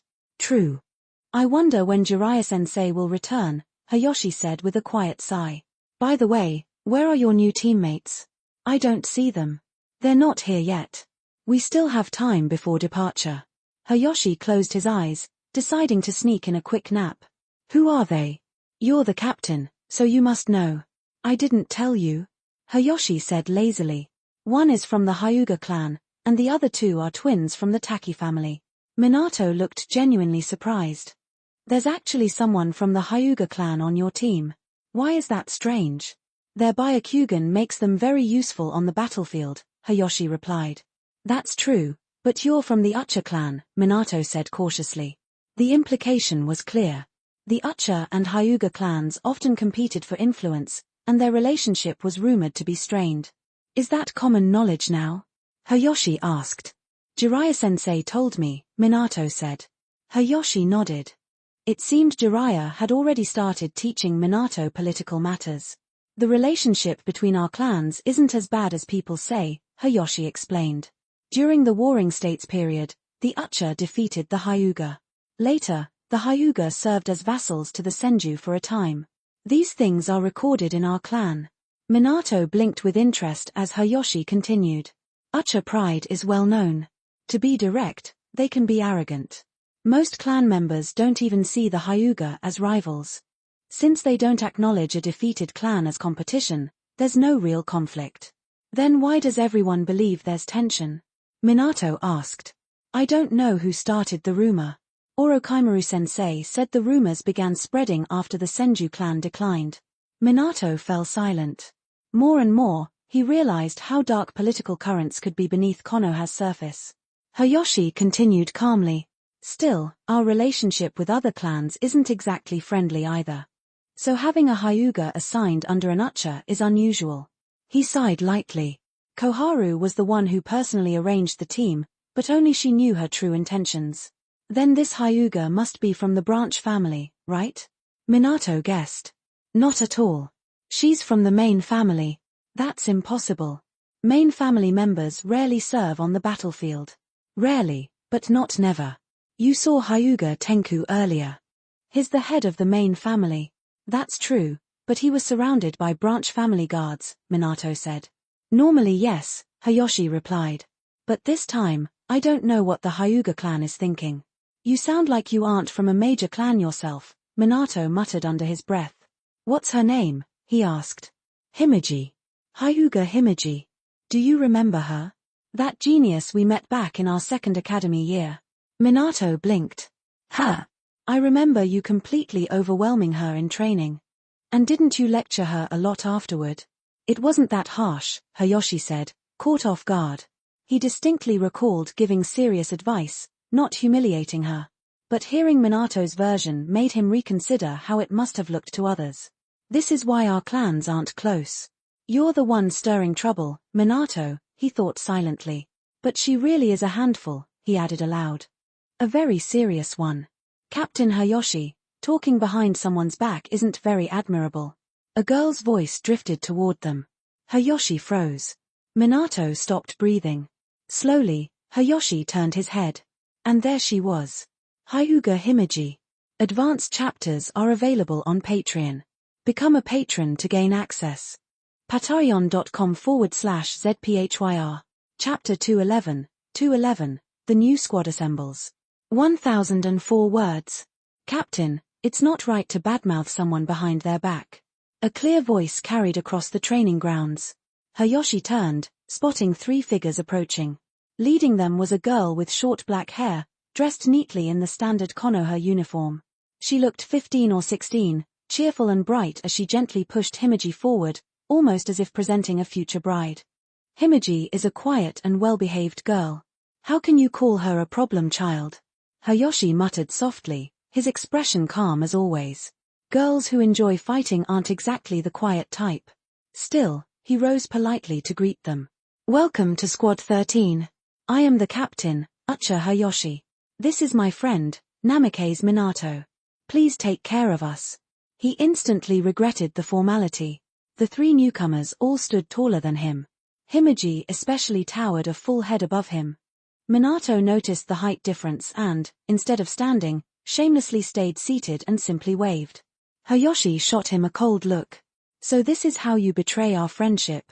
My name is Taki Toru. Please take care of us, the lively girl said, stepping forward confidently. Hyuga Himeji, long time no see. Please guide me well. Himeji bowed with formal grace, her pale eyes calm and composed. Hayashi estimated it had been nearly a year since he last saw her. The once small girl had grown even taller and more slender, which honestly put some pressure on him. Hello, Captain. My name is Taki Yu. Please take care of me. The boy beside Tohru smiled gently, his face almost identical to hers, except he carried a calmer aura. Becoming a special jonin at 10 years old, Captain, you're incredible, Yu added. Unlike his energetic sister, Yu's voice carried confidence without arrogance. Unlike my useless sister, who is still a genin. Brother. How can you insult your adorable sister like that? Tohru pouted before turning to inspect Hayashi. I didn't expect the cute kid from back then to become even more handsome. Have we met? Hayashi blinked. You're really heartless. I was in the audience cheering during your match with Himeji in second year. Hayashi internally sighed. The number of people cheering back then could line up from the Hokage Rock to the Naka River.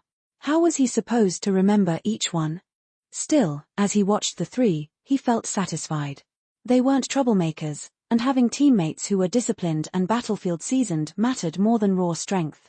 According to the documents, this squad had already spent 2 years fighting. They had been deployed the moment the Rain Country conflict began. Even if they weren't from the main front, their survival experience alone set them above most squads. Perhaps Koharu-sama hadn't completely set him up after all. Hayashi, Minato, someone called from afar. Hayashi nodded to his new teammates. Excuse me for a moment. My friends are here to see me off. As Hayashi and Minato walked away, Tohru pulled Himeji toward the earthen bench Hayashi had shaped earlier.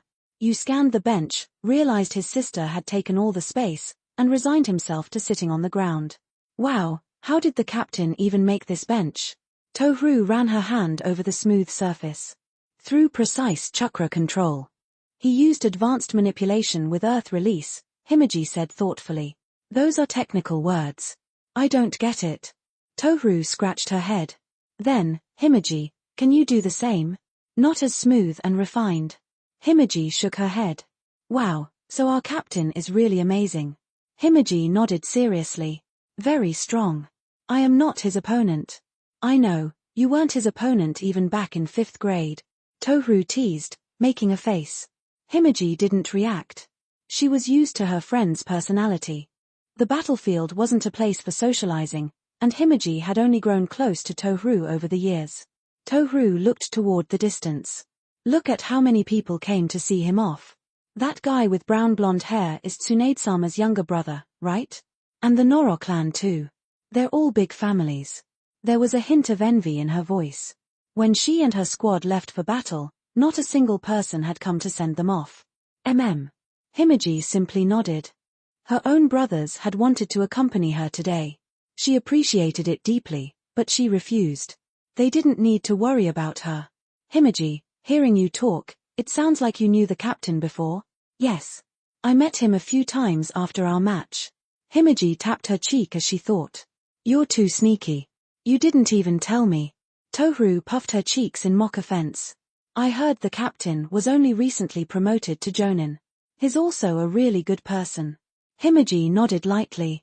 Squad assignments weren't something she cared much about. As long as she could improve her strength, she was fine. Ah, Himeji is so cold. Tohru sighed dramatically. She leaned closer. The captain is handsome, talented, and strong. Himeji, aren't you planning on something? He is 10. Himeji looked baffled. So what? Love doesn't care about age, Tohru said proudly. Right, brother? You nodded from the ground. Yes, and it doesn't care about gender either. I've never considered such things. Himeji shook her head.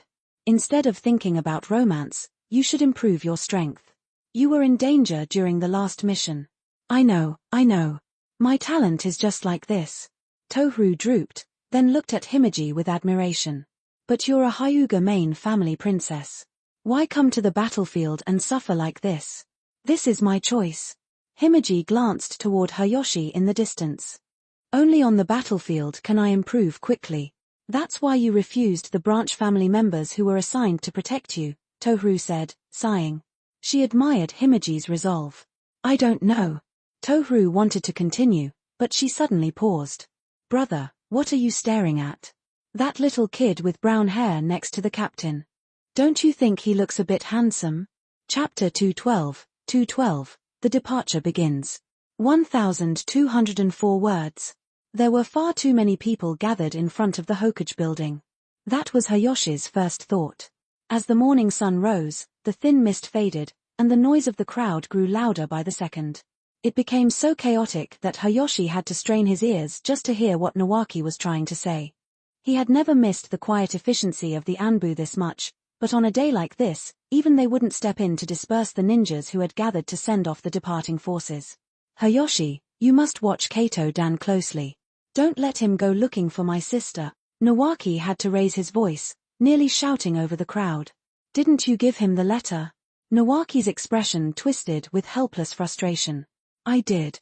But who could have guessed he'd be thick-skinned enough to show up anyway? He looked completely defeated. With a sister as beautiful as Tsunade, how could he allow just anyone to casually approach her? Since Tsunade struggled to reject people directly, the role of the overprotective sibling naturally fell to him. Hayashi was silent for a moment. Then he replied, if he's that persistent, what can I do? I can't just stop him from approaching Tsunade-sama. I'm not asking you to block him, Nawaki insisted. Just follow my sister secretly and see what she's up to. Follow Tsunade-sama, Hayashi repeated, frowning. Then louder, secretly? You might as well call it stalking. Hayashi said, shaking his head. If she finds out, it won't just be my dignity that gets crushed. Losing dignity was manageable. But if Tsunade got angry enough to hit him, he'd probably spend half his life in a hospital bed. If she got truly furious, he might not survive at all. Still, Nawaki looked strangely confident. It's fine. She never pays close attention to her surroundings. She won't notice. There were several suspicious points in that statement. Before Hayashi could ask, the small traitorous fox, Kushina, leaned toward him and casually exposed all of Nawaki's secrets one after another. Hayashi, I've often seen Nawaki hanging around under Tsunade-sama's window late at night. Nawaki froze in place, horrified. Holy crap. Hayashi instantly awarded him the title Konoha's #1 sister complex. With this level of obsession, even calling him a sister complex was being polite. He wasn't going to start growing chest hair and tracking people like some wild animal, was he? Kushina glared at Nawaki sharply. Nawaki-san, be serious. You can't interfere with Tsunade-sama. So what do you think you're doing wandering around her place at night? Because I like my sister too. And what does wandering outside her room in the middle of the night mean? Kushina asked, her expression turning dangerously cold. Because I like my sister too. He repeated it with the stubborn resolve of a fool. You should just fall into a hole somewhere. Kushina dragged Hayashi away from him immediately, putting distance between them. Kushina, be careful, Hayashi warned quietly. I think Nawaki has some serious stalking tendencies. Okay, I know. If he tries it again, I'll punch him for sure. She pumped her fists confidently. Hayashi glanced at her, then asked in a softer voice, your relationship with that fox, it's good, right? Very good. The big fox is usually well behaved. I like it a lot. Kushina nodded happily. Hayashi nodded. Good. Talk to it more. If you ever encounter danger, let it help you. Yes. We're already friends, she said with a bright smile. Inside her, the Ninetails flicked its tail and gave a dismissive snort, but unusually, it didn't argue. After speaking with Kushina, Hayashi turned to Mikoto. She stood in front of him like a shy young bride, gently fixing the collar of his clothes. "This is the bento I made for you," Mikoto said softly as she took a scroll from her pocket. "There are also some of your daily things sealed inside. When I'm not with you, you have to take good care of yourself." "I will." Hayashi accepted the scroll. Mikoto had always looked after his daily life, and now that they were separating, he wasn't sure if he would adjust easily. "I've left some snakes around you. If anything happens, let them find me right away," he whispered near her ear. After patting her head, he straightened up. "Please be careful," Mikoto said quietly. "I know. Hayashi. Don't forget to write to me," Kushina shouted from behind. He waved his hand in acknowledgement and walked toward his assigned squad. With the third Hokage's announcement, the troops finally began their march out of the village. After a brief period of peace, returning to the battlefield brought a complicated feeling. Leaving the village meant returning to a state of constant vigilance. While thinking about this, Hayashi climbed onto a supply wagon with his team. This wasn't his first deployment, so everything felt familiar. "Captain, give us a proper introduction," Takitoru called out, visibly restless from the long journey ahead. They were still close to the village, so it was safe enough for conversation. The unfamiliar captain made the perfect target. "I already introduced myself earlier," Hayashi replied. Takitoru glared. "Yeah, we know your name and your cool title, Kono has lightning, but nothing else. No harm in telling us your abilities, right?" Hayashi lifted his hands helplessly. All right. Even Hyuga Himeji turned her attention toward him. She hadn't fought him since their second year, and she looked genuinely curious. "I'm best at genjutsu. For ninjutsu, I'm skilled with lightning release, fire release, and wind release. My taijutsu is also pretty good. I guess you could call me an all-rounder." In the ninja world, an all-rounder didn't mean mastering all 5 chakra natures, but being proficient in ninjutsu, taijutsu, and genjutsu. Though in Hayashi's case, he truly could use all 5 elements even if earth and water release weren't his specialties. And on top of that, he had even studied sealing techniques. Other than medical ninjutsu, he knew at least a little of everything. Before him, only Hashirama, Tobirama, Hiruzen, and Orochimaru could truly be called all-rounder shinobi. But Takitoru clearly didn't believe him. "This is the first time I've heard a 10-year-old call himself an all-rounder. Trying to provoke me now?" Hayashi sighed inwardly. "If you don't believe me, does that mean you want to test it?" "I'll do it," Himeji said as she stood up, as straightforward as ever. "All right," Hayashi nodded. "Look into my eyes." Himeji nodded, activating her Byakugan instead of using her normal vision. The veins around her eyes bulged slightly as she aimed her Byakugan directly into his Sharingan. Thanks to the Byakugan's superior chakra control, most genjutsu didn't work on Hyuga clan members, they dispelled them instantly. That was why Hayashi hadn't used genjutsu against her back in their second year. However, within less than a second, Himeji's Byakugan deactivated, her expression went blank, and she slumped forward into a deep sleep. Everyone stared. _________. The rate at which I get little to no power stones, lol skull. Well, if you want to at least read ahead, 60 plus to 90 plus, chapters in advance. Become a patron to gain access. patreon.com/zphyr_. Chapter 213, The Supply Line. 1,161 words. As time passed, the entire formation moved slowly across the road.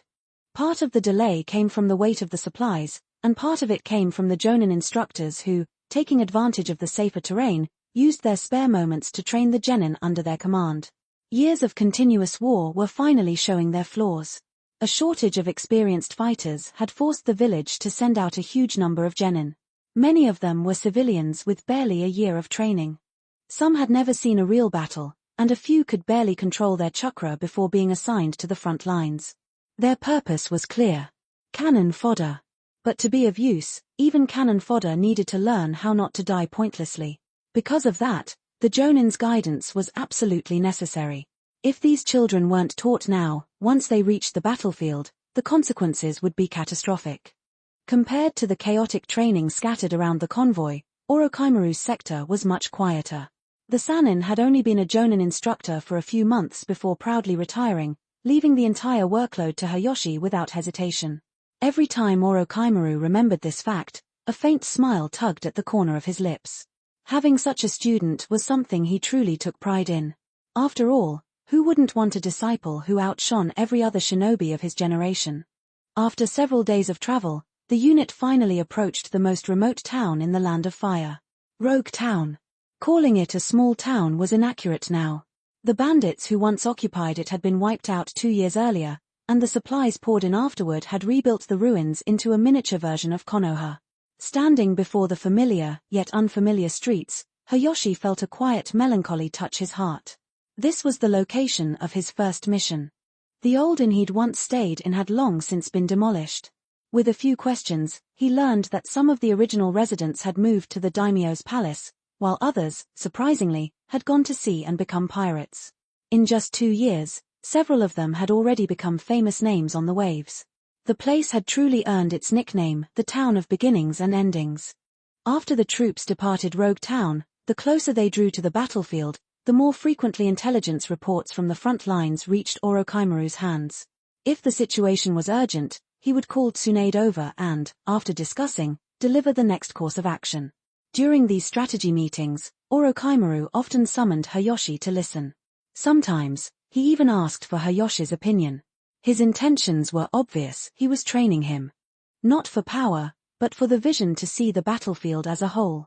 Hayashi's physical strength and chakra abilities would continue to grow naturally, but Orochimaru couldn't teach more about the Sharingan. Claiming to understand it better than an ucha would be embarrassing, even for Orochimaru. So instead, he focused on teaching Hayashi strategy, leadership, and battlefield judgment. Strength could be trained alone. But how to command, how to react to unexpected shifts, how to handle the responsibility of an army, those needed a mentor. War and combat were drastically different things. A strong shinobi didn't automatically win a war. Only beings like Hashirama Senju and Ucha Madara had ever come close to doing that through sheer ability. To become a true commander, one had to study, learn, and adjust. Orochimaru was investing heavily in Hayashi's future. His eyes were already set on the next great ninja war. By then, Hayashi would likely shoulder the role of Konoha's commander. Not only because of his strength, but because in talent and leadership he was far ahead of his peers. While Tsunade admired Orochimaru's foresight, acknowledging he had indeed chosen a remarkable student, she found herself wondering whether she should take on a disciple as well, someone to inherit her medical ninjutsu. She had already passed on her monstrous strength to Hayashi, but her medical arts remained unpassed. As for Kato Dan, she simply wished he would stop appearing in her line of sight. Romance wasn't on her list of priorities. Perhaps, in a time of peace, she might have entertained the idea. But not now.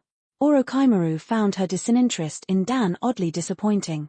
He couldn't quite explain it, but he dearly wanted Tsunade to settle down before Jiraiya returned, so Jiraiya would finally give up. Unfortunately, fate never cooperated. As the convoy continued, they crossed the border of the Land of Fire and moved through the territory of the Land of Rivers. The Land of Rivers bordered the Land of Rain.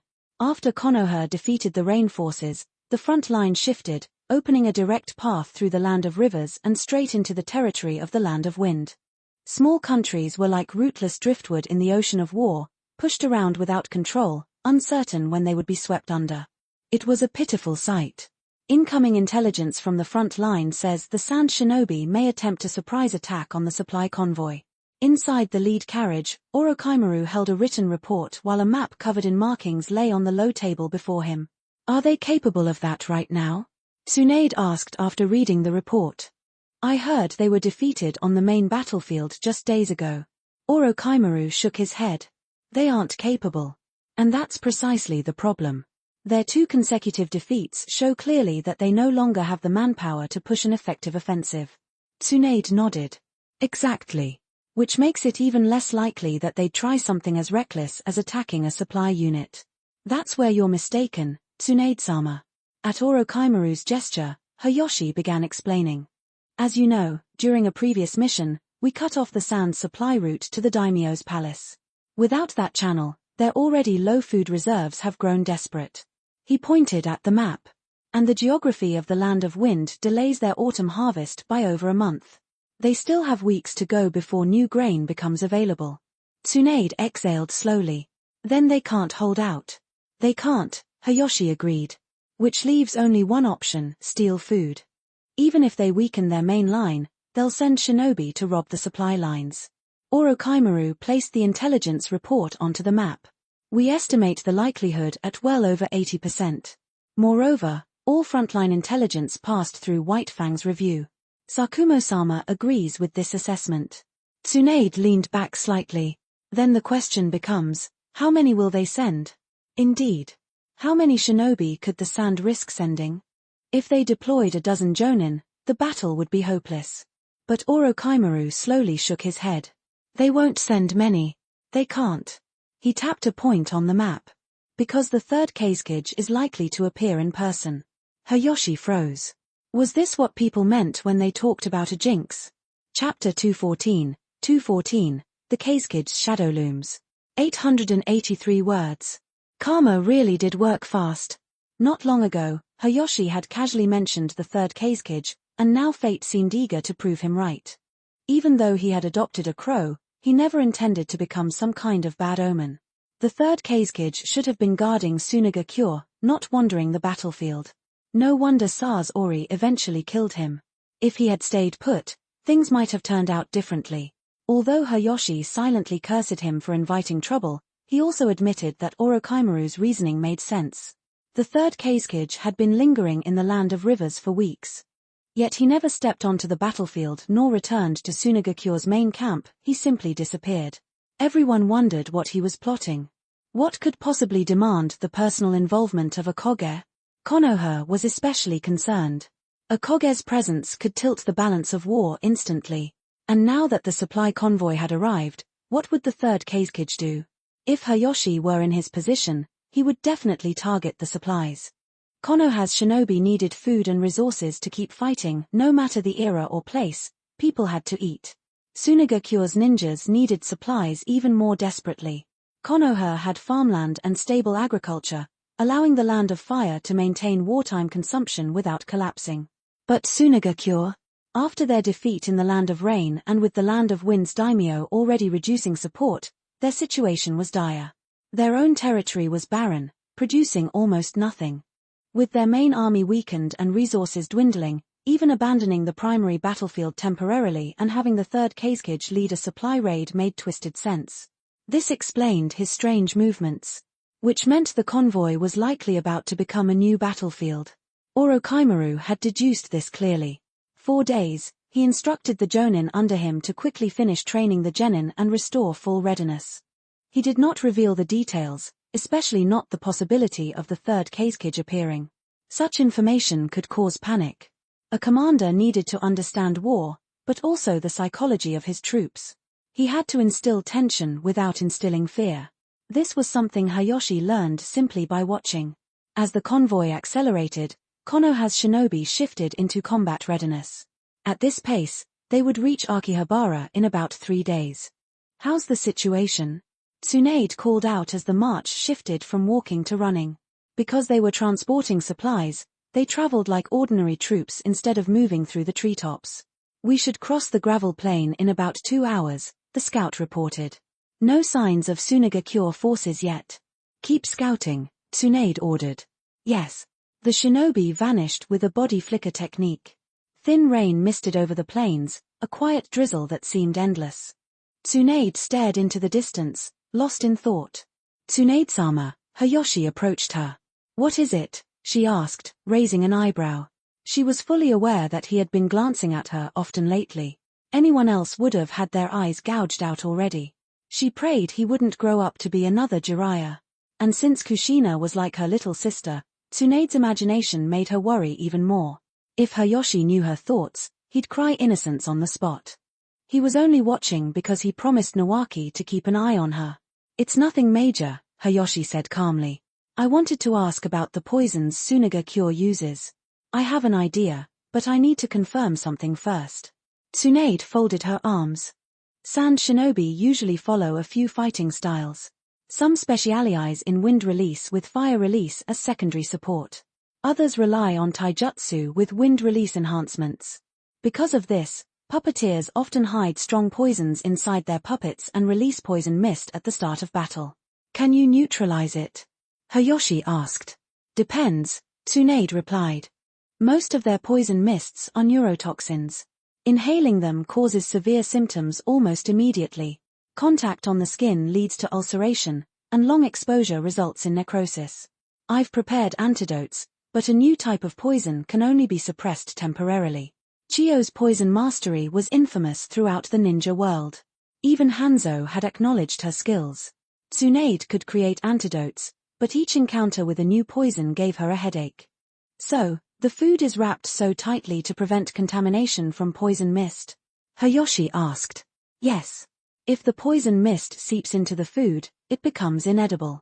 To prevent Tsunade from poisoning our supplies, everything was sealed carefully. Hayashi nodded. Then we can use that. Tsunade's eyes narrowed. You're suggesting? If Tsunade wants these supplies badly enough, and they definitely do, then we can use that to our advantage. We can open the sealed supplies openly. Since they want the food, they won't risk contaminating it with poison mist. Tsunade fell silent, considering. This doesn't guarantee success, Hayashi continued. But it limits their attack methods.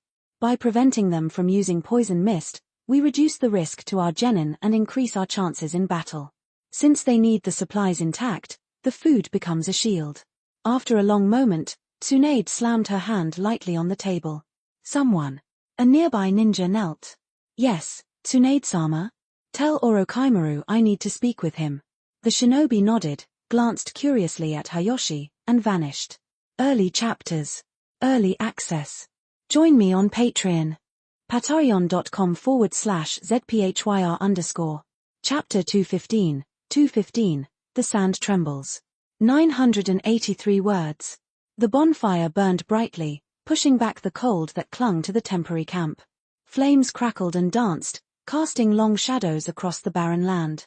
Compared to Konoha's greenery, everything out here looked desolate under the frosty moonlight. Uchiha Hayashi sat with his small squad, enjoying a rare moment of quiet. Captain, you're too cunning. Toru leaned forward, sniffing eagerly at the aroma of freshly packed rice. He eyed the hardened rations in his hand with clear disgust before looking at Hayashi's bento with open envy. Captain, you're eating a full meal while we're stuck with this. How can you stand watching us chew rocks? Hayashi shrugged calmly. How is that my fault? Toru turned immediately to Himeji. Himeji-chan, look at him. The captain's bullying us. He lifted the dry ration and tapped it against his palm. Eating this at your age will turn you completely flat. His gesture was exaggerated, dramatic as always. Himeji paused, then replied in a serious tone, it's all right. I'm confident in that area. Hayashi almost choked on his rice. Was this really the usually expressionless Hyuga girl? For a moment, he wondered if she had been replaced by someone else. Then he remembered, Hinata Hyuga in the future had impressive assets. Maybe Hyuga girls were naturally blessed in that department. Noticing Hayashi's subtle lingering glance, Himeji slowly raised her head and stared at him blankly. The air instantly grew awkward. Hayashi wanted to explain that he was pure-hearted, completely clean in spirit, pure as the milk he drank. But the way Toru and Himeji were silently labeling him as suspicious made it impossible to defend himself. With no other option, he cleared his throat and pulled out a scroll. Fine. I give up. I don't have much, so this will only cover a few meals. Captain, you're the best. Toru snatched the scroll, unrolling it quickly. 4 bento boxes popped out in small puffs of chakra smoke. He kept 2 for himself and handed 1 each to Himeji and his older brother. I remember that scroll, Toru said between enormous bites. Wasn't it given to you by that Uchiha girl before you left? Yeah. Mikoto's cooking is really good. Toru nodded vigorously. True, although Himeji's cooking isn't bad either. Hayashi raised an eyebrow at that. He didn't expect the quiet Hyuga heiress to be skilled in the kitchen. Then again, with her independent and slightly awkward personality, it wasn't entirely surprising. Hayashi leaned slightly closer to the fire. Let's focus. We'll reach the main battlefield in 2 days. The supply transport team is extremely important. There's something I need to warn you about. Sooner shinobi might attempt a surprise attack soon, so stay. Before he could finish, the ground trembled violently. A piercing alarm echoed through the night. The shaking continued for several long seconds before settling. The squad immediately slipped into battlefield mode, weapons drawn, eyes scanning every direction. Toru turned to Himiji. Enemy attack. Himiji activated her Byakugan, veins swelling around her eyes. After a moment, she shook her head. No enemies nearby. Toru relaxed. Then it's just a normal earthquake. Hayoshi's expression darkened. He had felt this kind of chakra before. Shukaku. If this tremor was caused by the one tail, it meant the beast had manifested somewhere in the land of rivers. And with the Byakugan's vision limited to a kilometer radius, Himiji couldn't detect something that far. If Shukaku was really here, the situation was far more dangerous than he first assumed. You stay here. With that, Hayoshi sprinted toward Orochimaru's command tent. In the center of the transport formation, Tsunade pushed open the tent flap and entered briskly.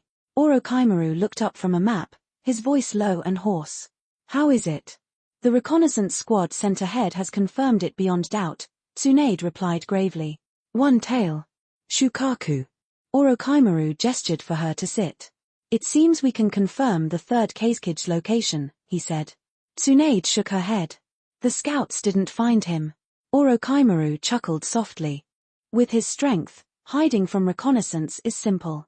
Do not forget, he's a master of magnet release. Then what is his goal? Tsunade asked. If he intended to release a tailed beast, he would have chosen the battlefield, not a remote region like this. Is he trying to lure us here so he can attack the supplies? Orochimaru shook his head. Illogical. Shukaku is far more valuable than anything we're transporting. He wouldn't risk losing a tailed beast. Tsunade tapped her chin thoughtfully. Then perhaps the beast wasn't released by him. If Shukaku appeared on its own, that explains why the third Kazekage has been in the land of rivers for weeks. He's searching for it. Her eyes lit up with realization. Orochimaru nodded. Exactly. Now consider this. How did Shukaku appear here? Possibility 1. The Jinchuriki escaped. But that's impossible. Hayoshi witnessed Ibizo extract Shukaku from the host and seal it in the teapot. Possibility 2. Shukaku escaped from the teapot. Tsunade shook her head. Also impossible. Our clan records mention that teapot. It was said to belong to the Sage of Six Paths. Once something is sealed inside, it cannot escape unless unsealed from the outside. Orochimaru folded his hands together.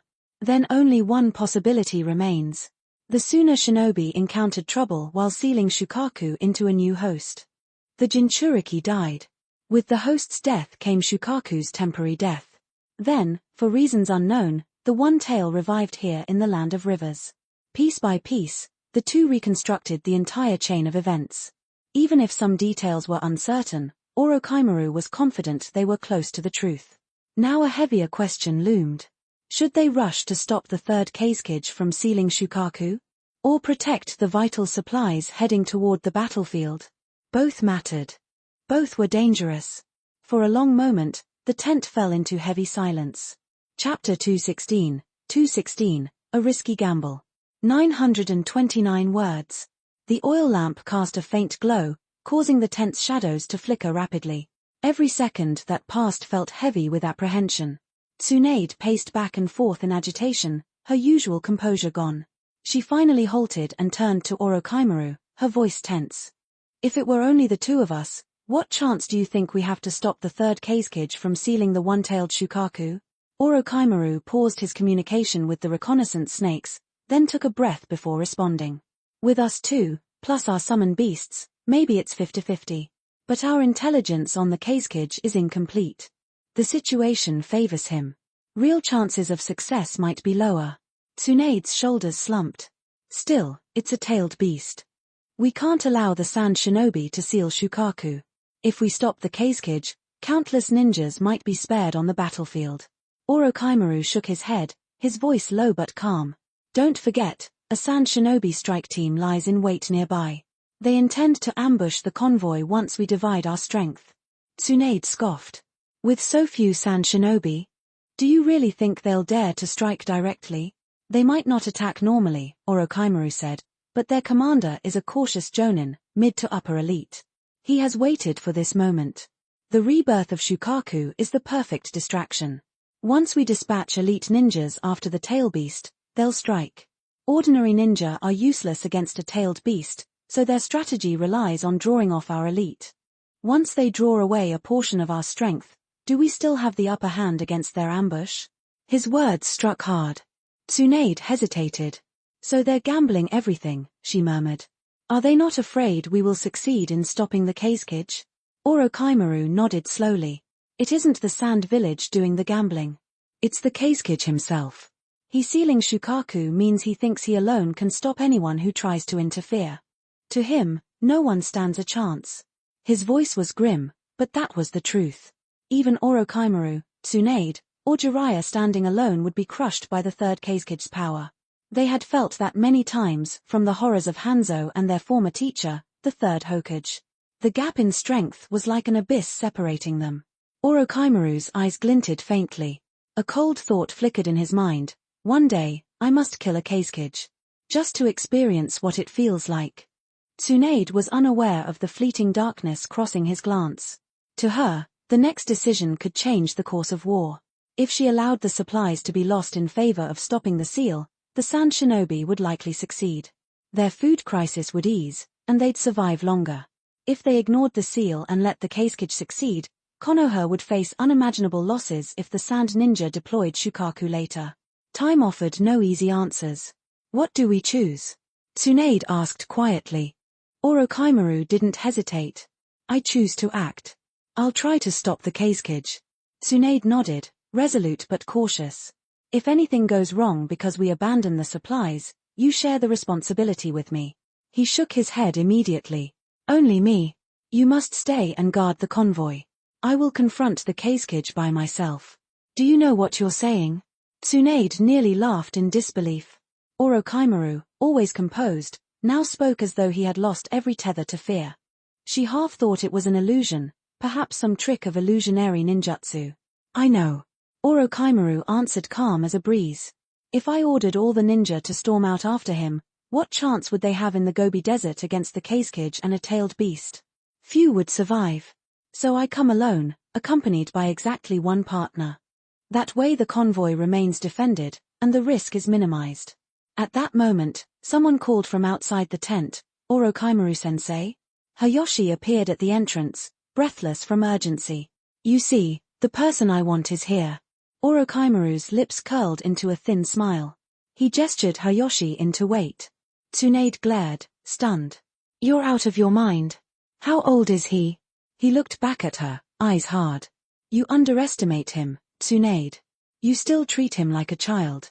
But don't forget, Hayashi has already brought down a tailed beast in the Land of Rain. A feat neither you nor I can claim now. Tsunade hesitated.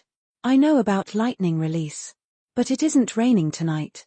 How can Hayashi possibly use Kirin? Orochimaru sighed softly. Tsunade, you need to pay attention to how much is grown. I'm not saying this because of you. Stop worrying about Danzo's flirtations. I'm saying this because Hayashi's current strength might be crucial. He could become the key to this mission. Tsunade exhaled slowly. Finally she picked up a pen and scroll. She wrote fast, each stroke firm. If this mission only stops the Kazekage from sealing Shukaku, it's A rank, she declared. If we succeed in eliminating the one-tailed, it becomes S rank. She didn't write anything about killing the Kazekage. That was too much to hope for. This is the first time I've seen a 10-year-old ninja assigned an S-rank mission, she muttered quietly. He's no ordinary child, Orochimaru replied. Times change. Geniuses often break old rules. With the scroll finished, Orochimaru tucked it under his arm without a second glance. He is waiting outside, still. I'll go inform him of the mission. Orochimaru stood up. Tsunade looked at him. Her voice was soft, almost invisible. Don't die. Early chapters. Early access. Join me on Patreon. patreon.com/zphyr_. Chapter 217, Tailed Beast Secrets. 874 words. Tsunade's worry was justified. She considered the problem from the perspective of Orochimaru's friend. Yet even so, Orochimaru was not wrong. As the supreme commander of this transport mission, he bore the responsibility to prioritize the overall safety and interests of Konoha's ninjas. Different positions naturally led to different perspectives. From any angle, Tsunade did not want her friend to take a fatal step. Such an action would risk both her own life and the safety of Konoha. Yet, if she were in his place, she would likely have made the same choice.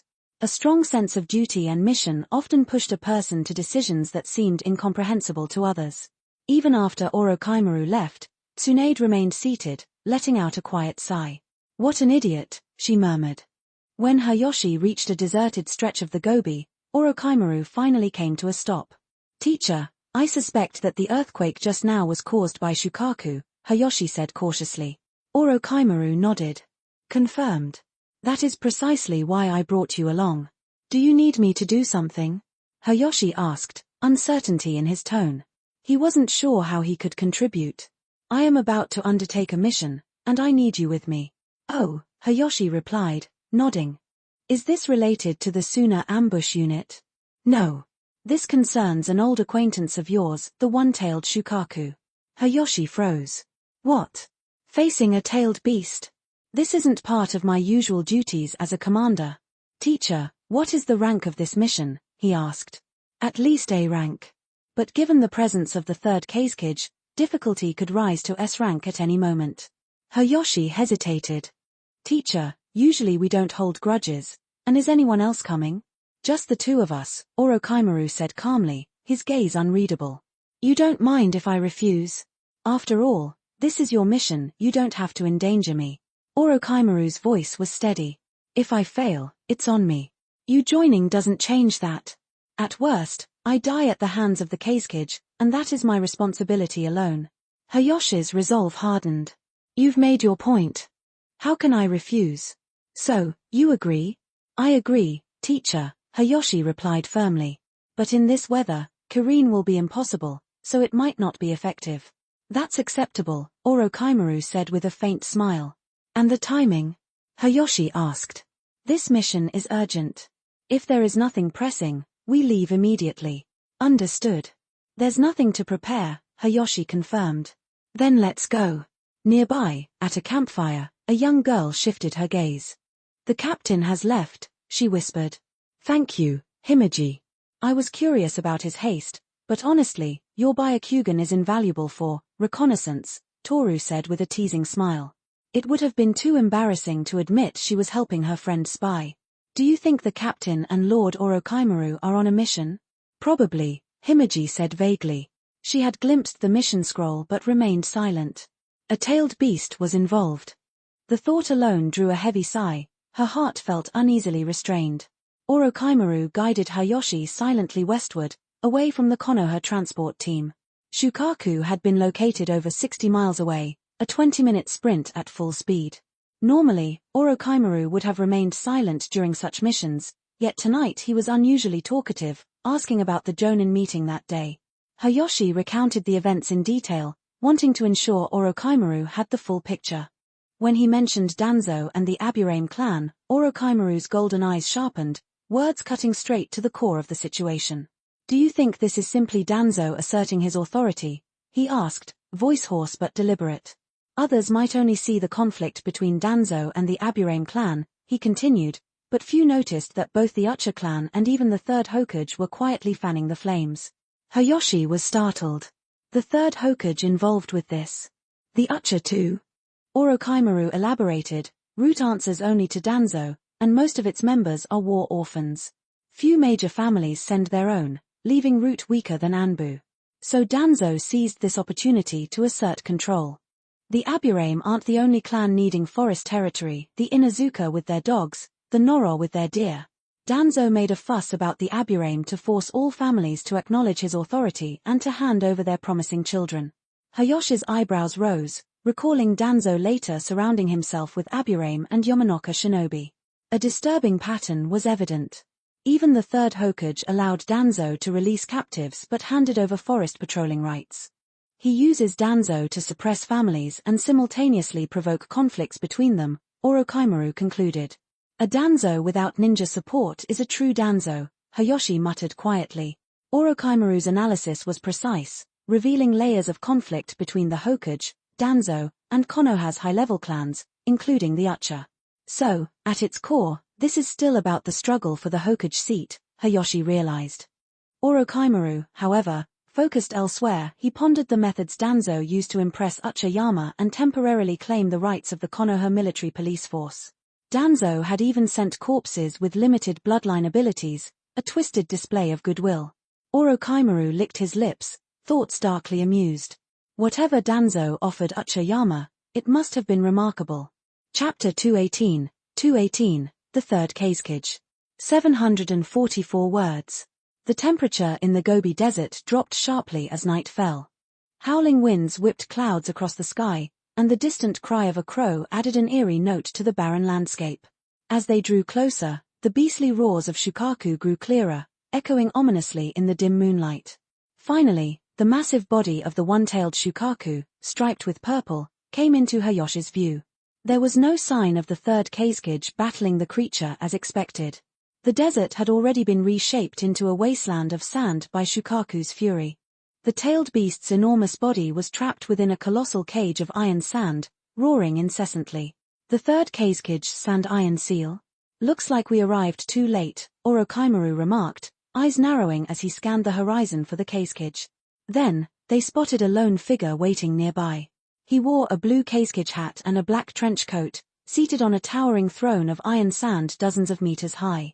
Beside him stood a massive tree-like structure, also made of iron sand. Even in the darkness, an aura of danger radiated from the sharp, metallic formations. Suddenly, the Kazekage appeared to sense their presence and leaned forward, gazing downward. "Only the two of you? I was expecting the entire Leaf Village transport team. Seems I'll be underwhelmed tonight." The third Kazekage's calm, unreadable voice carried across the desert wind. "Your sand village should have sent reinforcements. How could you let the Kazekage come personally? Is no one left in the village?" Orochimaru chuckled softly, showing no fear, as if facing a rookie instead of a seasoned Kage. "Not being killed by Hanzo has given you quite a bit of confidence," the Kazekage remarked, sweeping his gaze over Orochimaru and Hayashi. He had already recognized them, two of the top ninjas on the Leaf Village's kill list. The third Kazekage made no move, but his trench coat shifted with the wind, revealing the combat suit beneath. Orochimaru of the Leaf's 3 Sannin, Leaf's lightning flash Hayashi, "It matters little. Taking both of your lives will be worth my effort," he declared. Instantly, the Kazekage formed a hand seal before Hayashi could even react. Magnet release, iron sand torrent. The ground trembled as iron sand hidden beneath the desert revealed its threatening form. Surging upward like a living flood, it barreled toward Orochimaru and Hayashi. The sheer scale of the attack revealed the full extent of a Kage's strength. Even under Rosa's control, the same jutsu could not have been unleashed with such force. The torrent advanced rapidly, showing no sign of slowing, intent on engulfing them instantly. The third Kazekage's goal was clear: eliminate them before aiding the Sand Village's surprise attack force. His confident smile also spoke volumes. Shukaku and the supplies would be his. Reacting quickly, Orochimaru bit his finger, completing the summoning seal in an instant. He slammed his palm onto the ground. Summoning jutsu, Rashomon. A giant blue gate erupted from the earth, adorned with cowbells and chains that rang softly. The iron sand torrent crashed against it like a flood. Though a tailed beast bomb could destroy it, the third Kazekage's attack, while deadly, was far below that level. The Rashomon held firm, though countless cracks appeared where the torrent's force had impacted. "The first Hokage's jutsu is a formidable defense," the Kazekage commented lightly, still seated atop his iron throne. Orochimaru did not respond. He knew the jutsu's true strength and the cracks it had endured. Simultaneously, Hayashi unleashed his attack. Fire style, Fire Dragon Flame Bullet. 3 fire dragons spewed from his mouth, targeting the Kazekage from left, center, and right. The iron sand defenses absorbed the initial assault, but the heat melted much of the sand, causing it to collapse and fall to the desert floor. The iron sand tree beside the Kazekage continually replenished the defenses, prolonging the battle. Black smoke rose, forming a dense tower that split the sky into light and shadow. Molten iron hissed upon hitting the cold sand, the sound echoing like the earth itself lamenting. Seizing the cover of the smoke tower, Orochimaru drew a long sword from his mouth and charged toward the Kazekage. The environment favored the Kazekage, and prolonged direct clashes would inevitably endanger them. With Hayashi providing cover, Orochimaru moved decisively, determined to close the distance. Read 70-90+ chapters on Patreon. Copy the link below into your browser, or search for ZPHYR on Patreon. patreon.com/ZPHYR. Chapter 219, Breaking Through the Kazekage's Defense. 734 words. Orochimaru took the lead in attacking the third Kazekage, while Hayashi played the critical supporting role. As long as his guiding genjutsu landed, Orochimaru could inflict serious damage. Yet the third Kazekage remained composed. With a flick of his fingers, the sand iron tree released 4 or 5 massive spears. These iron sand spears, vibrating at incredible speeds, cut with devastating force, moving as fast as Orochimaru himself. By the time Orochimaru realized their approach, he was already near the Kazekage, yet he twisted his body in a bizarre, serpentine dodge, narrowly avoiding the lethal spears. The third Kazekage did not spare Hayashi either, launching several spears in his direction. Thanks to the Sharingan, Hayashi's perception reached its peak. Chidori charged in his hand, and he clashed with one of the 3-meter-long spears. With a sharp crack, the iron shattered into scattered fragments. Hayashi quickly tracked the Kazekage's movements, releasing genjutsu in a surge toward him. But the third Kazekage vanished in an instant. Too slow, the mocking voice rang behind Hayashi. "You can't even catch my body, yet you dream of casting genjutsu?" A ferocity flashed in his cold blue eyes. His hatred for Hayashi surpassed that of any other leaf ninja, fueled by past defeats in the Land of Rain. The Kazekage waved his hand, condensing a massive flow of iron sand in the sky like a river, forming a descending curtain aimed directly at Hayashi. Around him, countless iron sand shuriken floated, ready to strike anyone attempting escape. The third Kazekage's targeting was swift and precise, leaving Hayashi barely any reaction time. Lightning release, Chidori Nagashi. A surge of bright blue light erupted. The sand iron clinging to him lost cohesion and fell back to the ground. Electricity disrupted the magnetic properties, proving the basic principles of chakra and elemental manipulation. Seizing the opening, Hayashi rushed toward the Kazekage, Chidori sparking in his hand. "A brat not afraid of death, I like that most," the Kazekage murmured.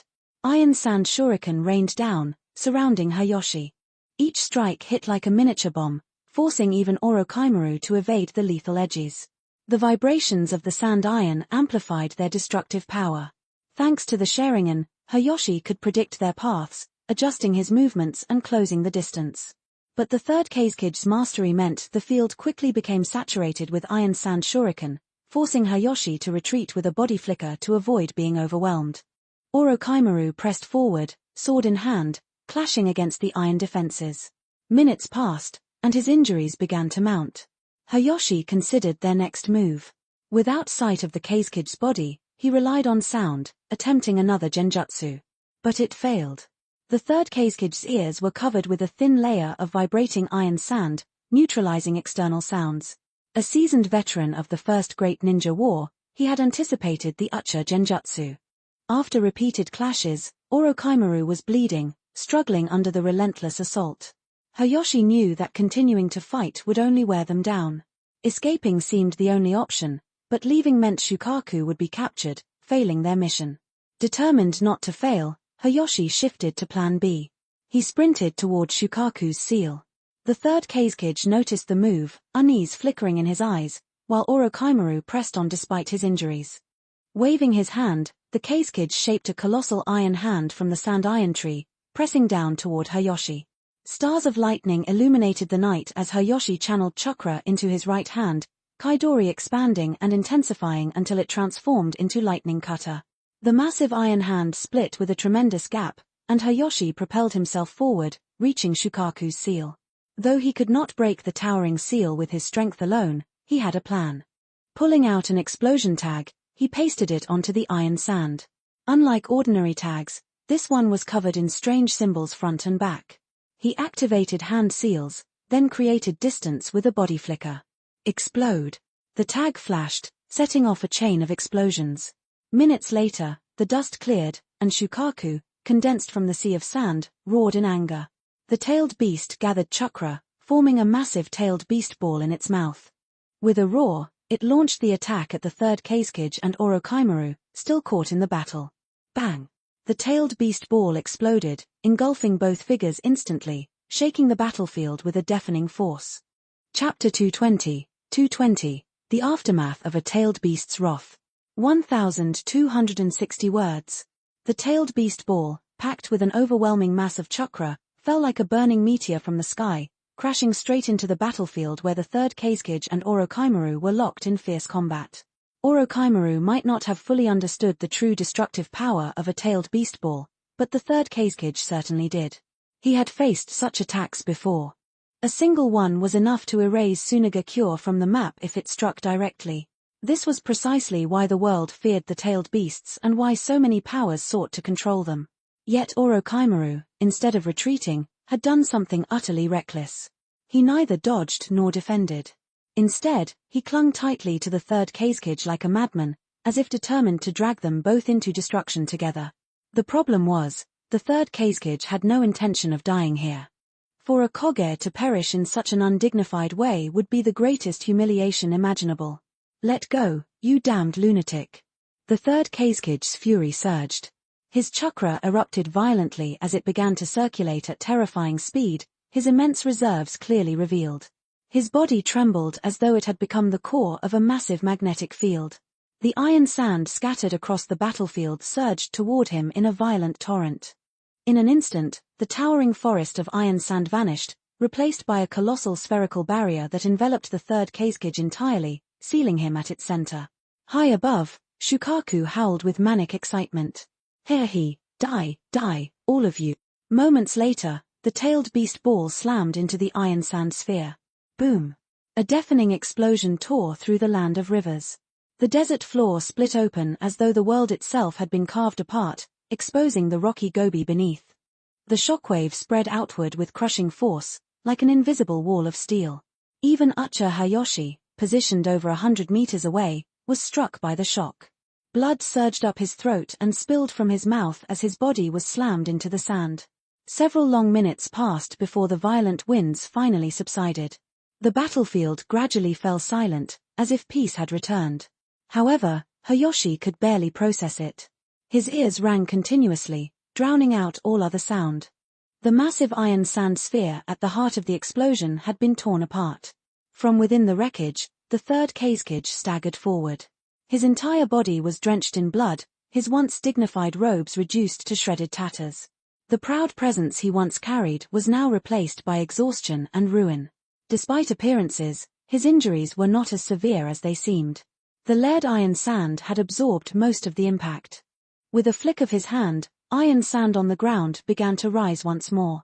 His gaze swept across the devastated battlefield. Among the ruins, he spotted Orochimaru's body lying motionless. There were no signs of life. The third Kazekage smiled faintly. Enduring a tailed beast ball and surviving was reason enough for satisfaction. Seeing Orochimaru apparently dead only made it sweeter. Now it's your turn, beast. Shukaku, its massive form marked with dark purple patterns, exploded with rage at those words. It lashed its tail violently and roared, then let's see how many of those attacks you can survive. Half buried beneath the sand, Uchiha Hayashi watched everything with tense focus. This battle was far beyond his level. It was like watching two natural disasters collide. Orochimaru lying unattended in the distance already seemed as good as dead. The third Kazekage stepped forward. Iron sand formed beneath his feet, lifting him off the ground. With each step, another platform of iron sand appeared, allowing him to walk through the air itself. If not for his torn clothing and blooded form, the scene would have looked almost majestic. Shukaku opened its mouth again, chakra rapidly gathering. Hayashi held his breath and pressed himself even deeper into the ground, leaving only his eyes above the surface. Time stretched painfully long. Yet no tailed beast ball came. Instead, a lump of compressed sand was spat out and hurled toward the third Kazekage in mockery. The meaning was obvious. Shukaku was taunting him. The third Kazekage's expression darkened. With a sharp gesture, iron sand surged forward, condensing into a deadly spear aimed straight at Shukaku. Before the attack could land, A sharp cracking sound echoed through the air. Shukaku's massive body shattered apart, dissolving into countless grains of sand. You fools. Every last one of you has been tricked by the great Lord Shukaku. The voice echoed with contempt as the sand continued to scatter. After firing the first tailed beast ball, Shukaku had already fled. What remained was nothing more than a decoy. This was no different from the eight tails abandoning a tentacle to escape. As Shukaku's laughter faded, its remaining presence swept the battlefield one last time and fixed upon Uchiha Hayashi. For a brief moment, their gazes met. Then Hayashi's body also dissolved into a cloud of smoke. A shadow clone. Shukaku's laughter stopped abruptly. So even this human had used deception to buy time. In truth, right after the first tailed beast ball detonated, Hayashi had already left behind a shadow clone and fled with his real body at full speed. This was not a battlefield where he belonged. Still, the last glance Shukaku gave his clone lingered in his mind. For reasons he could not explain, there had been a strange sense of understanding in that look. Several minutes later, Hayashi reached the predetermined rendezvous point. There, he found Orochimaru waiting. Despite his calm expression, Orochimaru had in fact escaped first. The moment the tailed beast ball was about to strike, he had used a high-level substitution technique to shed his body like a snake and retreat underground. This advanced technique consumed a terrifying amount of chakra. Even now, he could barely stand.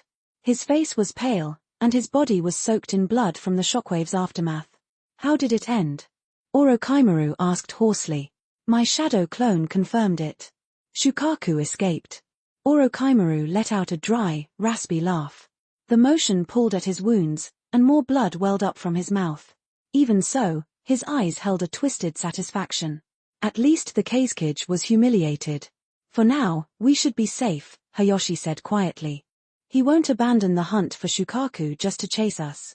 Once the One-Tail returns to the desert, finding it again will be nearly impossible. Hayashi nodded.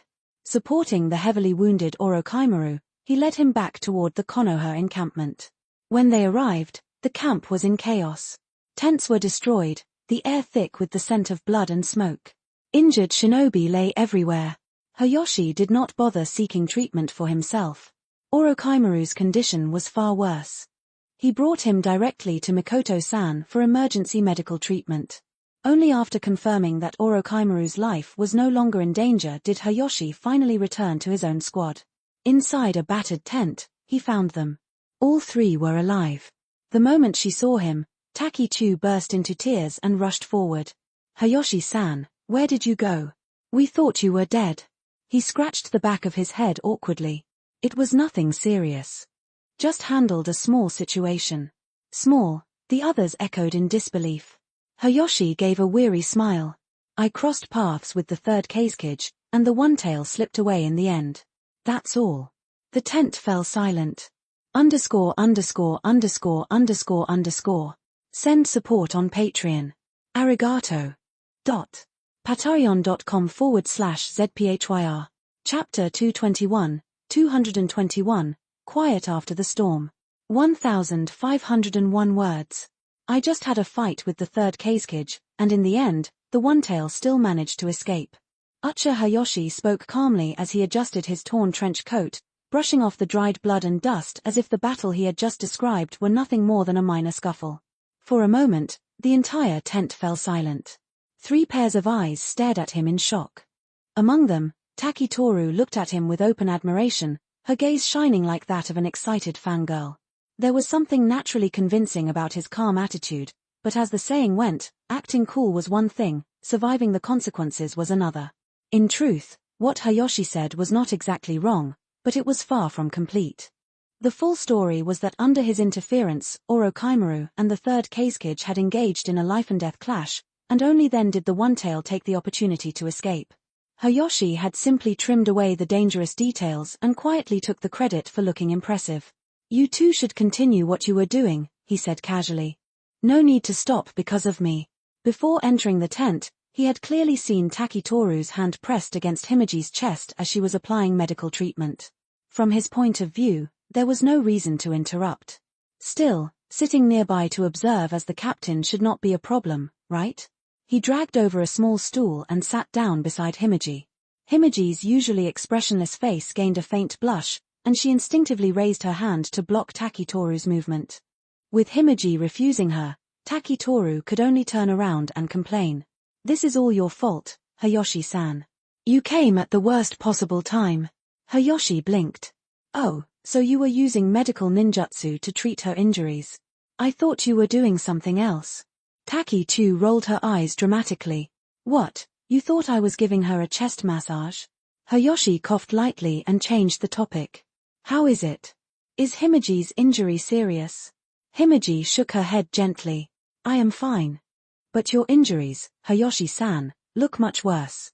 Even from a distance, Takitoru could clearly smell the blood on him.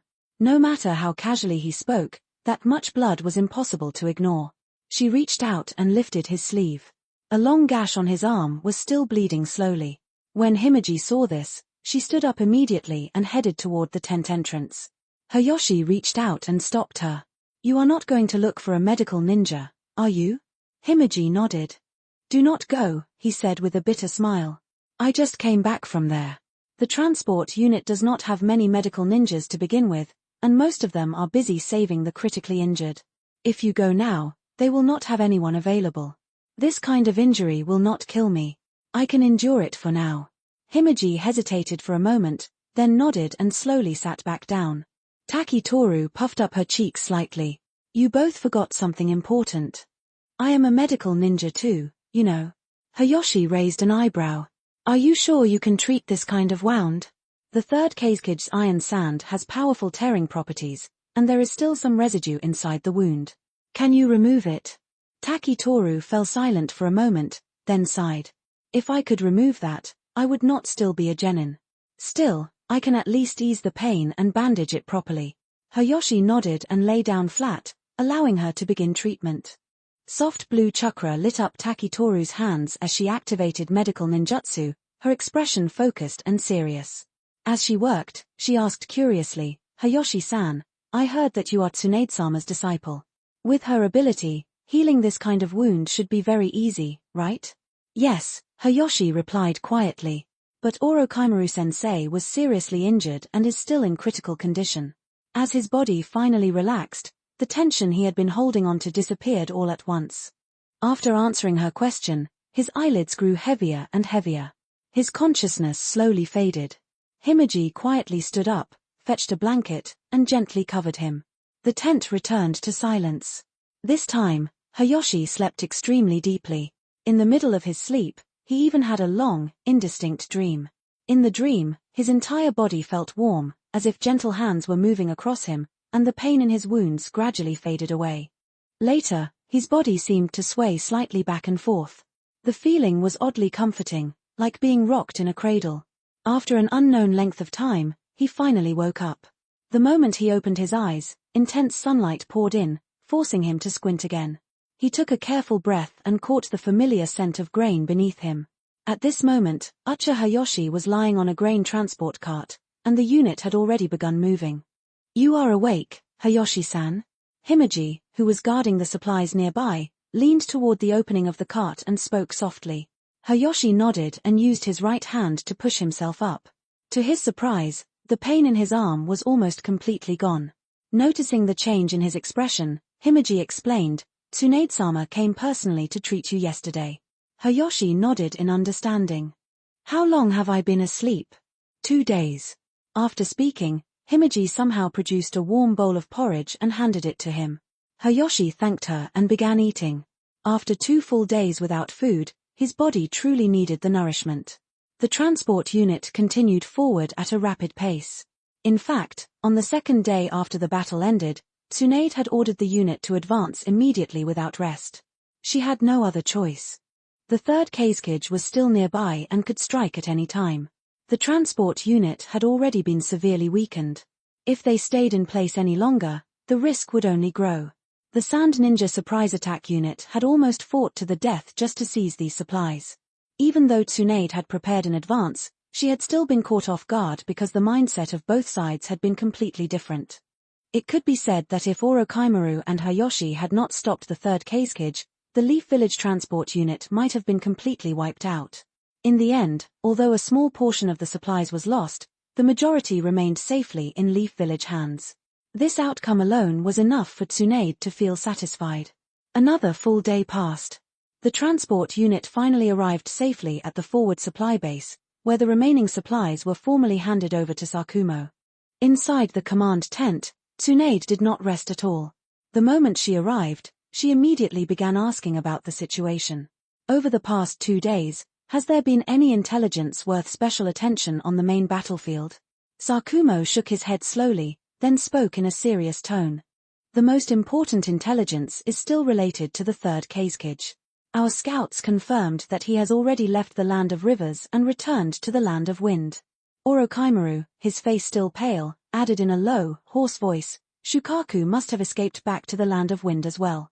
Otherwise, the third Kazekage would not have withdrawn so quickly. Exactly, Sakumo nodded. Aside from that, the situation on the main battlefield has remained relatively stable. The Sand Ninjas are currently staying within their base and showing no movement. Tsunade exhaled slowly. They have retreated on the main battlefield, but their surprise attack units are still targeting Leaf Village transport teams everywhere. Sakumo nodded again. That is the real problem. We cannot keep passively responding forever. We have to take the initiative. As he spoke, he spread open the ninja map on the table and pointed at several marked routes. All external supplies required by the Sand Ninjas, whether obtained through plunder or trade, must pass through these routes before entering their base. Since there is no large-scale fighting on the main battlefield right now, we can dispatch a batch of intelligence ninjas to monitor these routes. Tsunade considered it briefly, then nodded. All right. Do it that way. Only Orochimaru frowned slightly and pointed at one of the routes.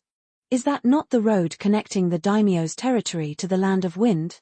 Did we not already cut off the trade between the daimyo and the Sand Village before? Sakumo nodded. That is correct. However, according to our spy within the Sand Village, they have sent out a new group of jonin this time. They are determined to reopen that route at all costs. Orochimaru's eyes narrowed slightly. Has the village already informed the Ucha clan about this intelligence? Sakumo shook his head. Not yet. The atmosphere in the tent turned subtly heavy once more. Chapter 222, Into the Outer Battlefield. 1,200 words. Missions had always been the core of a ninja's life. Whether in times of peace or in the chaos of war, there was never a shortage of tasks waiting to be completed. On the battlefield, the base specifically established a mission reception and distribution department to issue tasks such as reconnaissance, vigilance, interference, and patrols along the outskirts of the battlefield and around the base itself. In essence, it was no different from the system within the village. The only real difference lay in the method of reward. In the village, payment was issued directly after a mission was completed. On the battlefield, however, ninjas accumulated merit points through each mission. Once enough points were gathered, one could apply for promotion to chunin or even jonin. These points could also be exchanged for valuable ninjutsu scrolls and rare techniques. If a ninja had no interest in either promotion or techniques, those merit points could be converted directly into money at the end of the war to support one's family. And if someone was unfortunate enough to die in action, Konoha would not only provide a pension to the family but would also convert all accumulated merit points into money or valuable items for them. At the very least, this ensured that the fallen ninja's family could continue living without collapsing financially. This was also the true reason why so many commoners chose to become ninjas. It was not always about lofty ideals like the will of fire. For most low-level ninjas, it was simply because the profession paid well and offered proper security for their families. Ucha Hayashi had learned all of this from the Taki siblings. They were exactly this kind of ninja, born as ordinary commoners without outstanding talent. Their goal in becoming ninjas was simple: earn more money, then one day open a shop in Konoha and live a stable, comfortable life. So the moment they arrived at the battlefield base, the Taki-chu siblings wasted no time urging Hayashi to head to the mission distribution center. Good luck, Taki-toru said cheerfully. I found a mission that should suit our squad perfectly. After collecting the mission and stepping out of the tent, Hayashi shook the sealed scroll lightly in his hand. This one allows for team adjustment. Take a look. Their squad followed the most common four-man formation. Hayashi served as the jonin leader, accompanied by 2 chunin and 1 medical ninja. Because a medical ninja was part of the team, Hayashi had to consider the overall balance and survivability of the squad. He could not act as a lone powerhouse who carried the entire team through high-level missions. That kind of approach would only stunt their growth and put them at greater risk in the long run. This time, he deliberately chose a mission with relatively low difficulty. The objective was simple. Search for isolated sand ninja teams on the outskirts of the battlefield and eliminate at least 1 Jonin-level enemy along with 3 or more chunin. Completion beyond the required number would grant additional merit points based on difficulty. In short, this was a battlefield sweep mission. No specific target, no complicated strategy. As long as enough enemies were eliminated, the mission would be considered complete. 3 chunin? As the only genin on the team, Takitoru naturally took on the role of the most expressive one. She stared at the large characters on the scroll, eliminate 3 chunin, her cheeks puffing up with dissatisfaction. If this is for team adjustment, shouldn't we pick something easier, Hayashi-san? Is this not easy enough already? Hayashi tapped her lightly on the head with the scroll. Or should I take you to hunt genin instead? If that got out, how would I ever show my face in the jonin circle again? TCH, I'm just a genin anyway. Takitoru stuck out her tongue. Then after you deal with the jonin, you absolutely have to help us out. She added quickly. No problem. That's great then. Takitoru, fully immersed in her energetic big sister persona, patted Hayashi on the shoulder with confidence. In exchange, I will heal you with medical ninjutsu if you get injured. You can relax. The unspoken message in the eyes of the others was simple. She should focus on keeping herself safe first. This girl was a little too optimistic at times. Hayashi chose not to expose her and simply nodded. Then I will be counting on you. Ha ha ha, no problem. My dream is to become someone like Tsunade-sama one day. Then you will need to work very hard. Hayashi replied with a faint smile. With no further preparations needed, he led the team out of the Konoha base and began heading toward the outskirts of the battlefield. The distance itself was not far, but their overall speed was deliberately kept low. 4 close combat specialists like Himeji, maintaining pace was no issue. However, for a medical ninja like Takitoru, this pace was already near her upper limit. Compared to Hayashi's former teammates, the difference was obvious. Still, as the captain, he could not complain. He adjusted his speed to match hers, allowing the entire team to move steadily without wasting excessive chakra. In about 10 minutes, we will officially enter the battlefield outskirts. Hayashi said, raising his hand as a signal. The objective is simple. Eliminate enough sand ninjas, then retreat. If anyone gets separated, find a safe location immediately and fire the signal flare we just distributed. And remember this clearly. Never go west. That is the direction of the sand ninja base. After giving these instructions, Hayashi's expression grew serious. This was a profession where life was often wagered on the edge of a blade. With bad luck, one could even run into a monster like the third Kazekage. Fortunately, Nawaki was not part of their team this time. Their luck should be slightly better than usual. All team members, increase speed. Final adjustments before contact. Yes. After officially entering the outskirts of the battlefield, Hayashi led the 3 in stealth for a long time without encountering any sand ninjas. This was not surprising. The defeat on the main battlefield had forced the sand ninjas into a full retreat. Their patrol density on the periphery had dropped significantly.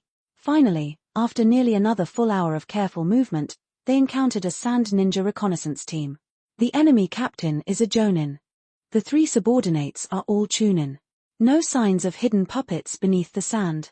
Hiding in a low depression of the desert terrain, Himeji activated her Byakugan and carefully observed the enemy, quietly reporting everything she saw. The Gobi terrain was wide and exposed. With the Byakugan's range, she could accurately determine whether any ambushes were hidden nearby. Hayashi nodded calmly. Then I will take the lead and handle the jonin. The 3 of you are responsible for the remaining chunin. I will provide support at any time. Be especially careful of poison. Do not underestimate the sand ninjas on that front. If anyone is injured or poisoned, leave it immediately to Taki-2.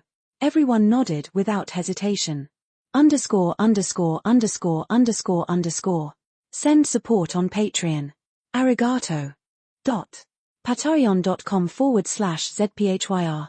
Chapter 223, The First Clash on the Outskirts. 1,286 words.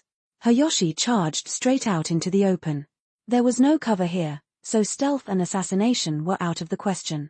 In a situation like this, the only option left was direct confrontation. With a heavy stomp that sent gravel scattering, he formed hand signs while sprinting forward. Fire style, fireball jutsu. Chakra surged through his chest, and a massive sphere of roaring flames burst from his mouth, rushing straight toward the sand ninja squad ahead. This C-rank technique was further amplified by the dry climate of the Land of Rivers, making its destructive power far more intimidating than usual. Right behind him, Takiyu completed his own hand signs. Wind style, great breakthrough. The cutting gusts of wind slammed into the fireball, instantly boosting its speed and intensity. By itself, this wind-style jutsu lacked killing power, but when used to enhance fire style, its value became undeniable. It was one of the most widely used support techniques among Konoha shinobi. In the face of the incoming combined attack, the sand ninjas did not panic. As a reconnaissance team operating on the battlefield outskirts, they had already prepared for sudden encounters. The sand jonin captain flicked his middle finger, and a summoning scroll shot from his waist into his palm. With a sharp crack, the scroll unfurled, and 3 humanoid puppets appeared on the ground in formation. At the same time, the 2 chunin beside him formed hand signs in perfect sync. Earth style, earth wall. A solid earthen barrier rose from the ground. Although its height was limited, it was more than enough to block the reinforced flames. The exploding fire crashed into the wall and scattered into burning fragments across the sand. As the smoke and heat began to dissipate, the sand jonin burst forward from behind the wall, charging straight toward Himeji-san and the others. The first exchange ended in an instant. What followed was a head-on clash. Hayashi flicked his wrist lightly, and a kunai slid into his right hand. Lightning-natured chakra surged through his legs, and in a single burst of speed, he shot several body lengths ahead of his teammates. Just as the 2 jonin were about to engage, the sand jonin suddenly shifted his angle and bypassed Hayashi entirely, heading directly for Himeji-san and the others instead. He was clearly placing his trust in his subordinates to stall Hayashi, choosing instead to eliminate the Konoha chunin first. Being underestimated like this was rare. Hayashi smiled faintly, but he did not turn back. Instead, he continued charging toward the 3 sand chunin. In the same way, his own confidence lay with Himeji-san. As Hayashi closed the distance, the sand ninjas did not panic. His youthful appearance still gave them a sense of reassurance. All they had to do was stall him until their captain finished off the others. 2 of them immediately formed hand signs again. A second earth wall, taller and thicker than the first, erupted from the ground just as Hayashi swung his kunai. At the same moment, the 3rd sand ninja began forming wind-style hand signs. Then, in the very next second, the impossible happened. Under their stunned gazes, Hayashi smashed straight through the reinforced earth wall with a single punch. The hardened earth exploded outward in a shower of debris. His physical strength was nothing short of monstrous. His speed did not drop in the slightest after breaking through. With a swift flick of his kunai, he cleanly sliced through the neck of the closest sand chunin. Blood burst into the air as the man collapsed. Before the body even hit the ground, Hayashi bent his knees, surged forward again, and lunged toward the remaining 2. The instant kill shattered their composure. If their captain had not personally guaranteed their safety, they would never have dared to leave the sand village base in the first place. Why could they not just take on easy support duties and survive the war in peace? That thought vanished in an instant. Hayashi's kunai was already inches from one man's throat. Another fraction of a second, and death would have claimed him as well. But the strike never landed. A sharp clang rang out. Hayashi's kunai had not cut his target. Instead, it deflected a poisoned kunai fired from behind. One of the sand jonin's puppets had been lurking underground. It surfaced at the critical moment and fired the concealed weapon, interrupting the killing blow. Saved from certain death, the surviving sand chunin clenched his teeth and regained his resolve. Together with the other remaining chunin, he moved to coordinate with the puppet and surround Hayashi. At the same time, the sand jonin was drenched in cold sweat. He had never expected such overwhelming strength. In such a short time, one subordinate was already dead. This battle was sliding out of control. Forced to retreat from his engagement with Himeji-san, he rapidly manipulated his puppets, directing them toward Hayashi in a desperate attempt to stabilize the fight. Himeji-san, I will leave those two to you, Hayashi said calmly. Poisoned kunai and explosive tags flew toward him in a chaotic barrage. He dodged with precise footwork, deflecting the rest with clean, efficient movements. His calm voice carried clearly across the battlefield as he issued the command. This was not the first time he had fought puppet users. He had already destroyed more puppets than he cared to count. Swift taijutsu empowered by chakra was the natural nemesis of puppet masters.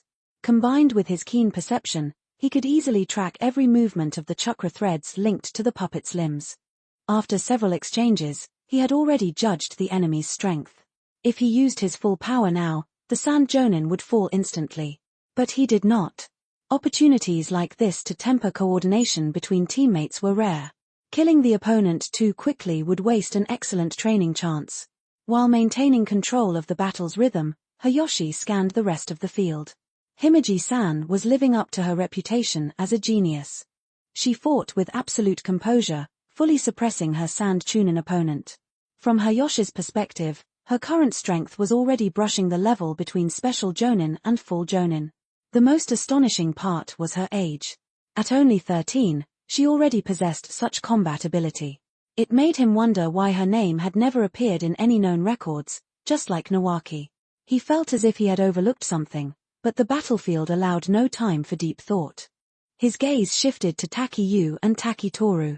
There, the situation was far less favorable. Taki-Yu was being steadily pressed back, and Taki-Toru was struggling to support him with her limited combat ability. 2 against 1, yet they were still falling behind. Their difference in talent was painfully clear. Hayashi exhaled softly and decided it was time to end this. He retreated half a body length, evading another puppet strike. With a casual wave of his left hand, 4 condensed wind blades shot outward in perfect arcs. Each blade sliced cleanly through the invisible chakra threads controlling the puppets. The connection was severed instantly. Before the Sand Jonin could react, Hayashi surged forward and drove a chakra-infused punch straight into the chest of one puppet. The puppet exploded on impact, its wooden body shattering into fragments that scattered across the battlefield like lifeless remains. The Sand Jonin's expression finally broke into open shock. Just moments ago, he had been suppressing his opponent. Now, the situation had completely reversed. Hayashi did not pause. He shifted his footing and ran straight toward the Taki siblings. Chapter 224, The Fall of the Puppet Master. 1,163 words. Hayashi's speed was terrifying. With the Sand Ninjas and the Taki siblings only a short distance away, he arrived in just a few breaths. Compared to Taki-Yu, who had already accumulated several wounds, the Sand Chunin was still in decent condition, aside from being coated in dust kicked up by the fighting. His puppet, however, was in pitiful shape. Its limbs were scorched black, and deep cracks ran along its joints and core. Even so, this level of damage meant little. Unless a puppet was completely shattered beyond repair, it could still be controlled. Taki-Yu, on the other hand, was in truly dangerous condition. Dark purple traces were spreading from his wounds, clear signs of poisoning. Hayashi ignored the puppet entirely and appeared beside the Sand Chunin in an instant. The Chunin's eyes widened. His fingers twitched instinctively as he tried to recall his puppet to shield him, but his body suddenly froze in place as if bound by an unseen force. And then, there was nothing after that. Taki-Yu, who had still been mentally planning how to coordinate with his captain for a counterattack, watched the Sand Ninja fall lifelessly before his eyes. A complicated bitterness stirred in his chest. They were both ninjas. So why was the gap this vast? Almost at the same time, Himeji-san finished off the other Sand Chunin on her side. In the blink of an eye, the Sand Ninja squad was reduced to a single remaining Jonin. With your strength, you should not be unknown, the surrounded Sand Jonin said slowly. From the instant 2 Chunin were killed to his own puppet being dismantled so cleanly, he already understood that the boy before him was anything but ordinary. Hayashi raised an eyebrow slightly. You do not know me. Should I? Ah. Hayashi cleared his throat, momentarily embarrassed. He had assumed his reputation had already spread through the Sand forces. It seemed he had thought too highly of his own fame. Putting that aside, he did not waste any more words. He stepped forward hard with his right foot. Lightning release crackled violently around his arm as he surged forward, driving straight toward the Sand Jonin's chest. There was no benefit in dragging out a conversation and giving the enemy time to recover chakra. Faced with such ruthless pressure, the Sand Jonin felt completely cornered. He had originally planned to rely on the soldier pills dissolving in his stomach to slowly regain strength. Now, that was no longer an option. Judging by Hayoshi's terrifying speed, escape was impossible. 3 subordinates were already dead. Even if he survived and returned to the base, punishment was inevitable. In that case, it was better to gamble everything here and attempt to drag the enemies down with him. Even so, the situation was truly desperate. Sparks of lightning trailed behind Hayoshi as he advanced. He suddenly leaped high into the air. At that precise moment, a shrill whistling sound ripped through the space behind him. The puppet, manipulated by the Sand Jonin, had circled around in secret. A sharp poisoned spike shot out from its mouth, aimed directly at Hayoshi's back. Still airborne, Hayoshi did not even glance behind him. Blue lightning erupted around his body, forming a crackling defensive net that stopped the poisoned spike cold. The moment he landed, he drove his fist straight into the puppet's neck without hesitation. The head snapped free. With a follow-up kick, he sent it flying across the sand. The internal mechanisms and joint spheres were shattered instantly, leaving the remains completely irreparable. Taki Toru, who had been healing her brother while watching the battle, could not help but gasp. That was far too brutal. At the same time, an absurd thought crept into her mind. Was their captain really only 10 years old this year? For a fleeting moment, she even wondered if he was one of those ancient monsters who survived from the Warring States period, the kind that liked to disguise themselves as children to deceive their enemies. After all, those kinds of stories sold extremely well in Konoha's novel shops. After completely destroying the Sand Ninja's puppet, Hayoshi straightened his posture and walked step by step toward the Sand Jonin. For a puppet specialist, losing their puppets was akin to losing both hands for hand seals. Even if some danger remained, the bulk of their combat power was already gone. On top of that, Hayoshi's footsteps were now subtly laced with genjutsu. Illusions overlapped with reality, constantly distorting the enemy's perception and disrupting his balance. I said before that I am an all-rounder ninja, Hayoshi said calmly. Ignoring the Sand Jonin entirely, he turned to Himeji-san and the Taki siblings. But just now, I only showed you taijutsu and ninjutsu. As for why I did not use genjutsu earlier, it is because the opponents were too weak. They did not even give me the chance to use my full strength. As his words fell, Hayoshi snapped his fingers lightly. Against an opponent like this, there was no need to even activate the Sharingan. A standard genjutsu was more than enough. Several seconds later, a kunai suddenly appeared in the Sand Jonin's trembling hand. Without any extra movements, his arm rose stiffly. Then, under the horrified gazes of the others, he slowly drove the kunai straight into his own head. Whether piercing the heart or slitting the throat, intense pain could still break a genjutsu at the final moment, allowing a desperate counterattack with one's dying breath. But brain death left no such chance. The moment the chakra threads lost their controller, the last remaining puppet head fell lifelessly onto the sand. "See, I told you I am an all-rounder ninja," Hayoshi said as he turned back with a faint smile. The entire sequence of movements had flowed with terrifying smoothness. Himeji-san silently stared at the broken puppet on the ground. She had already personally experienced the horror of Hayoshi's genjutsu. As for Taki Toru, her eyes sparkled as she stared at him without blinking. That was a jonin. A jonin who had taken his own life under genjutsu. Invisible intimidation like this was far more lethal than any loud display of power. When extraordinary people said ordinary words, it always sounded like restraint and dominance rather than arrogance. "What do we do next?" Taki Toru asked. Hayoshi brushed the dust from his clothes and replied evenly, "Retrieve the heads of the corpses." Taki nodded. He pulled a sealing scroll from his ninja pouch. The healing he had received so far had already restored a fair portion of his fighting ability. "Then the mission is complete," he said. "Let us withdraw. _________. ATP, you guys should drop reviews so this fanfiction can reach more people. Whether good or bad, I'll take it, but please don't be too harsh. Also, become patrons to get access to 70 to 80 chapters in advance. patreon.com/zphyr. Chapter 225, 225, Merit Points and Old Bonds. 1,258 words. Looking at the newly increased merit points on his ninja registration card, Takitoru was practically glowing with happiness. After all, only by accumulating enough merit could he finally be promoted to Chunin.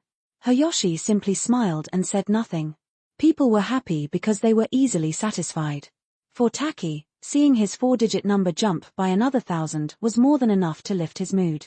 But if he could see the long string of numbers on Hayashi's card, the kind that stretched into 6 digits, he probably would not even be able to cry. This was the true difference between the rich and the poor. No, between the terrifyingly rich and the terrifyingly poor. Why don't we find a place to eat something next? This is the first time everyone has officially become members of the same squad. Takiyu thought for a moment before making the suggestion. Let's go, everyone together. Takitoru nodded vigorously. Since I can't beat the captain in combat power, then, at the very least, I have to beat the captain at the dinner table. Himeji also nodded in agreement. While providing relatively safe accommodation, the base also had several areas for relaxation. As you suggested, within the Konoha base there were barbecue stands and ramen shops. Although simple, they were still valuable places to ease stress. Of course, the most effective stress relief places were those so-called massage parlors and large clubs. Unfortunately, the base definitely did not have such things. If it did, Jiraiya would never have stayed obediently in the rain country playing the role of a nanny. Let me tell you, the barbecue here might look a bit shabby, but the taste is absolutely top tier, Takitoru said proudly. Because the Taki siblings had fought on this battlefield for some time, they were already familiar with the surrounding area. And after experiencing life and death together, the bond between them had quietly deepened. Takiyu even casually wrapped an arm around Hayashi's shoulder as he enthusiastically introduced the local food. As the captain, I'll cover all the expenses today, Hayashi said with a faint smile. Eating a proper meal was not a bad idea. Originally, he had planned to find a secluded place to continue practicing the mutually multiplying explosive tags, but it seemed that would have to be postponed for a bit. Before long, the group arrived at a barbecue stand. Since they came quite early, there were no other ninjas around yet. Takitoru greeted the shopkeeper with ease. Boss, give us a few servings as usual. On the battlefield, aside from the free military cafeteria, places like this required merit points to exchange for food. Every once in a while, the shop owners would submit their accounts to Konoha. The merit points deducted from the ninjas would be converted into silver and returned to them. In a way, it was war profiteering, and a very profitable kind at that. Speaking of which, Captain, Takitoru said while carefully turning the skewers in her hands, since you're so strong, why don't we raise the difficulty of our missions next time? Before Hayashi could respond, Takiyu, as her older brother, had already set down his chopsticks and glared fiercely at her. Today's mission was already something we barely managed to get through, he said coldly. Without the captain, even if we came back alive, we would be heavily injured. What exactly are you thinking? Do you believe your shaky medical ninjutsu can save the entire ninja world? But if the mission difficulty increases, we can earn money much faster. Takitoru replied softly, shrinking back under her brother's glare. Before thinking about yourself, you must think about your teammates, Takiyu said with a serious expression. Have you already forgotten the previous captain? The moment those words fell, the table fell into silence. Himeji also lowered her head slightly. Hayashi understood at once. Squads like Himeji's had already been established for several years. Before he arrived, this team had a Jonin captain. And since he was here now, that could only mean one thing. That captain had died. After a brief silence, Takitoru looked at Hayashi with guilt in her eyes and bowed her head slightly. I'm sorry, Captain. It's fine, Hayashi replied gently. He glanced at Toru, who looked dejected, then at Himeji, who was pressing her lips together in silence. This squad clearly carried a past filled with loss. It was somewhat similar to what had happened to Yura back then. As the meal went on, the heavy mood gradually faded. More and more ninjas entered the barbecue shop, filling it with noise and laughter. Then, after hearing a very familiar voice, Hayashi looked up. Hey! Isn't that Shikaku? Shikaku tied his pineapple-shaped hair back and looked far more spirited than usual when he noticed Hayashi. Hayashi, long time no see. Hayashi looked him over carefully. He was actually wearing a Chunin vest now. When we last saw you off, weren't you still a genin? Yeah, Shikaku replied helplessly. I also find it strange. My merit points weren't enough, and my strength isn't outstanding either, but the Hokage suddenly called me in and said the village had decided to promote me after some discussion. What can I do? And it all happened after you left. Once I became a Chunin, I had no choice but to give up my rotation and come here with another team. Then you're the second person in our class to become a Chunin. Congratulations, Hayashi said sincerely. He had always acknowledged Shikaku's ability. With an IQ of 180, his strategic value alone was enough to justify the promotion. I don't want hollow congratulations, Shikaku scratched his head. Why don't you treat my entire squad to this meal? No way, Hayashi quickly waved his hand. I've been so poor lately that I might as well be eating dirt. The last time you treated hundreds of us, you used up all your savings, Shikaku said with a hint of guilt. That just makes me feel worse, Shikaku muttered.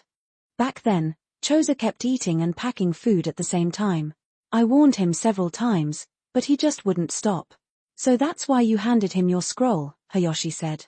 Cough, Shikaku coughed awkwardly and quickly changed the subject. So these are the members of your new squad. Not bad, you even have another girl now. He showed a mischievous grin and nudged Hayashi's shoulder. If you like, I can lend her to you.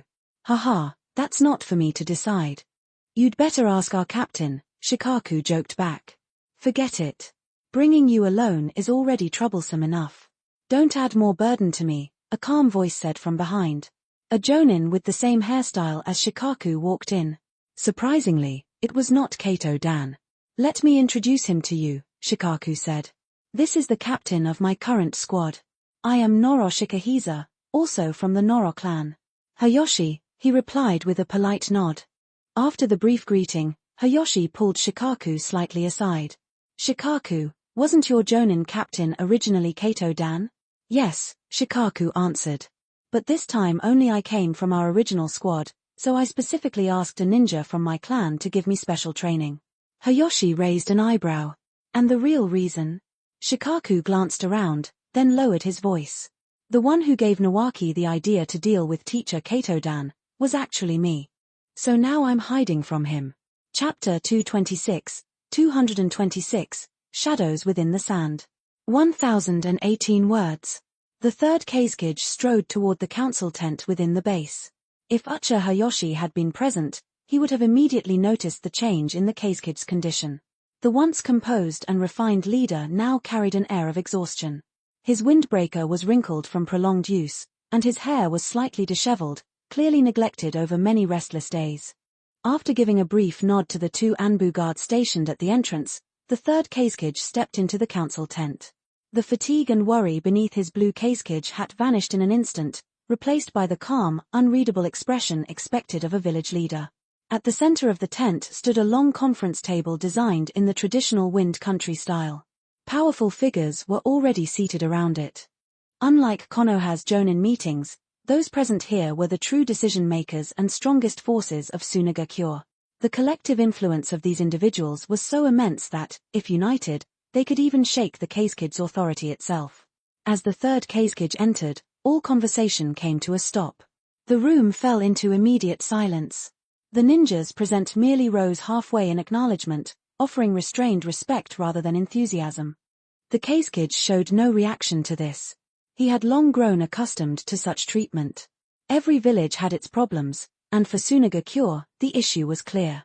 Several individuals wielded power so great that even the Kazekage had to tread carefully around them. Removing his hat and setting it behind his seat, the third Kazekage scanned the room and smiled faintly. What were you discussing? The red-haired man seated beside Chio chuckled lightly. We were talking about my son. Sazori? The third Kazekage paused in mild surprise. If I remember correctly, he is still very young. 3 years old, the man said proudly. He will turn 3 on the 8th of this month. The third Kazekage nodded with visible interest. At such an age, has he shown anything extraordinary? Nothing too special yet, the man replied. But Jin wrote to me recently. She said that after extracting chakra for the first time, he was already able to control some of the puppets I made, even without being taught. The Kazekij's eyes widened slightly. That level of talent at such a young age is truly frightening. It seems Tsunagakure will soon welcome another prodigy. The praise sounded polite, yet beneath it lay a subtle unease. Chiyo herself already possessed influence comparable to the Kazekij, and her brother Ibizo controlled great authority as well. With both her son and daughter-in-law serving as elite ninjas, the rise of such a gifted grandson inevitably shifted the balance further. In the deepest corner of the third Kazekij's mind, a dangerous thought appeared. If Sazori were allowed to grow freely, whose village would Tsunagakure truly become in the future? For a fleeting moment, the thought of eliminating the child even crossed his mind. Chiyo, unaware of his inner conflict, turned and scolded her son sternly. Sasori's birthday is approaching. Why did you not stay in the village with him? It is fine, the red-haired man answered calmly. Jin is there with him. Then a fierce glint lit up his eyes. The White Fang is on the battlefield this time. I missed him during the last mission. I intend to meet him in battle. The third Kazekij shook his head slowly. I have fought Konoha's White Fang before. His swordsmanship is indeed exceptional, but compared to you, he is still lacking. The man frowned slightly. That remains to be seen. Only battle reveals the truth. The Kazekij smiled like a benevolent elder. That spirit suits you well. You are one of Tsunagakure's finest geniuses. At that moment, Ibizo, who had been resting with his eyes closed, suddenly spoke. Speaking of true geniuses, one particular individual comes to mind. Chiyo's expression darkened. You are not referring to that Ucha brat from Konoha, are you? I am, Ibizo replied firmly. The defeat in the Rain Country was driven mostly by him. Without Ucha Hayashi, the outcome would not have been so decisive. Our supply routes with the Land of Fire were repeatedly disrupted by his actions. Even the recent failure of the Shukaku retrieval mission traces back to him interfering at the final moment. At the mention of Shukaku, the third Kazekij's face darkened immediately. That failure had been a crushing blow to his prestige. Worse still, it was revealed that he had been manipulated by Orochimaru and Ucha Hayashi, two rising threats from Konoha. For a man hailed as the strongest Kazekij, it was an unbearable humiliation. Chiyo let out a long sigh. I should have killed him when I had the chance. Look at our generation of young ninjas. Rosa mastered magnet release and still lost his right arm to that boy.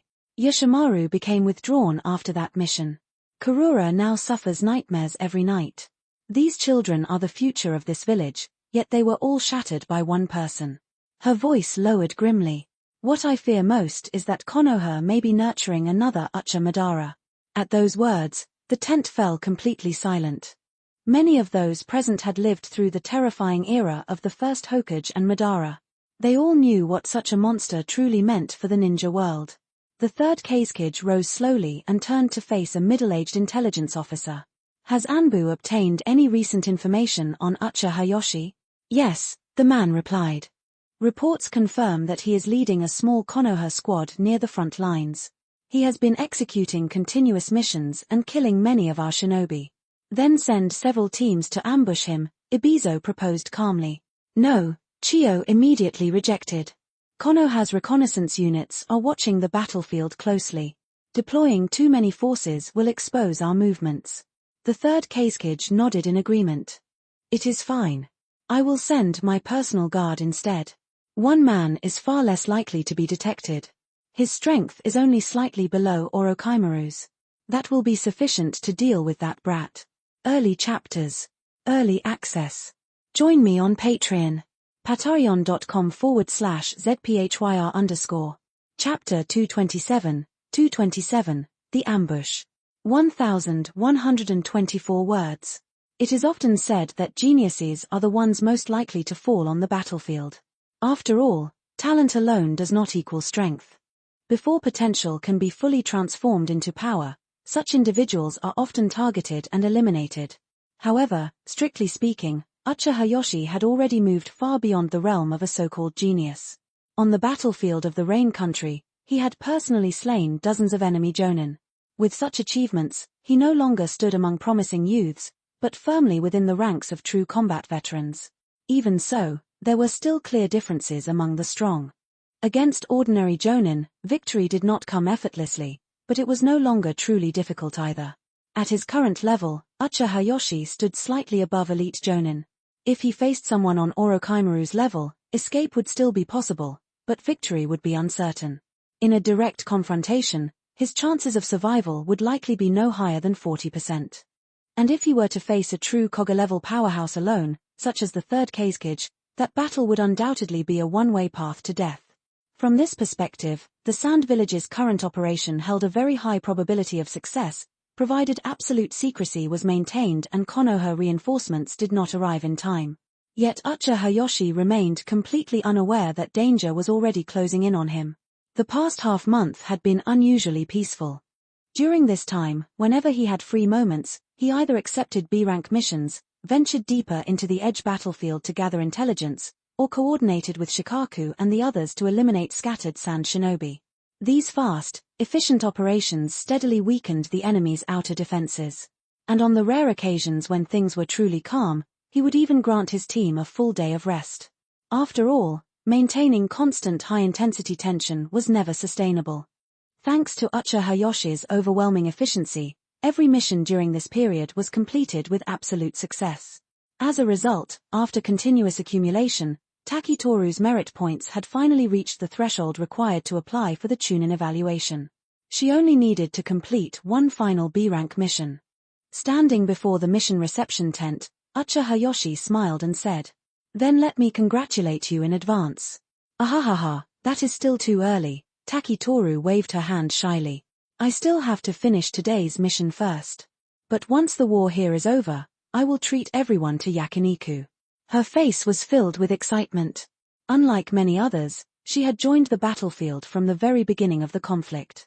Her older brother, Taki Yu, had already become a Chunin long ago. However, because she served as a medical ninja and spent much of her time in support roles, she had only just now accumulated enough merit. The long-awaited promotion was finally within reach. "That is right," Taki Yu said with a warm smile as he gently rubbed his sister's head. "It always felt awkward letting the captain treat us so many times. This time it will be Toru's turn. After that, I will handle the next one."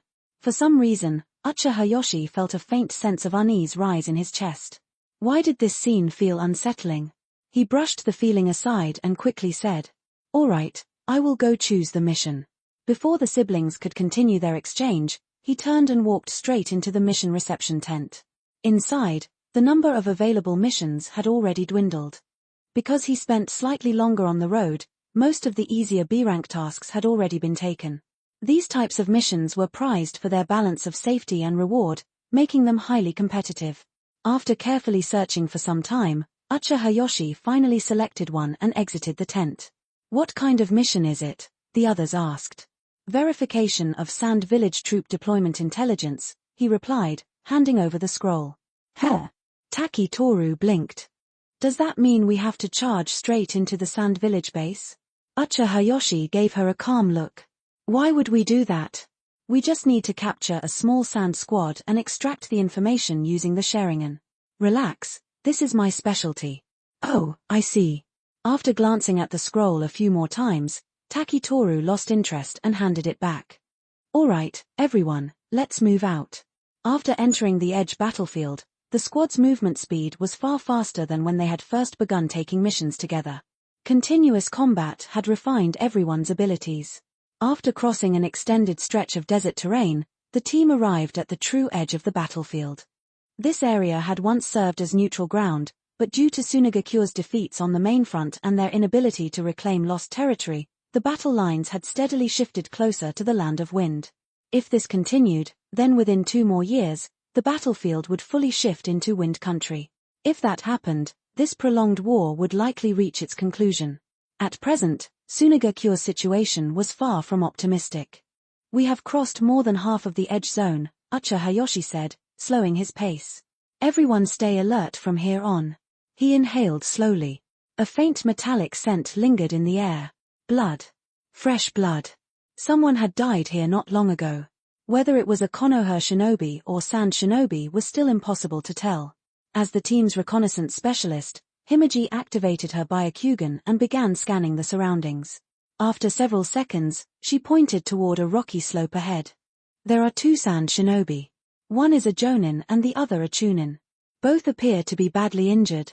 Ucha Hayashi nodded calmly. Prey that delivers itself does not get refused. We move. After roughly half an hour of silent pursuit, Himiji, who was advancing slightly ahead, suddenly raised her hand in warning. The targets are 200 meters ahead. They are hiding inside a cave and resting. Compared to other sensing methods, the Byakugan did not possess the vast coverage of large-scale summoning surveillance, but in terms of precision, it was unmatched. What others perceived vaguely, Himiji saw with perfect clarity. Ucha Hayashi dismissed irrelevant thoughts and began issuing orders through precise hand signs. There are only two targets and both are injured. You and I will eliminate them. Toru and Himiji stay here. Himiji, monitor the surroundings. If any sand shinobi move in this direction, alert us immediately. A wounded enemy could still be dangerous. Allowing Taki Toru to enter direct combat would only increase risk. Leaving Himiji behind ensured that no unexpected reinforcements would trap them within the mountainous terrain. After final preparations and checking their equipment, Ucha Hayashi and Taki moved swiftly toward the cave. Chapter 228, The Cave of Traps. 1,166 words. The location chosen by the Sand Shinobi for their retreat was exceptionally well hidden. There was only a single concealed entrance to the cave. If an enemy attempted to attack, that narrow path was the only point of entry. Beneath the ground at the entrance, puppets had been buried in advance. The moment an intruder approached, the mechanisms would be triggered, ensuring immediate detection and a rapid counterattack. So when Ucha Hayashi casually stepped into the narrow path, a dense storm of shuriken erupted from within the cave. Countless metal projectiles tore through his body in an instant. The next moment, his figure dissolved into a burst of smoke. It was only a shadow clone. This brief exchange served as a test from both sides. Since you have already noticed us, come out, Ucha Hayashi said calmly, standing not far from the cave entrance with his arms crossed. There is no point in hiding inside. Behind him, Taki stood alert in a defensive stance. The Leaf Shinobi are as relentless as ever. A deep voice echoed from within the cave, followed by heavy footsteps. The first to emerge was a middle-aged man with white cloth wrapped around his head. Behind him followed a 15 or 16-year-old sand chunin. Both were visibly wounded. Their faces were pale and their breathing unsteady, showing that their injuries were far from light. The middle-aged man was momentarily stunned when he saw that only two young shinobi stood at the entrance. He had assumed the disturbance had attracted a Konoha Jonin squad. But the instant his eyes clearly locked onto Ucha Hayashi, his heart tightened violently. It was him. Captain, that is the person from the photo the village released earlier, the sand chunin whispered urgently. Of course I know who he is. The bitterness in the captain's chest deepened.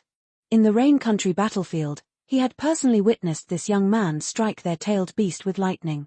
At that time, the distance between them had been less than 100 meters. What, you recognize me? Ucha Hayashi asked with faint amusement. Of course, the sand jonin replied. The famous leaf lightning flash. I witnessed your strength firsthand in the Rain Country. That is quite the compliment, Ucha Hayashi said calmly. He immediately lost the urge to continue the conversation and rushed forward. At the same time, Taki engaged the remaining chunin. The sand jonin's injuries were severe, making close combat extremely dangerous for him. Thankfully, he was a puppet master. His fingers moved sharply, and a beast-shaped puppet surged forward, slotting itself between him and Ucha Hayashi. The battle intensified in an instant. After several rapid exchanges, the sand ninja formed another hand seal, and a second puppet burst out from the cave entrance. Ucha Hayashi retreated half a step and formed hand seals in rapid succession. 5 compressed wind blades launched forward.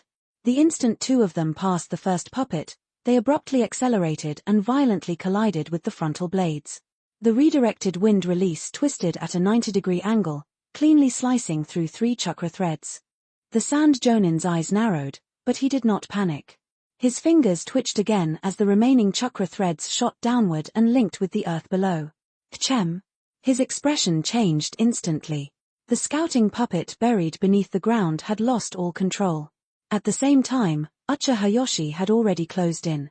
His fist, reinforced by terrifying physical strength, smashed directly into the beast puppet, shattering it into scattered fragments. 3 puppets in total. 2 destroyed. 1 disabled. At this stage, the Sand Jonin fully understood that the outcome was already decided. If this were peacetime, there might have been a slim chance to flee. But heavily wounded and cornered, he would not escape far before being hunted down. As Ucha Hayashi approached step by step, the man stopped resisting and asked calmly, "What did you do to my puppet? Did you really think I was only chatting with you earlier?" Ucha Hayashi replied with a faint smile. "While we were talking, I had snakes destroy the inner mechanisms of the puppet underground. You were too focused on recovering your chakra to notice. The genius of the leaf truly shines brightly." The Sand Jonin let out a long sigh.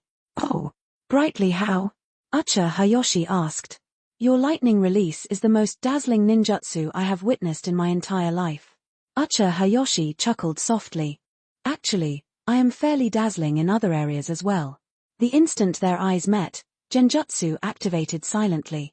Just as the illusion began to take effect, the chakra threads connected to the ground suddenly snapped back, linking to a decapitated puppet head nearby.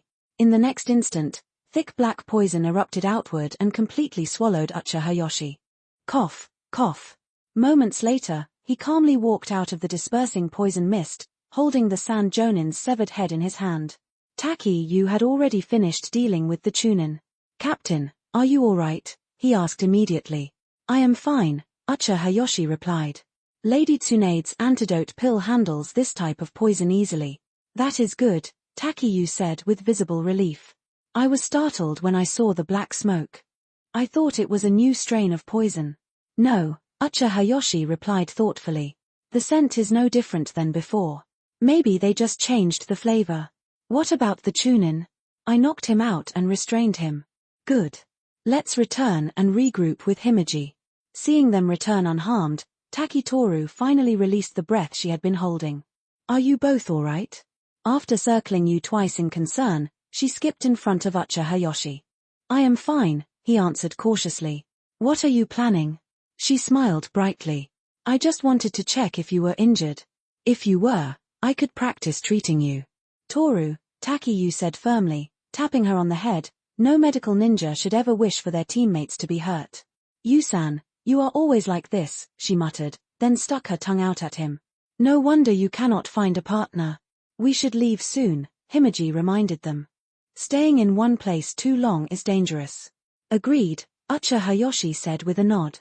"We also need to find a hidden spot to rest and deal with lunch.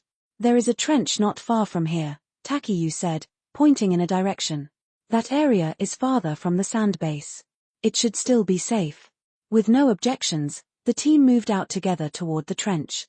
At that very moment, inside a distant cave more than a dozen miles away, a sand shinobi in his 30s was devouring dried rations. Suddenly, the black ninja rat hidden in his pocket let out a sharp squeak. "Oh! Has the prey revealed itself?" He gently stroked the rat's head and smiled. Packing the remaining food into a scroll, he rose to his feet and strode off without hesitation. Chapter 229, The Lightning Breakthrough. 1088 words. "Where's my brother?"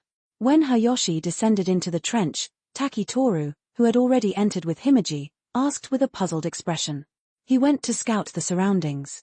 It's not good for all 4 of us to be down here." Hayashi took out food from his storage seal and distributed it to the 2 of them. "I'll go up and relieve him later. Rest here for half an hour, then we'll head back." "Sorry, Toru, I can only celebrate your promotion tonight." "It's okay. Even if I applied for Chunin, it would take at least a day to be approved." "Captain, don't worry about that," Takui Toru mumbled, stuffing bread into her mouth. "But speaking of which, this dry bread is really hard. Sharpen it a bit, and you could use it as a kunai." Himeji glanced at the bread that had been soaking in the canteen for a long time without softening, then nodded. "This bread, could it be synthetic?" "You guys should consider yourselves lucky," Hayashi sighed. "Do you know why the sand shinobi stay holed up and never come out? They're running out of food. For a piece of bread like this, they'd be willing to trade 3 times the price." "Are they really that desperate?" "They are. They can't afford a war of attrition right now, So the third Kazekage is stationed on the battlefield to prevent Konoha's attacks. Oh, Takitoru drawled, then suddenly asked, what mission did the captain go on with Orochimaru-sama back then? Hayashi lightly tapped her head with the bread in his hand. How many times have you asked? I said it's classified. Even if you ambush me like this, I won't tell you. If you don't want to say it, then don't, that hurt. Takitoru bit her lip reluctantly. Her curiosity was strong, but seeing that this path was blocked, she simply changed the subject. Does the captain have a girlfriend? Hayashi finally swallowed the bread with difficulty and drank water before replying. Why are you asking this? If you don't, I'd like to introduce you to someone. Takitoru gestured towards Himiji with her eyes. Himiji, however, rolled her eyes and focused on her bread. Hayashi noticed their subtle interaction but chose not to comment, smiling faintly. Could it be your brother? No, he likes someone else. Takitoru shook her head with regret. Who? Hayashi asked in surprise. A little brat with brownish-yellow hair, you know him. Hayashi's expression darkened instantly. Hey, Captain, you don't need to look like that, Toru said quickly. Prepare for battle, someone is approaching, and very fast. Hayashi was about to signal Takitoru. The snakes had only recently dispersed, so the incoming information meant the enemy was near, rushing straight towards them. He had only moved a few meters when a plop sound echoed, and a round object fell to the ground. Ah, found them. A voice rang from above. Hayashi looked up to see a strange man wearing a Sand Village forehead protector standing atop the dune, holding the headless corpse of Takuiyu in his hand. Ah! Takitoru screamed in horror. The Sand Shinobi smiled coldly, then pulled a photo from his pocket, comparing it carefully. Looks like you're the Konoha lightning flash I've been looking for. After checking, he wiped the blood from his hand on the photo and let it flutter to the ground. I didn't fight in the decisive battle in the Rain Country, but I heard you made quite the impact, the Sand Shinobi sneered. This is your companion, right? Consider it a greeting gift. His smile remained cold as he casually dropped the corpse. Next to it was Takuiyu's head, eyes still showing confusion. He had been taken out before he could even react or send a warning. Earth style, landslide technique. Without hesitation, the Sand Shinobi formed hand seals. The ground shook violently, and a massive, thick earthen wall rose above the trench, aiming to bury Hayashi and the others alive. Follow me closely during the breakout, Hayashi shouted. The situation turned critical instantly. There was no time to react. This Sand Shinobi was not ordinary. From the snakes sending warnings to Takiyu's death, the time interval was extremely short. His speed rivaled Hayashi's full power burst. Hayashi relied on his lightning attribute chakra and body flicker technique, making him faster than most elite ninjas. The enemy's mastery of advanced earth-style techniques suggested a skill level comparable to Orochimaru. In short, this Sand Shinobi's overall strength was at least Quasi-Kage level. The ground trembled as clods of earth fell from the sky. Hayashi's Kaidori could counter the earth release, but Himiji and Takuitoru were vulnerable. If they stayed in the trench, death was certain. While supporting the stunned Toru and Himiji, Hayashi formed his hand seals swiftly. Lightning release, Kaidori. Chakra surged into his hand, transforming into a concentrated, piercing mass of energy. He leaped high into the air, using momentum to break through the falling stones and earthen walls. Break out with me, Himiji, take Toru with you. With no time to explain, Himiji grabbed Toru, moving with Hayashi. As an A-rank ninjutsu, Kaidori easily pierced the thick earthen wall. Rocks fell one by one, destroyed by his unstoppable charge. Earth style, earth spear technique. The Sand Shinobi launched spikes from the ground, aiming for the trio. Hayashi ignored them, trusting Himiji's defense. She held Toru with one arm while knocking down incoming spikes with gentle fist. After drilling through several walls, the three escaped the danger zone. Himiji, how is Toru? Himiji shook her head. She fainted. Hayashi nodded expressionlessly. Now take her back to base. Himiji hesitated, worried about leaving teammates behind. Hayashi's chakra seemed darker, more oppressive, like the gaze from an abyss. Still, he stood determined. Swallowing her words, Himiji wiped her eyes and said firmly, I'll wait for you to come back. The Sand Shinobi watched silently as Himiji left. His target was Hayashi alone. Reinforcements or warnings didn't matter. He would finish the boy before Konoha intervened. Sunlight glinted off his figure, yet Hayashi felt no warmth. Tearing off his tattered Jonin vest, dipping his thumb in blood, he formed hand seals rapidly. Summoning technique. A huge cloud of smoke erupted into the sky. Hayashi's voice rang out from above. Are you ready to accept death? ___________. Want to read the next chapter early? Get exclusive advanced chapters on my Patreon. Support the story and join here. patreon.com/zptryrsparkles. Chapter 230, 230, The Serpent's Fangs. 871 words. Hiss hiss hiss. When the thick wall of smoke faded, a massive serpent emerged, towering several tens of meters high. Under the sunlight, its scales, arranged in sharp cyan diamond patterns, glimmered with a cold metallic sheen. The beast opened its enormous jaws, saliva dripping in thick strings from its fangs. Every drop that hit the ground sizzled, leaving small pits behind as smoke rose from the corrosive fluid. The Sand Village Jonin raised a hand to shield his eyes from the harsh light. His expression tightened when he finally saw the creature clearly. A summoning from the Snake Clan, so you also signed a contract. As expected of Orochimaru's disciple. Standing atop the serpent's head, Uchiha Hayashi looked down at him, the difference in height making the Jonin appear no larger than an insect. A cold, merciless glint flickered in Hayashi's eyes. Are you ready to accept death? The words echoed unnaturally. Accept death. Death. The Sand Jonin's vision warped. The battlefield grew blurred, sounds fading into a distant hum.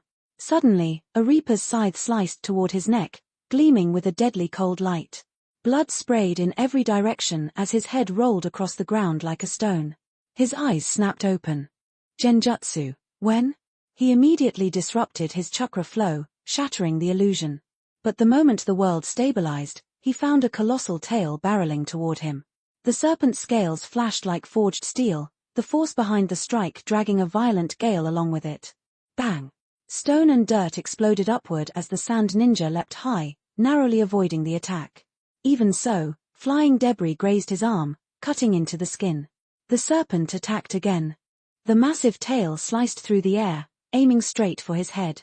Wind style, great vacuum sphere. Still mid-air, he formed hand seals with practiced speed. Several high-pressure wind bullets shot out, colliding head-on with the incoming tail. The force of the attack pushed him backward, helping him create distance. But the sight he expected did not occur. Instead of ripping through the scales, the wind jutsu shattered instantly. What?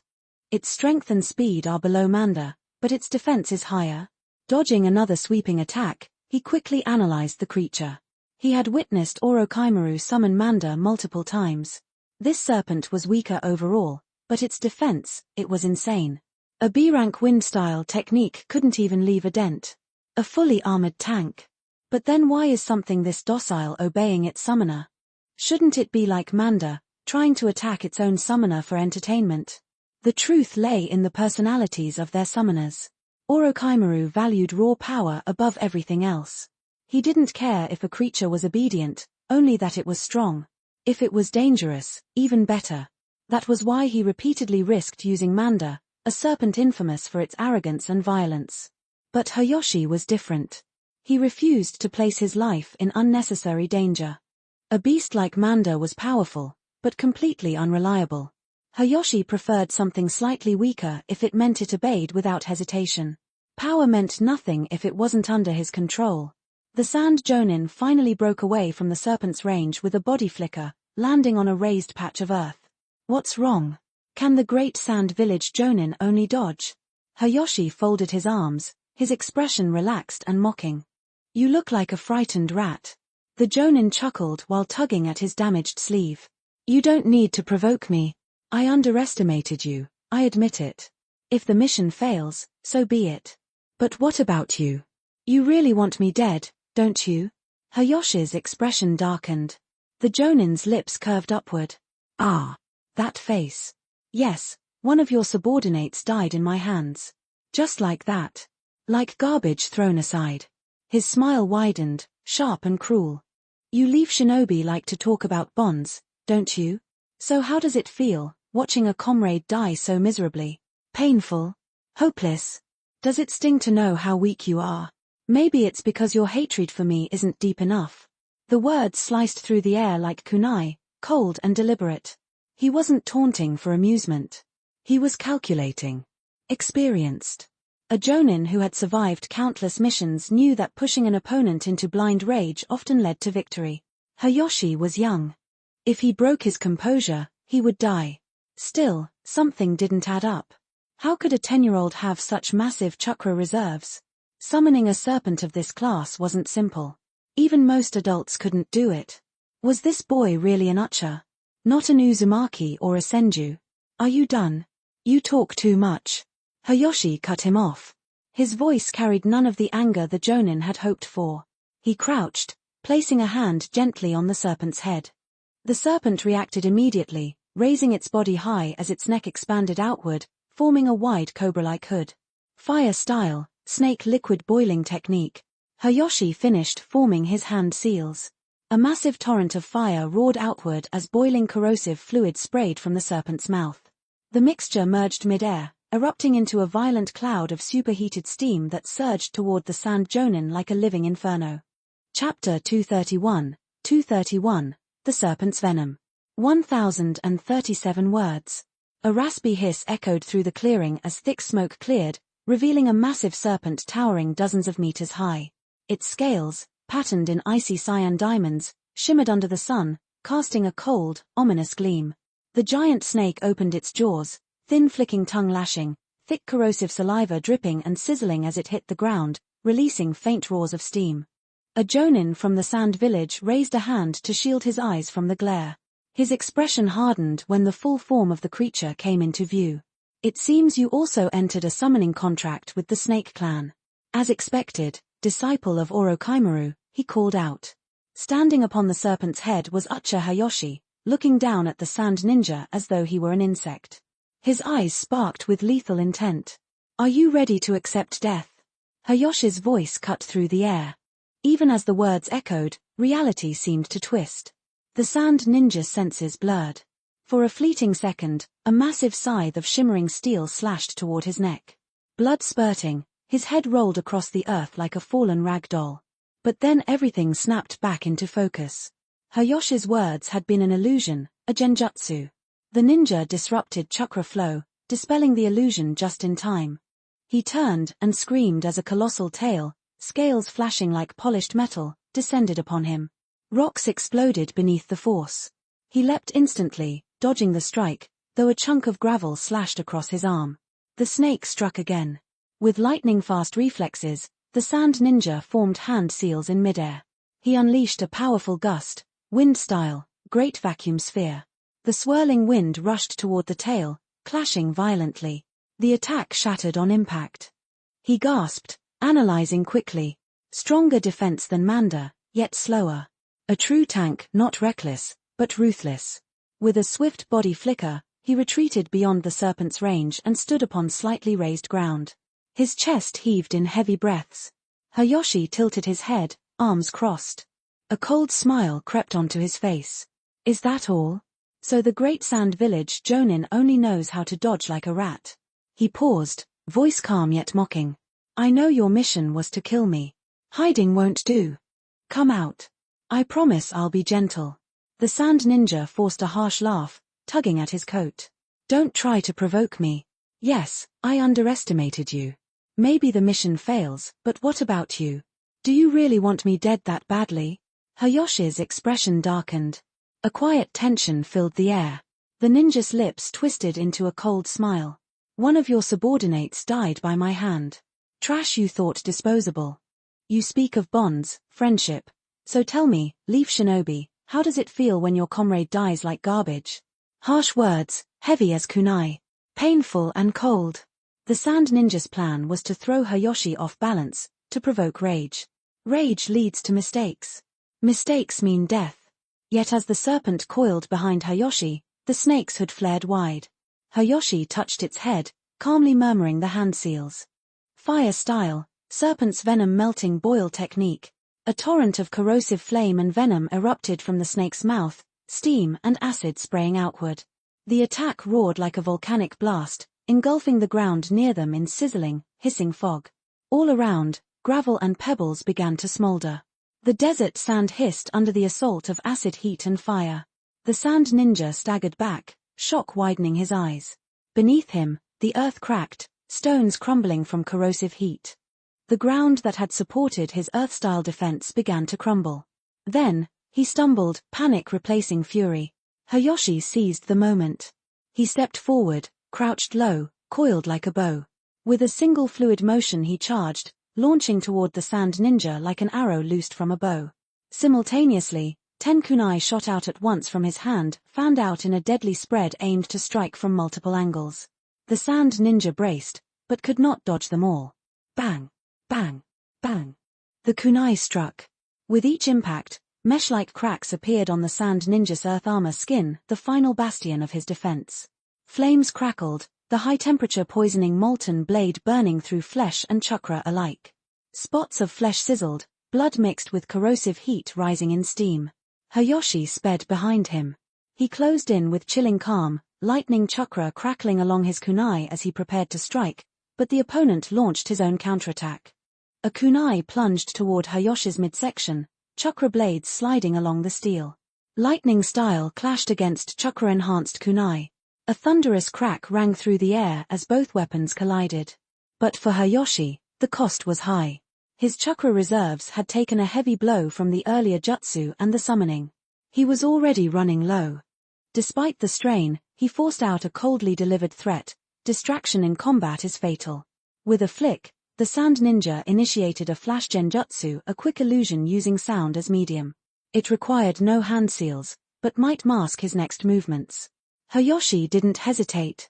He lunged, sliding beneath the deception, and thrust forward the kunai with crackling lightning chakra. The kunai plunged deep into the ninja's torso. The lightning-chained blade burned through flesh and chakra alike, ripping open a narrow fissure. Sparks crackled, smoke rose from the wound. The sand ninja staggered, blood pouring freely. But fury burned in his eyes, not fear. As adrenaline surged, he drove his arms upward wildly. Hayashi reacted in reflex, but even he could not stop the blow completely. A stinging pain shot through his arm as the ninja twisted and battered him. A cold voice echoed in the wounded man's throat. If not for the lightning style in your first attack, you'd be dead by now. He collapsed, choking on blood. The skin of his body cracked further, as if glass shattering. The magical earth armor that once protected him melted away under acid heat and chakra burn. The last thing he saw was Hayashi's cold glare before his sight faded to black. _____________. Want to read the next chapter early? Get exclusive advanced chapters on my Patreon. Support the story and join here.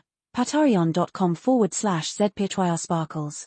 Chapter 232, Poison and Lightning. 612 words. Uchiha Hayashi felt a sudden wave of dizziness. His arm tingled strangely, with a pale purple hue creeping along the skin.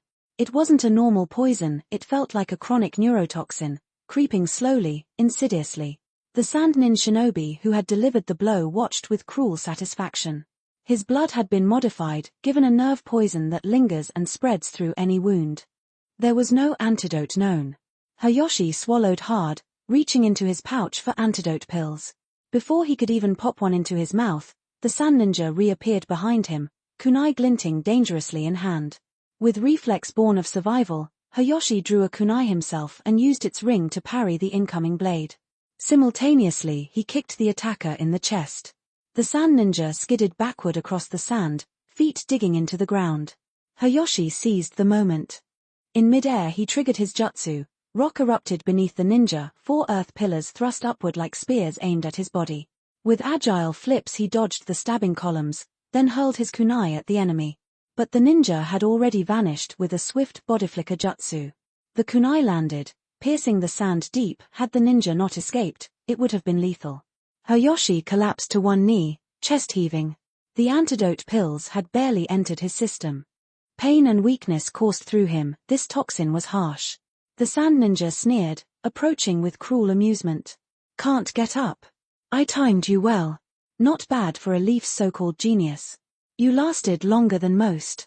Hayashi's vision blurred. His body felt heavy, movements labored. Survival hung by a thread. Still, he refused to show fear. As the ninja lunged, Hayashi delivered a sudden, high-pitched shout and activated a sound-based genjutsu, aiming to seize control of the ninja's senses. The attacker froze, muscles locked for an instant, just inches from striking. But as powerful as this illusion was, it could not hold him more than a second. Instantly the ninja disrupted his chakra, prepared to slash. Hayashi sprang back, drawing a kunai charged with lightning-style chakra. The blade hissed in the air as he lunged forward. With flickering speed, he slashed at the ninja's chest. The blade bit deep, chakra igniting the wound as it carved a narrow cut. Lightning danced along the blade, burning flesh and chakra simultaneously. The ninja staggered, hands clawing at the injury. But he was far from done. He twisted violently, and suddenly Hayashi felt a burning pain as nails, poisoned claws attached to the ninja, cut into his arm. He gasped, shock flashing across his face. Blood and pain surged. Poison coursed through his nerves, but Hayashi didn't retreat. Instead, he locked eyes on his opponent. Distracted in battle? That's fatal. He vanished into motion, kunai flashed, chakra surged. Before the ninja could counterattack again, Hayashi delivered another explosive strike. The lightning-imbued kunai flew like a missile, piercing straight through the ninja's chest. The body went limp and crumpled, chest collapsing with a final gasp.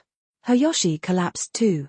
The cost had been heavy, his chakra nearly depleted, body trembling. Nearby, a girl with cobalt hair dropped to her knees. Himeji. She had tried to intervene, but the ninja's strike had thrown her off.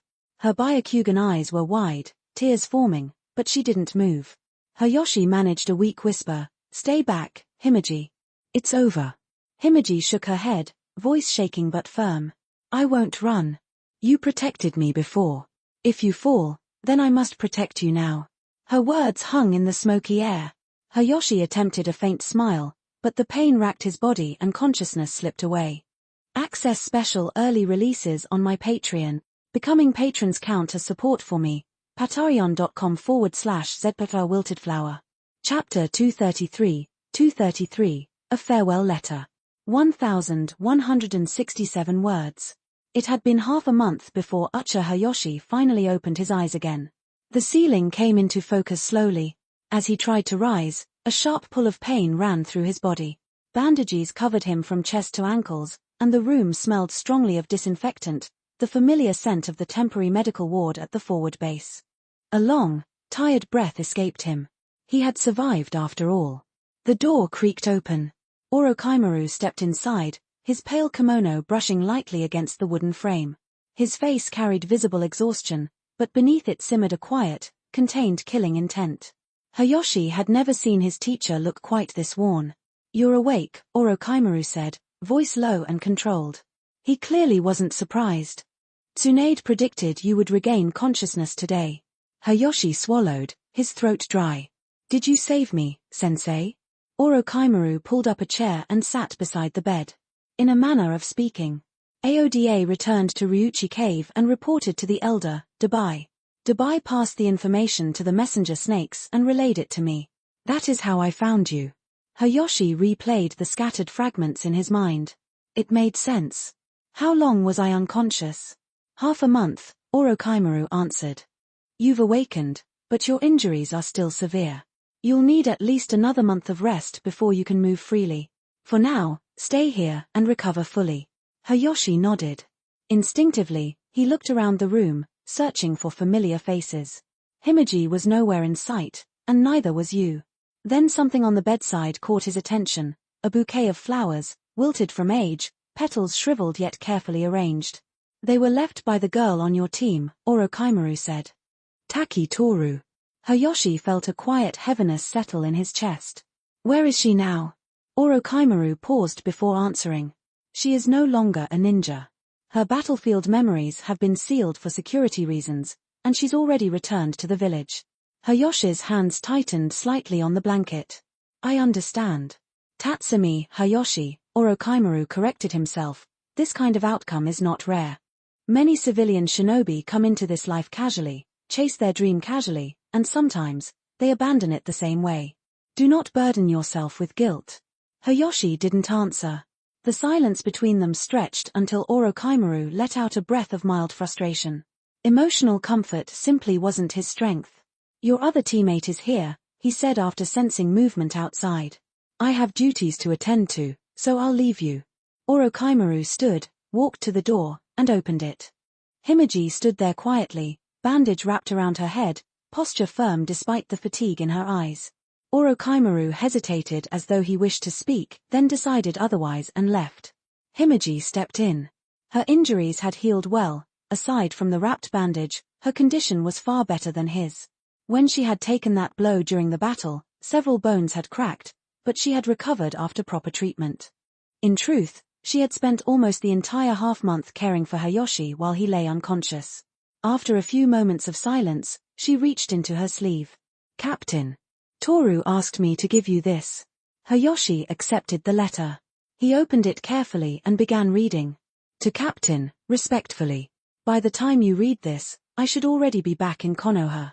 I asked Himiji to deliver this to you once you woke up. I'm sorry for leaving so suddenly. It's simply, I don't have the courage to face you. My brother died. Himiji was badly hurt. Captain, you nearly died, and only I, the weakest one, survived with barely a scratch. Isn't it ridiculous? I've thought about everything these past days, my brother, Himiji, you, our missions together, but the more I think, the more everything feels distant, as if those memories slipped past me and hid behind time. I finally realized something. I should stop. Stop chasing the dream of becoming Hokage, stop pretending I am strong enough to continue as a shinobi. So I used all the points I accumulated as a chunin and applied to retire from ninja duty. Some of my battlefield memories will be sealed for the sake of village security. After that, I'll return to living as an ordinary villager. We may meet again years from now, or perhaps never.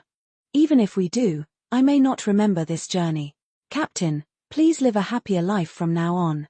And after I leave, please take care of Himiji.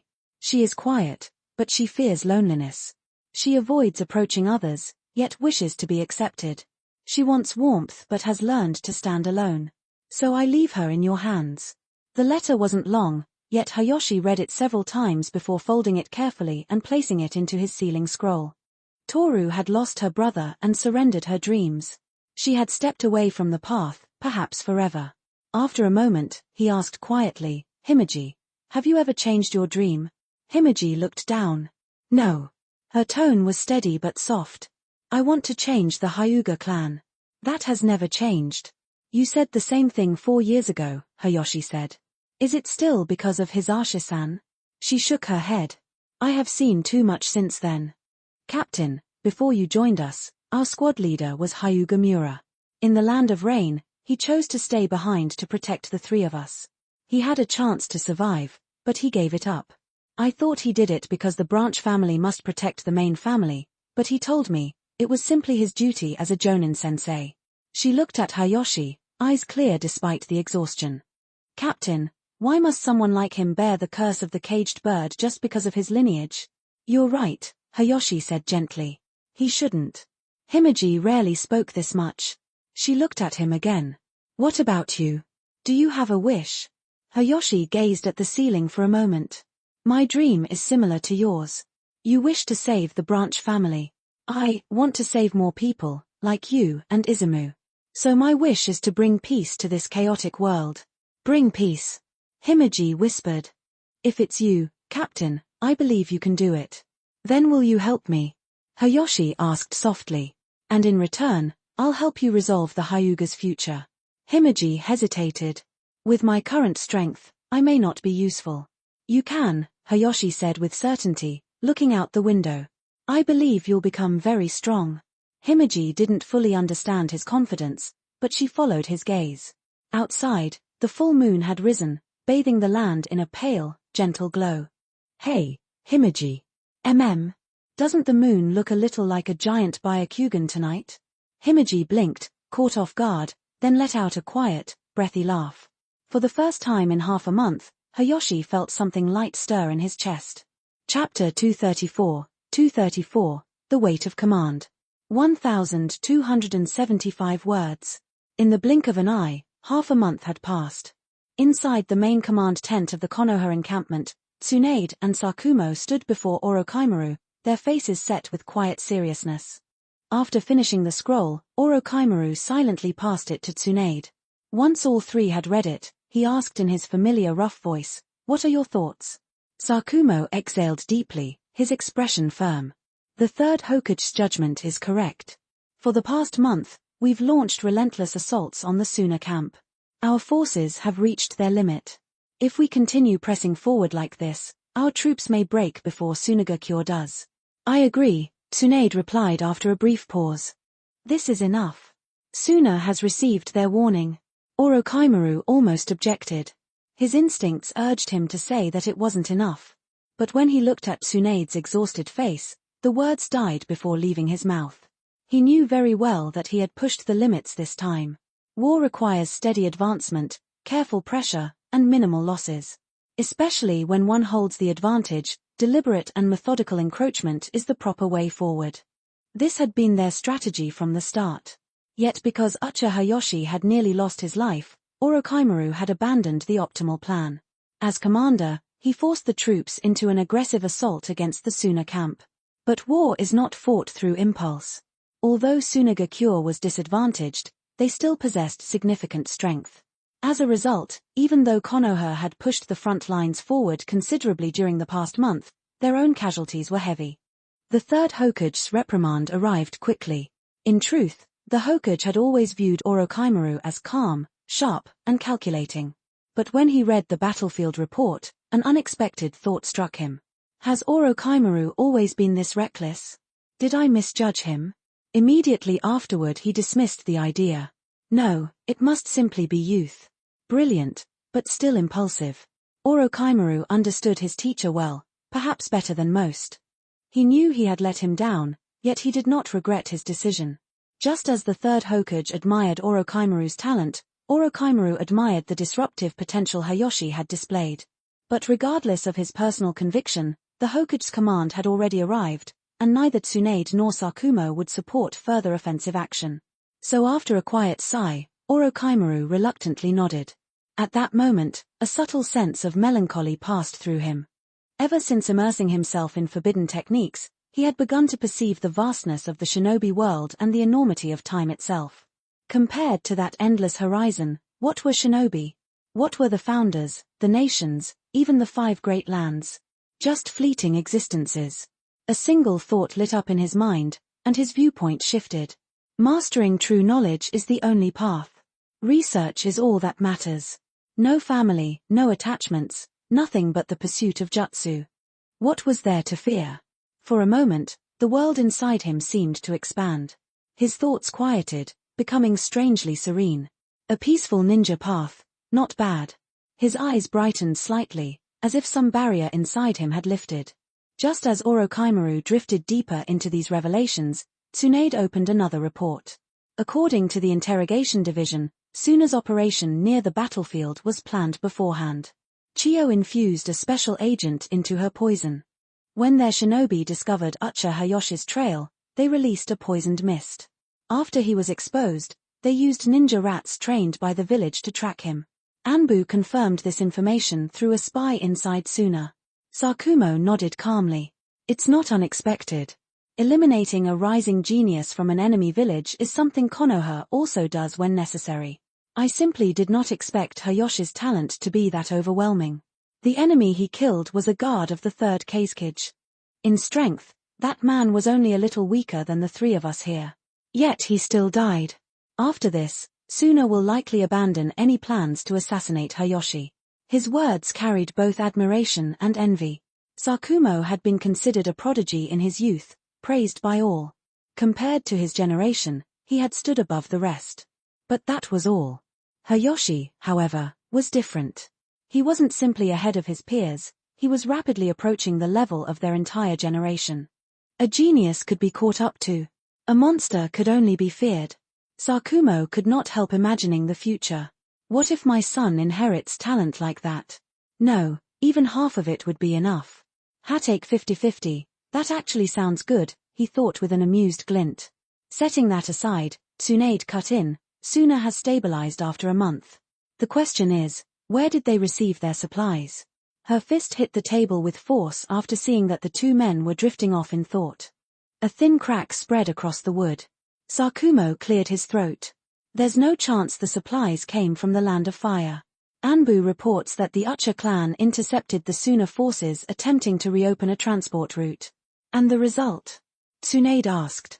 They were at a disadvantage, Sakumo said. The Ucha have spent years performing village security duties, and their battlefield experience is lacking. Their intelligence was leaked as well. They took severe losses, but their numbers allowed them to eventually stabilize. Tsunade frowned. Someone leaked the intel? Orochimaru gave a thin smile. The investigation shows it was done by merchants seeking profit. But all three of them knew there were likely hidden influences behind that.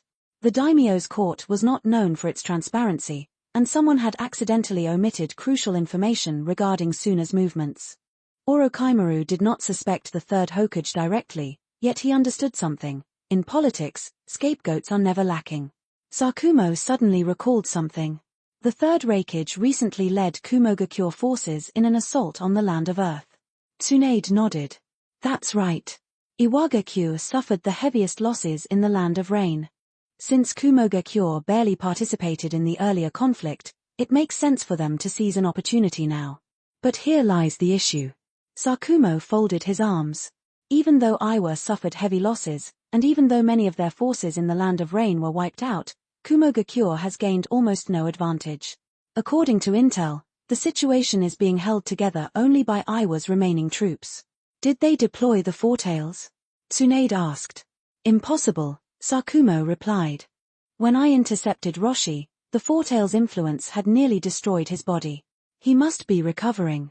I suspect Iwagakure and Sunagakure have formed an alliance. Tsunade considered it. It's plausible. They coordinated in the Land of Rain, and their countries share a border. Iwa could easily exchange food for Suna's poisons and mechanical weapons.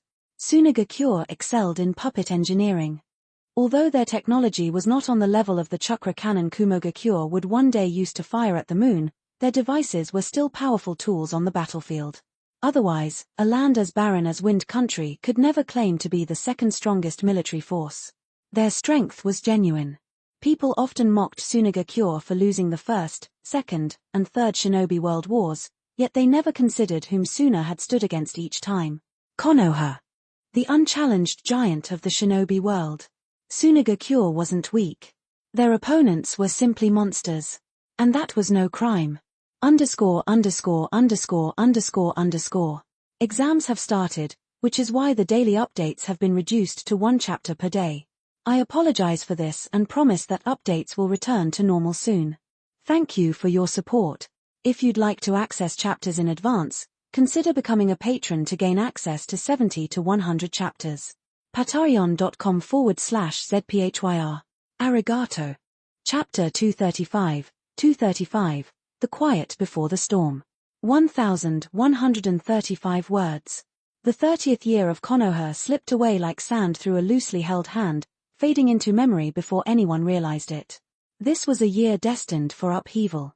The three great hidden villages first clashed fiercely in a megacure, where Konoha ultimately emerged victorious. After that decisive battle, the war splintered into scattered fronts. The Land of Fire and the Land of Wind fought bitterly in the Land of Rivers, while the Land of Lightning launched an assault into the territory of the Land of Earth.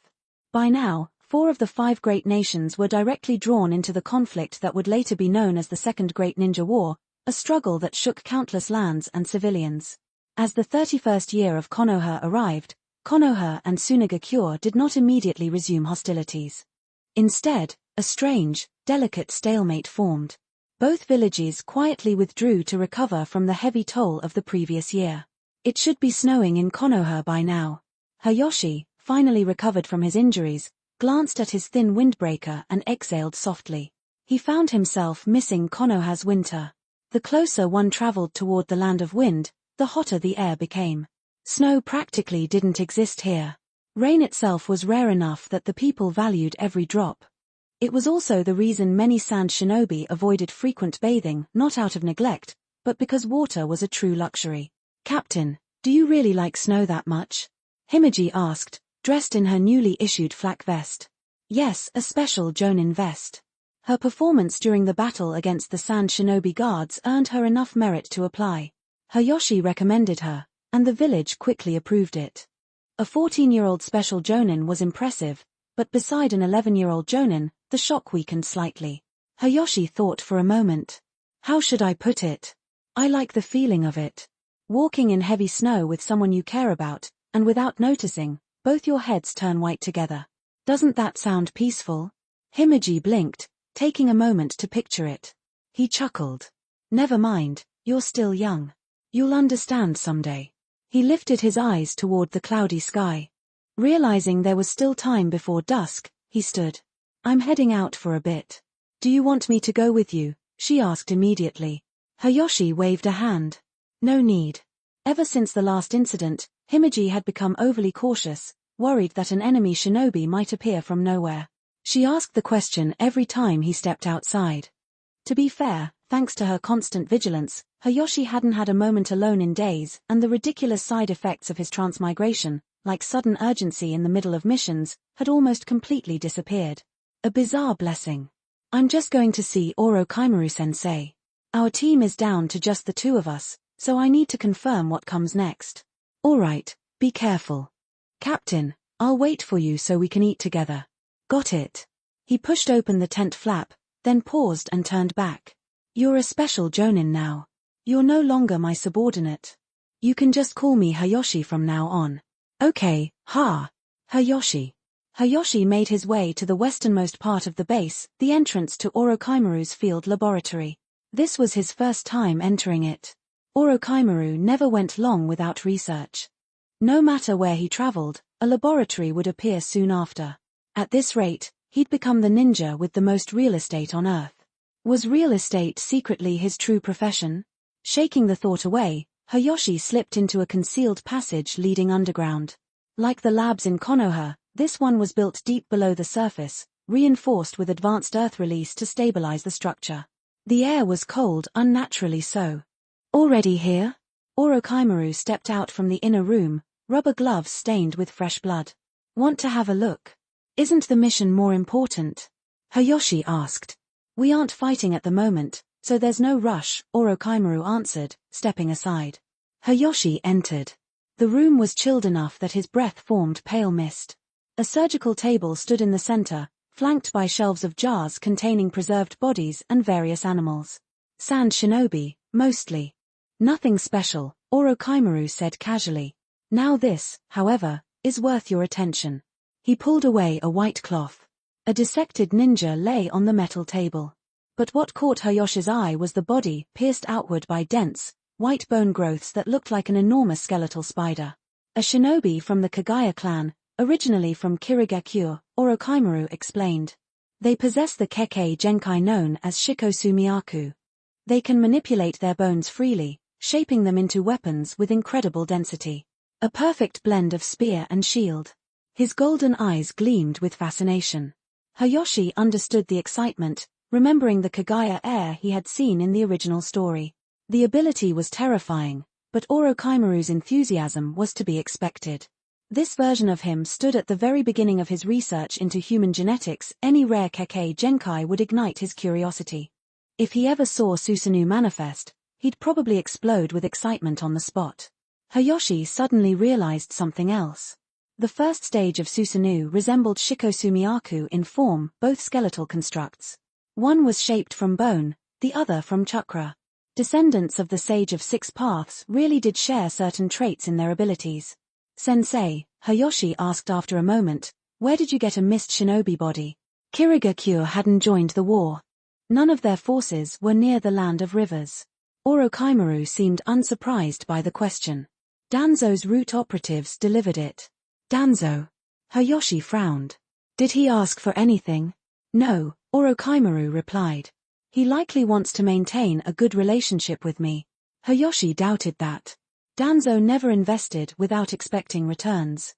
Later in the original history, Danzo's right arm would be filled with Sharingan, and his body infused with Hashirama's cells, developments that could only have come from Orochimaru's research. Danzo's influence had nudged Orochimaru further down the path of human experimentation. This was clearly their first point of contact. Danzo was laying groundwork, offering a gift of great value, creating a subtle bond, and planting early seeds of distrust between Orochimaru and the third Hokage. Hayashi exhaled quietly. Orochimaru had been a good teacher, guiding him through ninjutsu, supporting him on missions, and even taking risks for him in battle. Compared to Minato, who still waited for Jiraiya to return from his research trips, Hayashi realized he had drawn the far better mentor. He didn't want Orochimaru to fall into the same darkness. But some parts of fate were difficult to shift. And Danzo. Danzo was a walking disaster. That old saying came to mind. Some people are simply destined to cause trouble. And Danzo was absolutely one of them. Chapter 236, Strike at the Sand Caravan. 754 words. Lightning release. Kaidori. Hayashi thrusted his right hand forward, chakra crackling as the lightning blade impaled a sand ninja. The man collapsed, a plume of dust rising into the air. Hayashi looked to his left. Himeji had already gained the upper hand. Without hesitating, he dashed toward Hatake Sakumo. Sakumo was fighting two of the Kazekid's bodyguards, and he was doing more than holding his own. Even before Hayashi reached him, a chilling sword intent radiated from the battlefield. Each time Hayashi saw Sakumo's blade up close, he felt a spark of awe. That man's sword style was something else. There was no way Orochimaru could stand against Sakumo here. With a flick of his ponytail, Sakumo struck. The white light chakra saber gleamed, and in one clean slice he severed a sand ninja's arm. Spotting Hayashi out of the corner of his eye, he made a quick hand signal, an order not to rush into the fight recklessly. Either support if he could, or stay back. Hayashi respected the signal. He knew better than to throw himself blindly into Sakumo's fight. He analyzed quickly. Sakumo would handle these two guards, but after that he would be wounded. Their advantage was shrinking. Seizing the moment, Hayashi activated his genjutsu, sound-based, and inserted it into the injured sand ninja whose arm had just been severed. The man froze in place, eyes glazed, his body stiff as wood. Sakumo's blade swung again. The head of the immobilized ninja flew clean off, arcing high under the desert sun. Sakumo didn't pause. He turned immediately toward the other guard and rushed forward, blade ready. The second guard attempted hand seals, but before he could finish, his head followed the first. Hayashi exhaled a breath he didn't realize he'd been holding.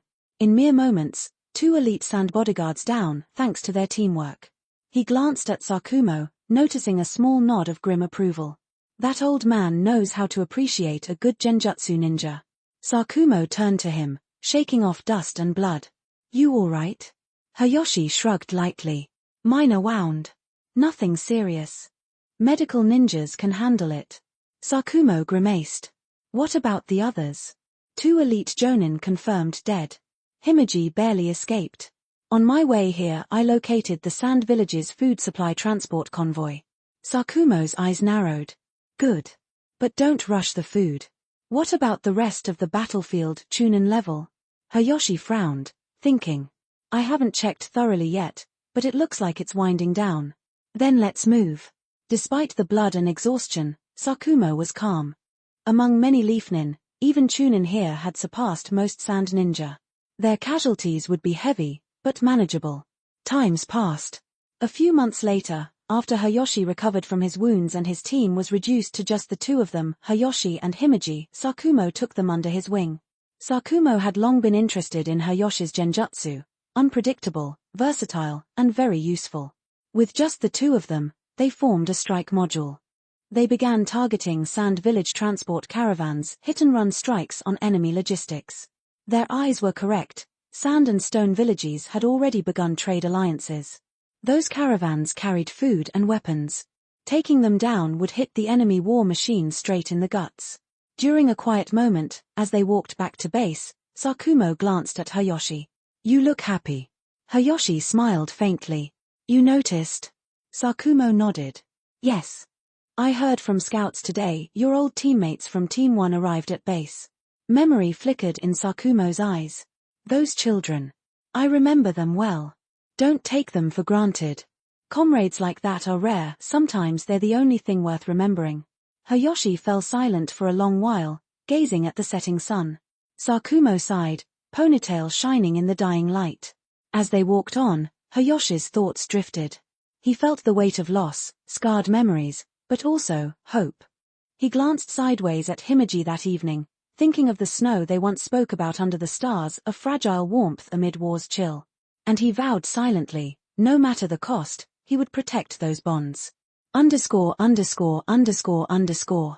Daily updates will return to twice a day. I'm still working on exams, but if I use that as an excuse, at this pace, uploading even one fanfic could take months, and I don't want that. Send some power stones my way. If you want to read in advance, check out my Patreon. Search for ZPHYR or use this link, patreon.com/ZPHYR. Chapter 237, Moonlit Reunion at the Garrison. 934 words. By the time they finished cleaning the battlefield and returned to the garrison, night had completely settled in. The Gobi Desert at night was nothing like Konoha. The round moon hung high in the sky like a pale lantern, its light spilling across drifting clouds and casting long, wavering shadows across the sand. Based on travel time, Minato and the others should have arrived in the afternoon. After reporting the mission, Hayashi immediately led Himeji toward the genin quarters. Before they even reached the entrance, he saw 3 familiar figures waiting outside. A smile appeared on Hayoshi's face as he walked toward them, but before he could greet them, an irritating voice rang out. "Hey, Minato, is that the Hyuga clan's young lady behind Hayashi? My eyesight is terrible at night, help me look." Only Nawaki spoke with such a proudly annoying tone. He rubbed his eyes exaggeratedly to prove his point. Minato glanced at Mikoto, exchanged a silent look with Nawaki, then nodded seriously. "That's her. Haha, Hayoshi's popularity sure is impressive." Nawaki spoke in a jealous tone, yet he could barely hold back a laugh. "Those 2 idiots." Hayoshi's expression didn't change, but internally he added their names to the list of people he would deal with in June. Mikoto, naturally used to their nonsense, didn't mind. She simply took a breath, steadied herself and walked past the 2 troublemakers. "Hayashi, you're here." His voice was calm as always. Under the moonlight, she could make out his familiar figure. Tall, composed, and steady with each step. Her reply was short, but her voice trembled lightly. Calm down, please." She took another deep breath, trying to collect herself, but happiness overwhelmed her. She even forgot to exhale until the pressure in her chest forced her to breathe out sharply, which only made her heartbeat race even more. Hayashi gently patted her head, a small gesture meant to soothe her. When she relaxed a little, he turned toward Nawaki and Minato. "Come on, let me introduce everyone. This is Himeji, my teammate. You already know her." Hayashi motioned for Himeji to step forward. He had brought her along because he wanted her to be included in his circle. As a teammate, she would be with him for many missions to come. And after Toru returned to the village, Himeji had very few people she was close to. Hayashi was the only one she trusted. "This is Mikoto. You've met her before." "Hello." Mikoto greeted Himeji warmly. With her gentle personality, she could get along with anyone. Next, Hayashi pointed at Nawaki. "This shorty here is Nawaki." Nawaki froze. Hey, Hayashi, who are you calling shorty?" He rolled up his sleeves, ready to fight, feeling as if his dignity had been shattered. "Shorty. Your whole clan is shorty." Hayashi scratched his ear and replied casually. "Aren't you the shortest among us?" He said it. He actually said the one truth Nawaki avoided most. Nawaki nearly pulled out a kunai right then. Before Nawaki could argue further, Hayashi continued. "This spirited blonde guy is Minato." Minato gave a helpless smile, choosing not to argue. After more joking around, Mikoto stood and said, "I'll go make some food. Everyone must be hungry." Himeji immediately stepped forward. "I'll help." After the girls walked off, Nawaki nudged Hayoshi's shoulder. "So, what's with you and Hyuga Himeji? When did you 2 get so close?" "It's a long story. Make it short. She saved my life on the battlefield." Nawaki crossed his arms. "Alright, fine." Hayashi walked closer to his 2 old teammates. It had been half a year since they last met, and all 3 had grown taller. Unlike Hayashi, who had been constantly moving under the harsh Gobi sun, Nawaki and Minato still looked a bit fairer. But Hayashi was certain that in a month, the desert would tan them just as much. He asked about Team 1. After he left, Minato and the others still didn't have a captain. Konoha never assigned one, so they ended up traveling to the front lines directly with the main force instead of a specific mission unit. "Hayashi, how's my sister doing?" Nawaki finally asked after some hesitation. "You mean Kato-dan, right?" Hayashi gave him an unimpressed look. Nawaki's sister complex was incurable. "He's not here. He's stationed at the 2nd Garrison. Satisfied?" Nawaki brushed his short blonde hair proudly. "Not bad, not bad. Good thing I brought you the latest Jonin-level manuals." Minato watched them silently, smiling.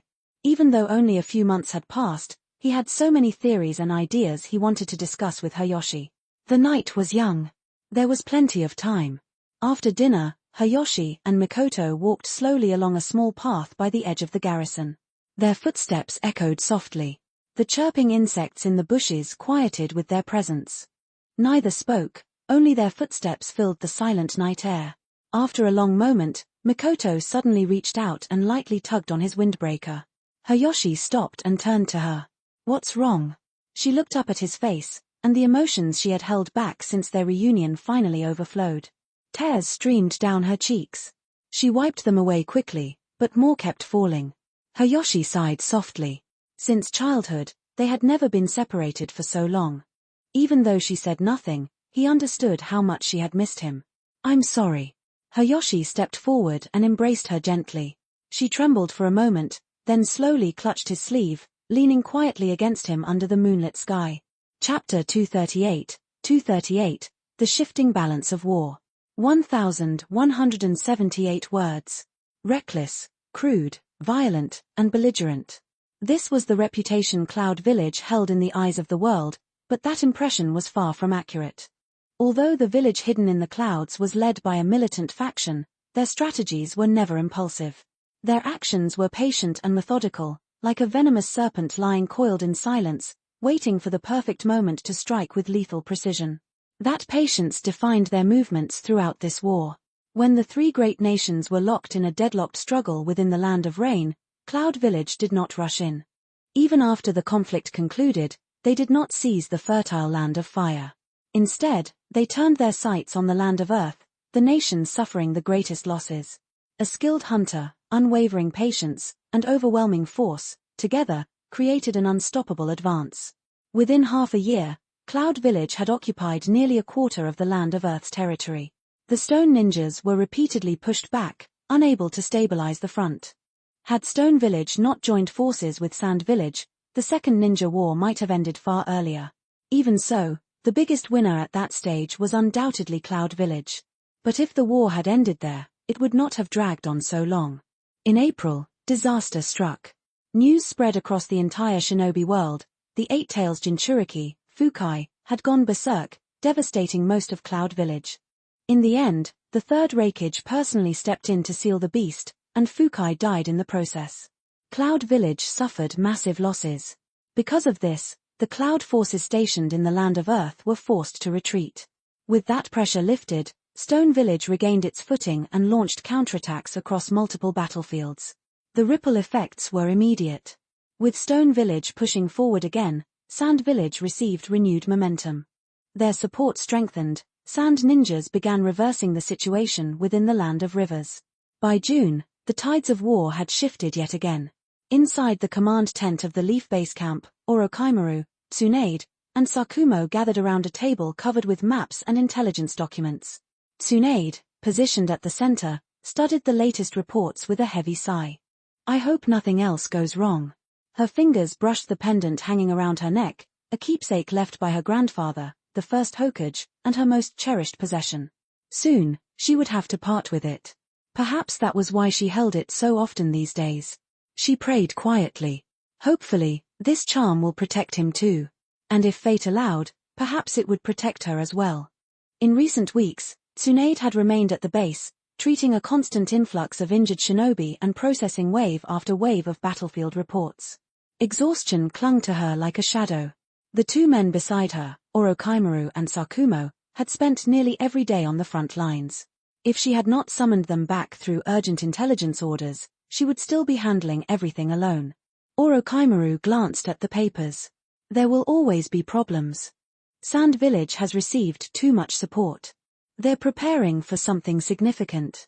The latest intelligence shows a new reinforcement squad arrived this morning. Many of them are Puppet Master Jonin. Puppet Masters. Tsunade felt a headache forming. At high ranks, Puppet Masters were dangerous. Without specific counters, they could dominate multi-person engagements with ease. The Sand Forces are committing everything, Sakumo observed with a frown. They don't have a choice, Orochimaru replied calmly. If they don't meet us head-on now, once Cloud Village recovers from the Eight Tails disaster, Stone Village will be under pressure again. Sand won't get another opportunity. Everything is connected. Tsunade silently agreed. A commander had to consider every possibility. A single wrong order meant thousands of lives lost. And because of that, she disliked commanding. After a long pause, she placed the report back on the table. Our main concern is Sand Village's reinforcements. Once they arrive, our numerical advantage disappears. The next battle will be even more difficult. My taijutsu and anti-poison techniques counter their puppet masters naturally, Tsunade continued. I plan to join the front lines myself. That isn't ideal, Orochimaru said, shaking his head. Intelligence processing, daily operations, and critical medical support still need you at the base.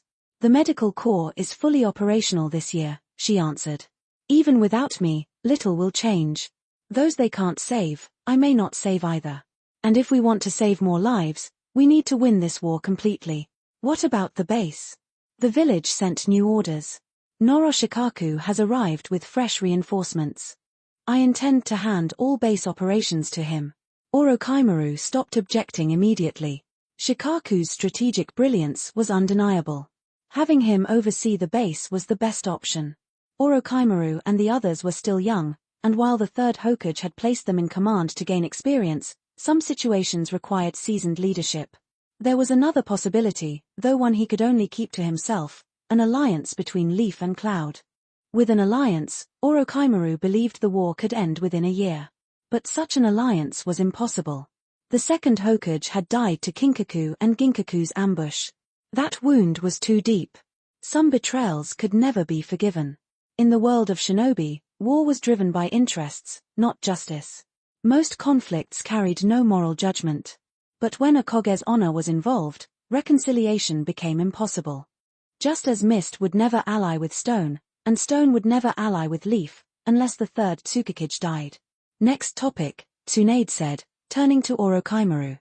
Do you remember Sand Village's one tail, Shukaku? I remember. Why? After you and Hayashi let Shukaku escape last time, I had our intelligence team monitor Sand's movements closely. I needed to know what their daily deployments were doing. You mean? Yes. After 7 to 8 months on the run, Shukaku has finally been found. Traces appeared deep in the desert of the Land of Wind. Sand Village will definitely attempt to reseal it into their Jinchuriki, then deploy the beast to the battlefield. If they intend to retrieve and reseal a tailed beast, they'll have to send significant forces. With only me and Hayashi. Orochimaru stopped, but Tsunade understood perfectly. Facing Shukaku alone was manageable for him now. He had experience. But disrupting the retrieval meant confronting far more than the one tail. The exact composition of their retrieval squad is still unknown, Tsunade added. Once the intel arrives, we'll pull a unit from the main battlefield. That will put more strain on the front. It will, she admitted. But I'll be heading to the battlefield myself. All right. Orochimaru let out a tired sigh. What was happening with the tailed beasts lately? The Eight Tails had barely finished its rampage, and now the One Tail was making noise again. Who would be next? Surely not the Nine Tails. ________. Send some Power Stones for bonus chapters. If you want to read in advance, check out my Patreon. Search for ZPHYR or use this link, patreon.com/ZPHYR. Chapter 239, Shadows Moving Across the Desert. 1130 words. While Shukaku might be the weakest of the tailed beasts in direct combat, its escape skills were unmatched. If not for that, it never would have slipped through Tsunegakure's encirclement for 8 long months. Inside the Leaf Command tent, Orochimaru returned from the front lines and pushed open the flap. His pale eyes settled on the man seated inside.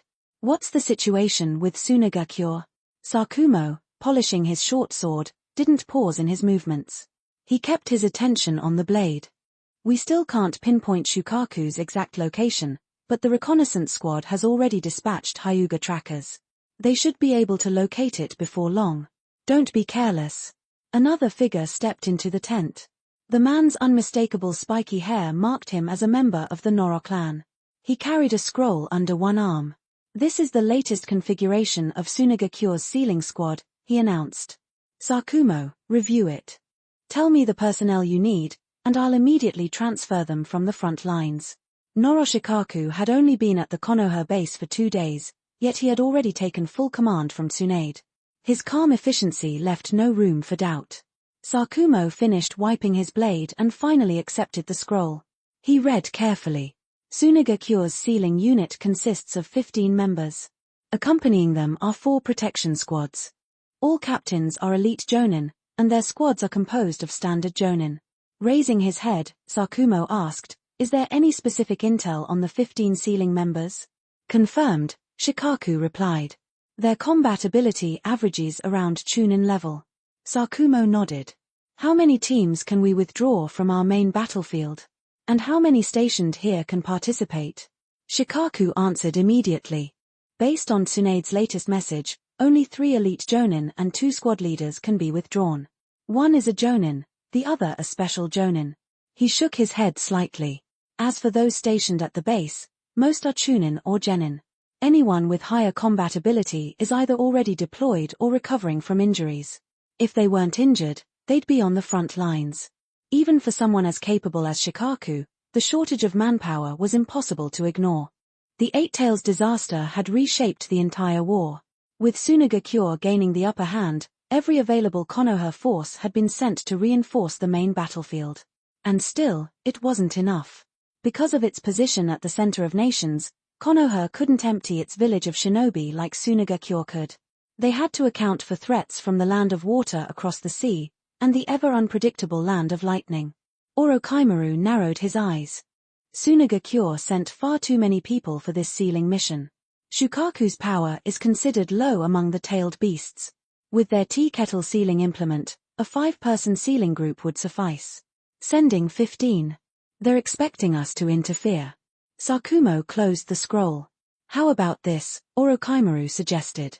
I'll join the mission as well. Shikaku shook his head. No. If you leave, Tsunade alone won't be able to restrain the 3rd Kazekage. Once he moves, we lose any chance for victory. Sakumo nodded in agreement. Konoha was lacking in high-tier combat power. If the 3rd Kazekage appeared, there was no one left who could face him. Shikaku then shifted topics. By the way, Sakumo, are you certain you want to take that Ucha kid? Ever since Chiyo had mentioned the White Fang half a year ago, Hayoshi's reputation had grown enormously. Rumors spread rapidly, claiming he possessed strength rivaling the Sannin despite being only 11. Most didn't believe it. But those who had actually seen him fought differently. Orochimaru smirked faintly. Half a year ago, he killed one of the 3rd Kazekage's personal guards. As for his current strength, I can't say.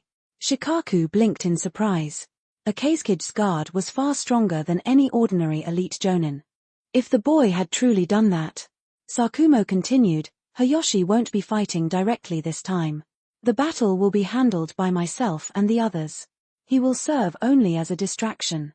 As long as he draws Shukaku's attention when it appears, then leads it away from the sealing site, that alone is enough. Shikaku considered this. It was simple, but effective.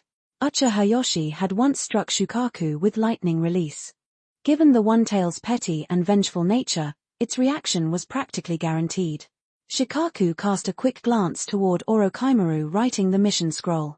So this was Tsunade and Orochimaru's plan? Was this how they used their own disciple? Report. An ANBU wearing a fox mask appeared and knelt.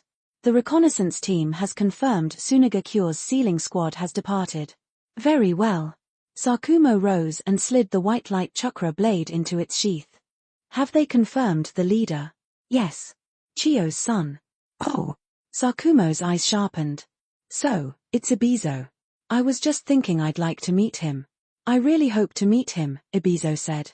Across the golden desert, a squad of Tsunagakure shinobi ran swiftly beneath the blazing sun. At the front was a red-haired man carrying a giant scroll across his back. A woman in her 20s ran beside him. Her long yellow hair flowed behind her, and a massive iron fan was secured at her back. Ibizo, who are you talking about? Hatake Sakumo? Yes, Ibizo replied, eyes gleaming with anticipation. She frowned. Why do you think he'll be the one to intercept us? The Konoha base has been short on high-end combat power lately, Ibizo explained. They can't match our numbers. To guarantee the mission, they will send their strongest fighter. So you requested to lead this mission yourself? Not exactly. He shook his head. The third Kazekage came to me personally and ordered me to lead this team. The woman's amber eyes narrowed. Feels like he's planning something. Perhaps, Ibizo answered calmly.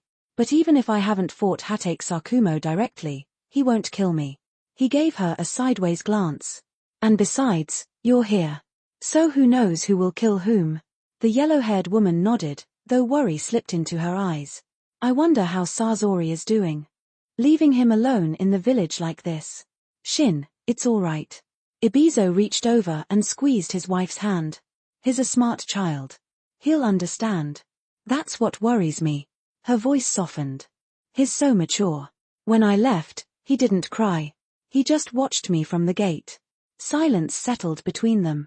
Ibizo imagined the small, lonely figure of his son.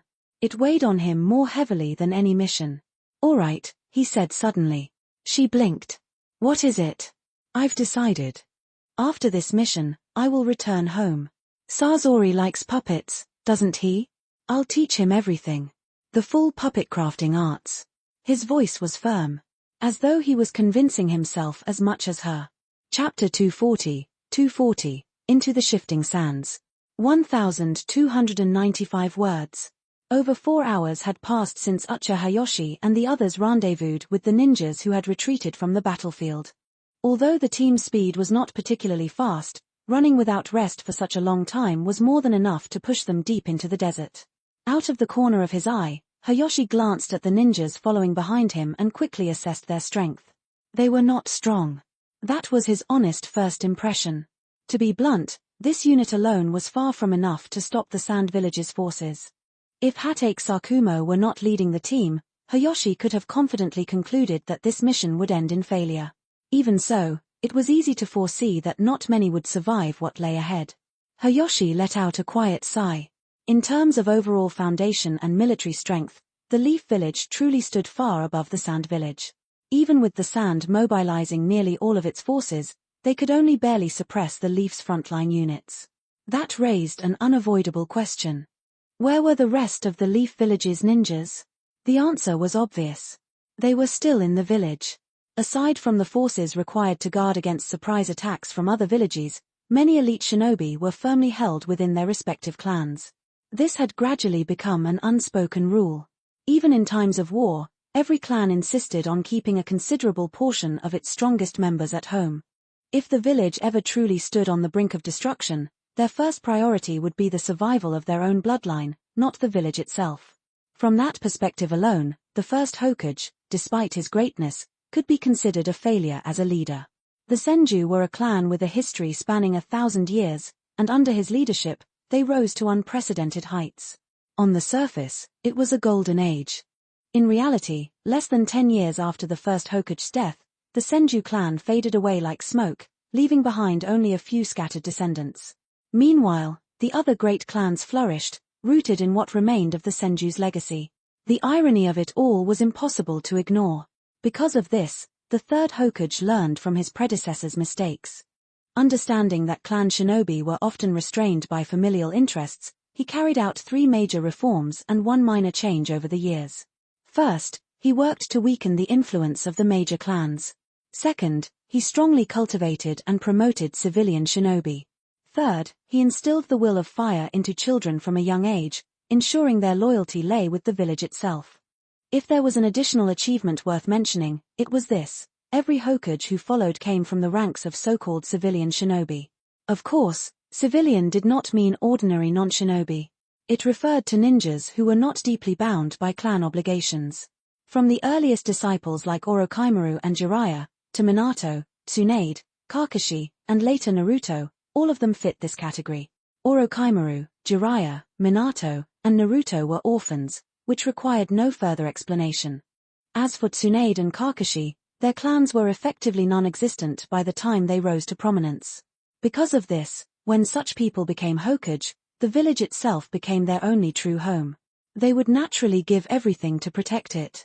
It seemed like a small detail, but its impact on the Leaf Village's stability and longevity was immense.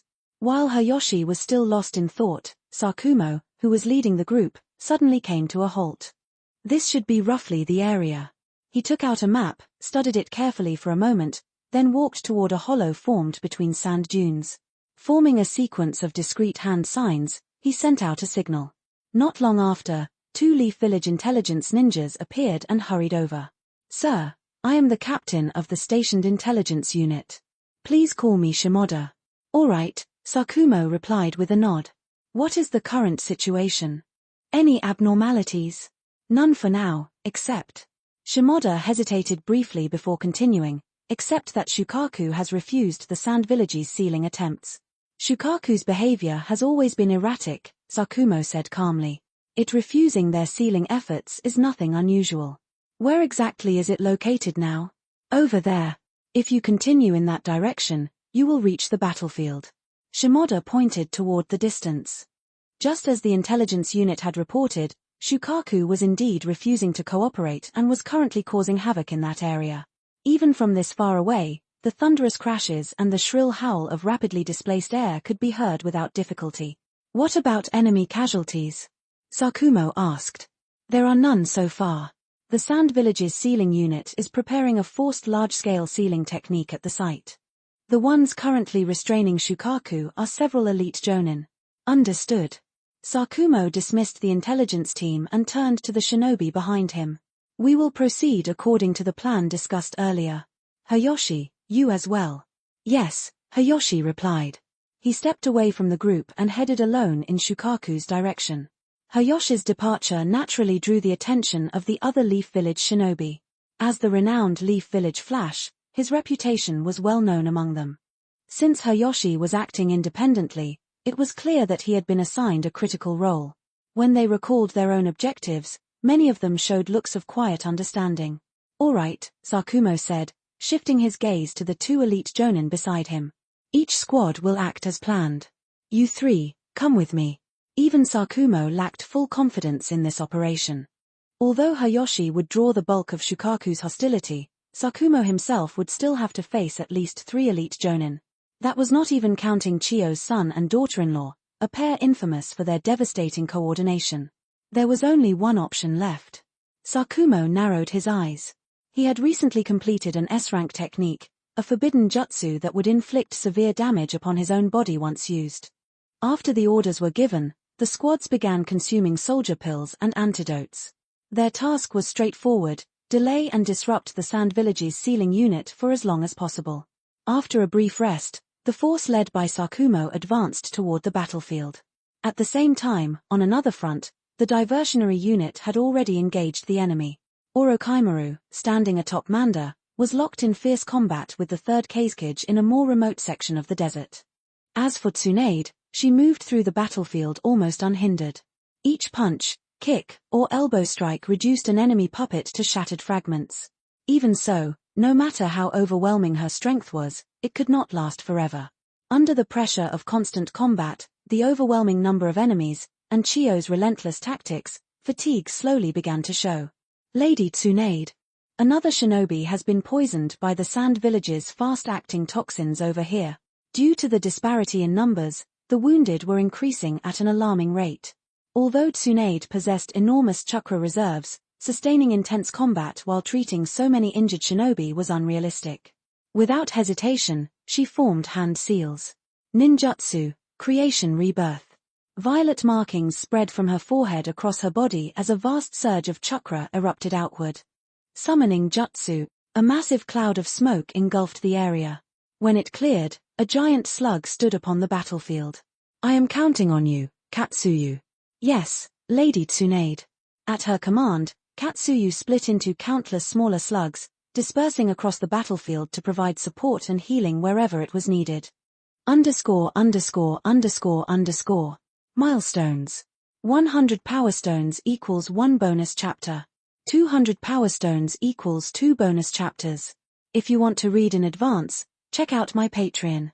Search for ZPHYR or use this link, patreon.com/ZPHYR. Don't forget to like and subscribe to Novels Wonderland.